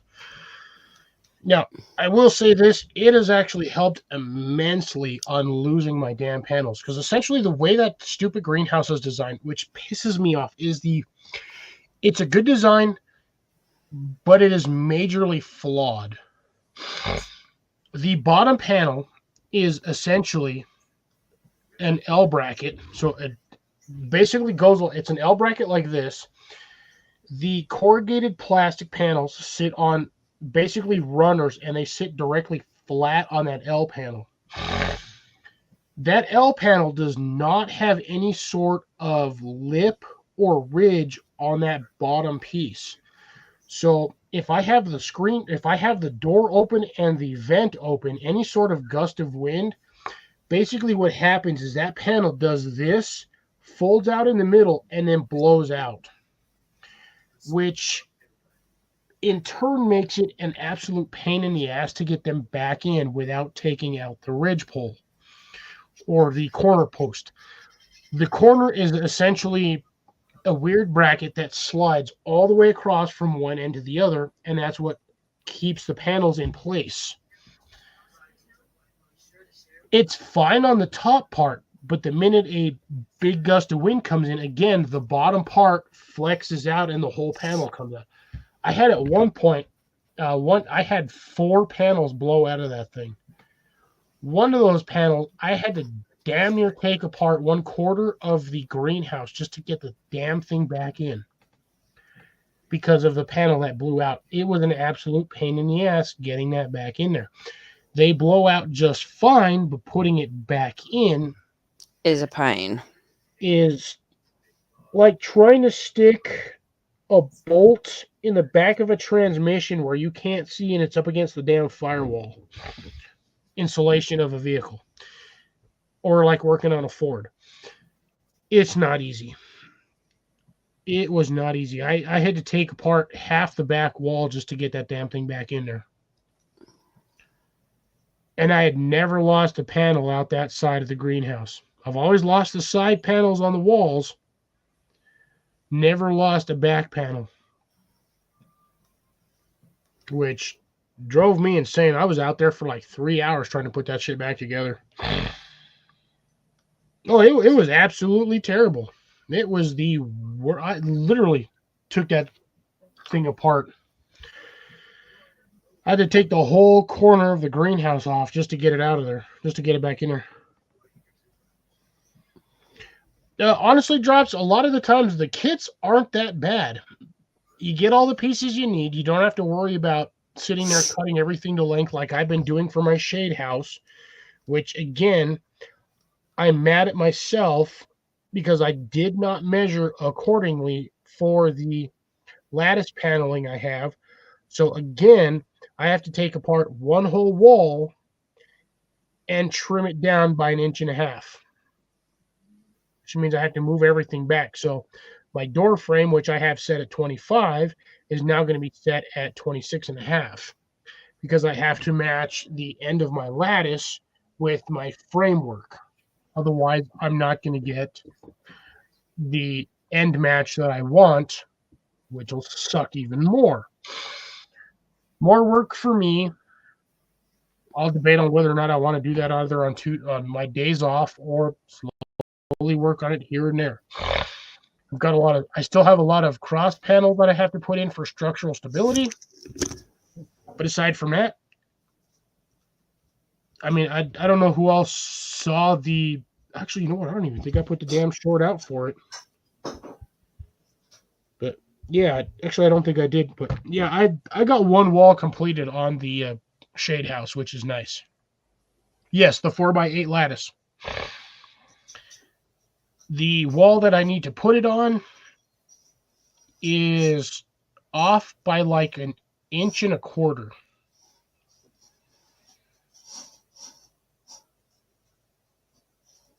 Who the hell is spending $3,000 to $5,000 on a container? What are Drops? Are you getting those containers? Are they made out of gold?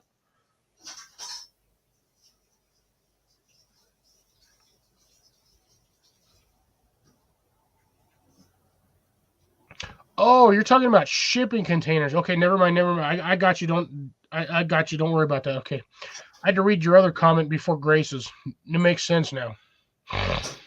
Yeah, most shipping containers are anywhere between roughly 3 to 8K, depending on your state.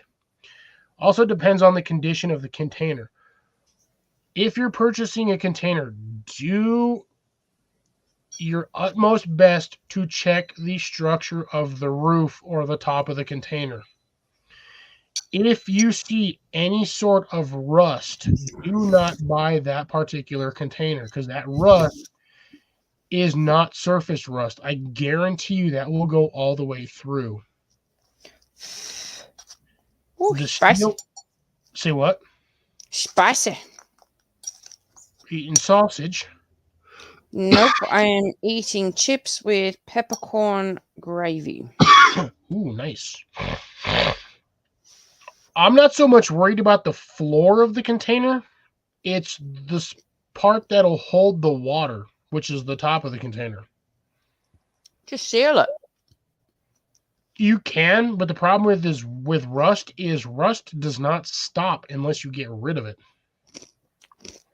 Yeah, you get rid of it and then you put rust guard down to grind it down. You can't grind it down. A lot of rust is not most rust is not necessarily surface. It'll go all the way top to bottom. You have to physically cut it out and weld a piece to it and then spray it with what you need. And I'm fine with the wooden floors on a container. I mean, worst comes to shove, you just strip the wood container, the wood flooring, and then rebuild it. Majority of the time, you can even use the same existing flooring that was already in there. You just have to run it through a planer, and you're good to go. Yeah, you're going to lose a couple of millimeters on your wood, but it's a lot cheaper than having to sit there and go and buy an entire pallet of free wood or wood to reline your floor.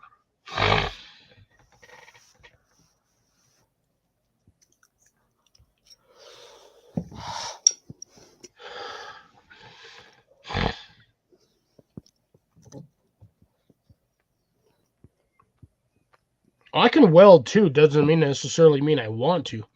But yeah, I can see where you're going with that one. Yeah, you cut the top of the roof off and then run, say, like a hoop house style,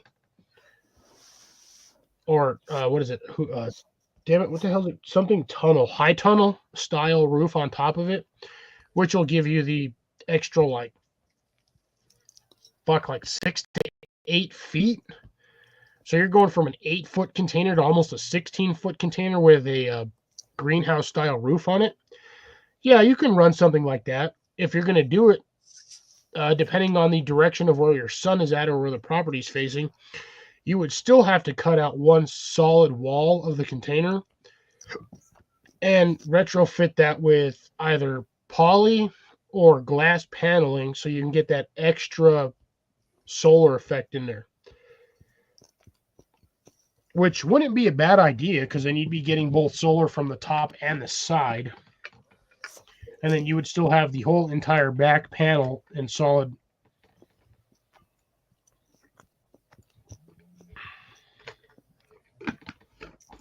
Yeah, you would be able to do that no problem. You could even run. Sorry about that. You could run essentially in something like that against one small wall or a section of it, a propagation station, however you want to do it, either through hydroponics, aquaponics, or I guess air layering. I've never had success with air layering, but What? Can you explain what air layering is? I would have to Google it to be dead honest, but if I'm not mistaken, air layering is basically just dry root system, but you keep the top wet, and somehow you grow roots. Let me double check on that. I may or may not be right on that. Propagation technique that involves inducing a plant to grow roots from a stem that is still attached to the plant. So if you take so now that makes sense now. If you get like a clear plastic cup, you cut a hole in the bottom, a small hole, depending on the diameter of the branch you're going to wrap it around. You basically cut a slit from the top of the cup down to where that hole is at. You will pack that with like peat moss and a small amount of growing material. So any sort of soil, you're going to pack it with just a little bit of soil, and a lot of it's going to be more or less peat moss or something that's going to retain moisture for an extremely long time without drying out. You wrap it in cellophane, wrap it around the branch that you're trying to propagate, and then you just leave it that way for like 2 to 3 months, usually 2 months max, because it takes, according to statistics, roughly 40 days to produce roots. Now, the difficult part on that is the fact that at the same time you have to strip the Cambrian layer of the outside layer of the bark till you get to the soft inner bark. And you have a very short window of time. That's why you have a very short window of time. So you want to get your air layering box or medium ready, strip your bark, and then put that on as fast as you can so your bark, so the Cambrian layer doesn't dry out. Yep, And yep. You want to do it not during the wintertime for a lot of trees. You don't want to do it in the wintertime because in the wintertime a tree is dormant. So you will get absolutely nothing on it. You want to do it just before spring when your plant becomes asleep or awake and starts to revive. Yeah. Make sure it's nice and wet in a dark environment. And then you just wait. Usually within 40 days, you'll have a root system. You can check on that periodically by taking off the wrap. And then what you do is you cut usually about 2 inches below where your cup is attached. And then you just plant that in the ground without the cup. Yeah. Drops wants to know if he can drop her soap business website. Drops, you've got a wrench, so go for it.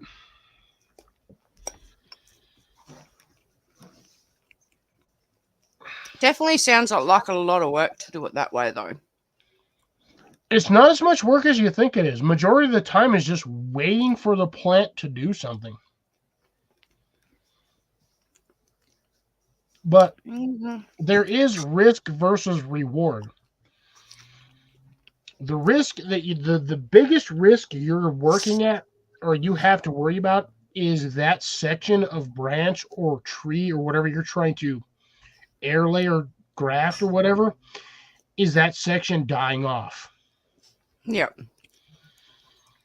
If you have a healthy established tree that you've got some decent stuff that you're trying to propagate for, you can do 3 or 4 off of each tree.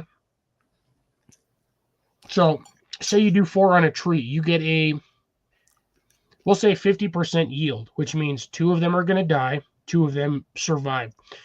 You just wait, you just cut off the 2 that didn't make it, and you have 2 more. You wait a couple of years, you just repeat the process.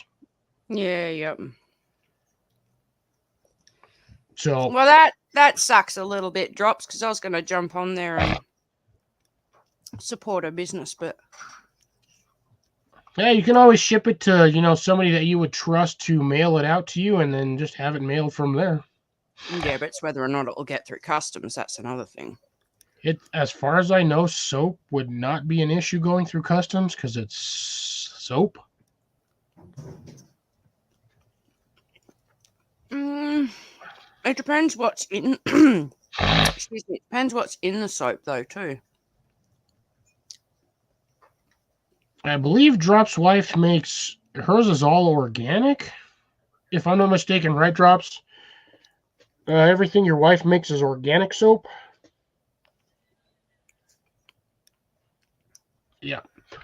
Actually, what I need to do is, there are different methods of air layering. You can do the plastic cup version, or you can actually go on to Amazon, and they actually sell these little pods.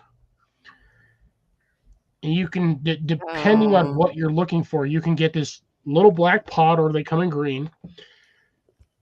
Usually anywhere between, I think, 1.5 to 3 to 5 inches. Yep. And again, they come in the holes come in specific diameter, so you have to find a branch that's more or less the same size as the diameter of the hole. But you basically fill it with a little bit of soil, and majority of it's going to be peat moss. Make sure it's absolutely soaking wet so it doesn't dry out on you, and then you just tie it to the tree. Some people will wrap it in plastic just for the humidity effect, which does technically help with propagation of roots. But you also want to add rooting hormone to the soil or the mix that you put in there to help force the plant to root. Because you don't normally necessarily get roots from a tree stem or a tree stalk, or I guess a branch at this point, unless you get it in an area that would normally grow a leaf node or something along the same lines. That's a little, looks like a little bud when they first start to come out, yeah? Yeah, that'll be the spot where you'll see a little bit of green, which is like a little node, which usually during the growing process normally turns into either it'll turn into a leaf on certain plants. Other plants, that'll be the start of a brand new branch. Yeah, I get you. So again, it depends on the plant itself. Oh, that's made me sweat. Whew, that's hot. Well, that's what I'm saying, Drop. So a lot of the air layering stuff you can buy on Amazon is not clear. It's either black or green. And I know the reason for behind those two colors. The dark colors are mainly to keep it in the summertime or during the warming of the season. It's to keep the mass inside of it warm, because you're not going to be able to propagate anything in cold, damp climates, unlike mold. Mold is the only thing that'll grow in a cold, damp environment. For root propagation, you want warm, moist soil, which is why they come in black or green. You usually don't see them in clear, because clear products, when wet, usually produce mold. You do not want mold inside of what you're trying to propagate, because it will kill everything in there. Mold is, not mold. So not necessarily mold. We'll say mycelium spores along that lines. It's usually what looks like white mold. You do not want that when you're trying to propagate a plant. It will kill your plant. So that's why a lot of that stuff is black or green.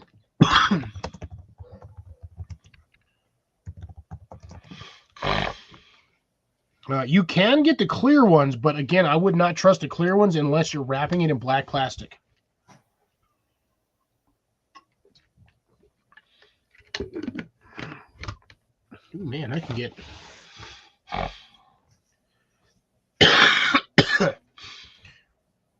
Which again, I need to, at some point, I need to actually buy some of these so I can actually get this shit and start propagating some of my trees. I would like to propagate some of the branches on my trees.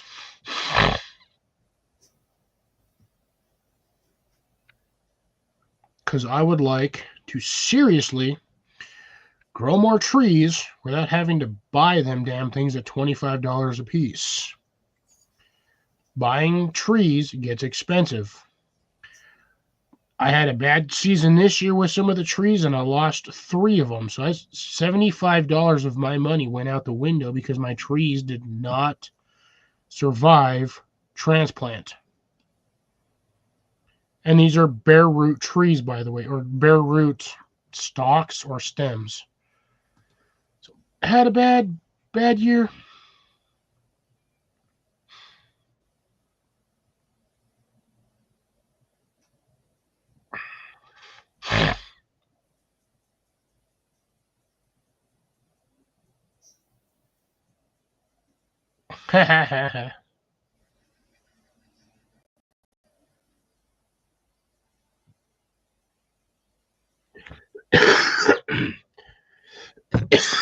Now, Drops, how do you air layer, or do you aquaponics graft or grow your magnolia branches? This information, by the way, will probably most likely not help me in any regards to growing more plants. I'm just curious how you do it. Do you either air layer or do you do aquaponic style root growth?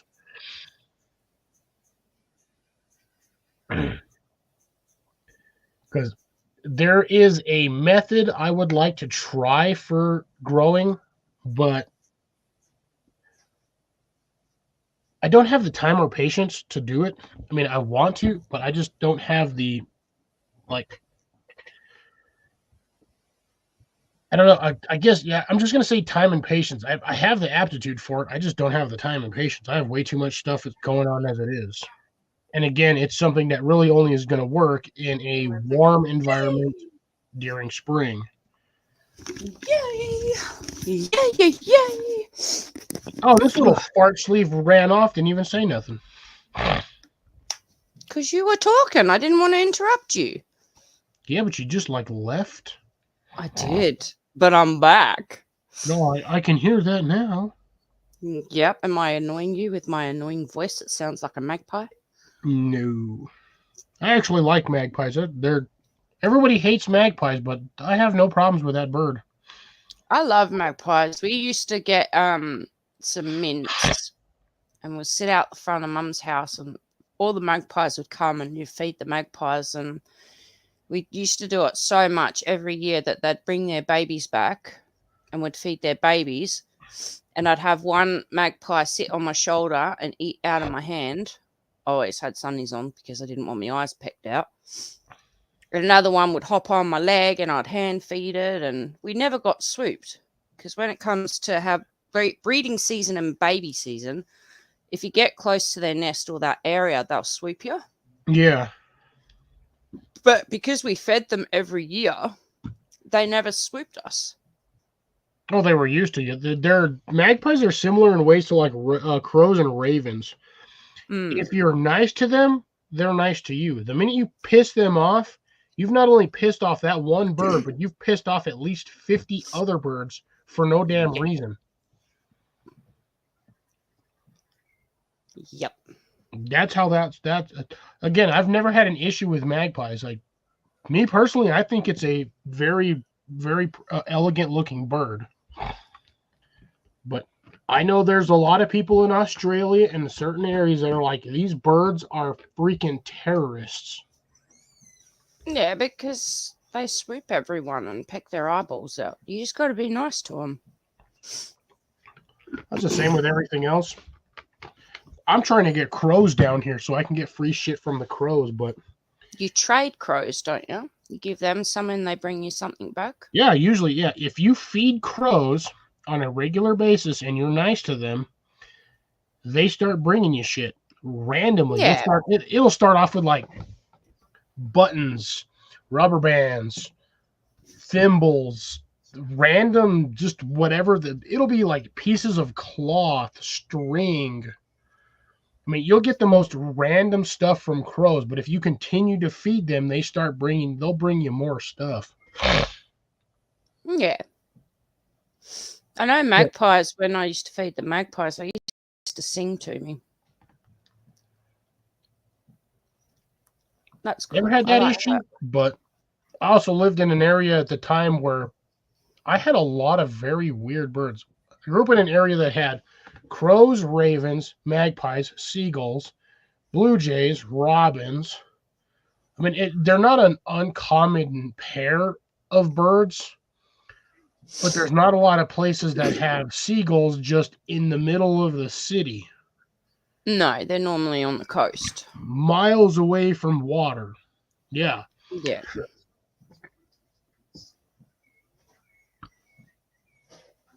So, yeah, it's weird. But we have crows here, but not ravens. I even had pelicans over in Denver too. I'm like, we got pelicans uncommon to see them. What is it? The Waste Transfer Center, Dardanup Waste Transfer Center. It has a water treatment plant there. Mm-hmm. And the pelicans come over and you'll see them there, and every now and then you'll just see them like flying around above like where I live. Yeah, pelicans are weird when you see them fly. Like, what the hell is that? And then you look at it longer and like, holy shit, that's a pelican. Yeah. Yeah. I don't like pelicans. Drops, they're everywhere. In Denver, they are all over the place. Where I lived in Denver, we'll say I was near North Glen and Westminster. Okay. There was an area not too far from where I lived that had a bunch of little man-made little ponds or what they considered mini lakes. Every season you would drive by those and there would be like 30 or 40 freaking pelicans just lined around the water. I would see herons, kingfishers every once in a while. You would see the fisher birds. We had you did almost. Oh, I mean, we had such a variety of birds over there. It was insane. You could just drive over there, park on the side of the road, walk down there, and just film birds because there was just a shitload of birds. Oh, they're both east and west of Denver. Yeah, they were everywhere out there. Good bird watching area too.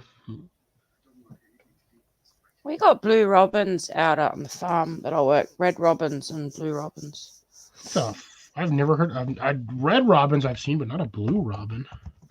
Well, I'll call them blue robin. I don't know what they're. Indian blue robin. Interesting. Or Siberian blue robin? Maybe.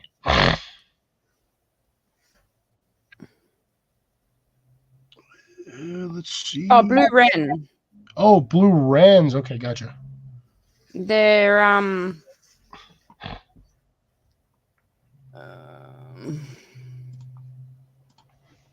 sometimes also known as bluebird, fairy wrens. Yeah, superb fairy wren. Yeah, I think those are about the same size as most of our finches down here. That's a tiny ass bird. A little bird. They're beautiful though. Oh yeah, I'm looking at the images. That's gorgeous blue color.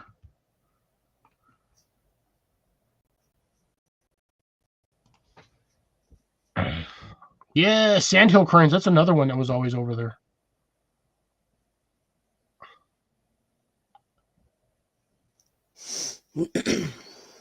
Well, yeah, a pelican is not a small bird. They look small from a distance, but when you get up close to a pelican, them damn birds are huge.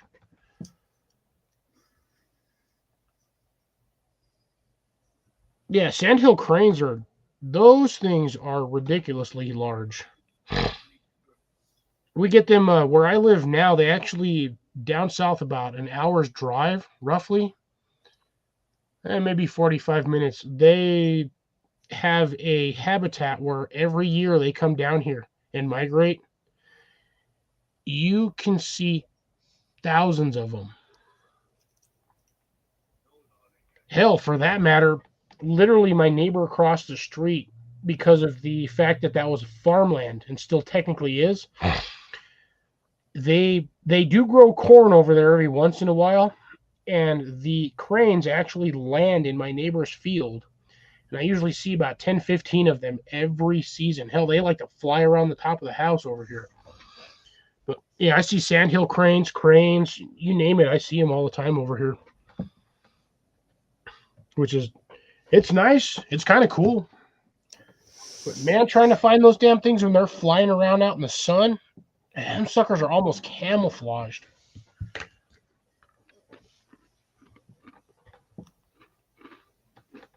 What? All right. At this point, folks, I think I'm going to go a couple more minutes, and then I'm going to end it. I'm already at like 4.5 hours on this live stream. It's been a good live, though. Dead honest, I'm actually surprised people are still here.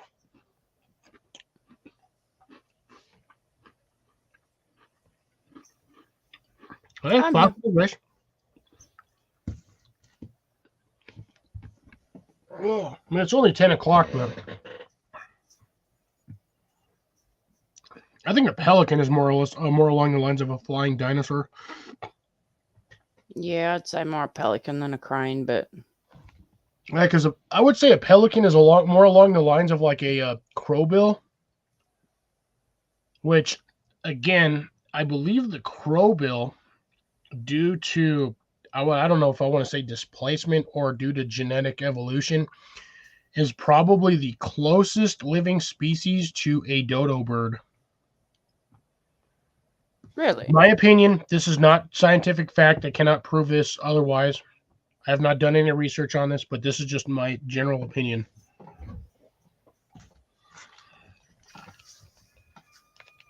Which may or may not be true, so do not quote me on this.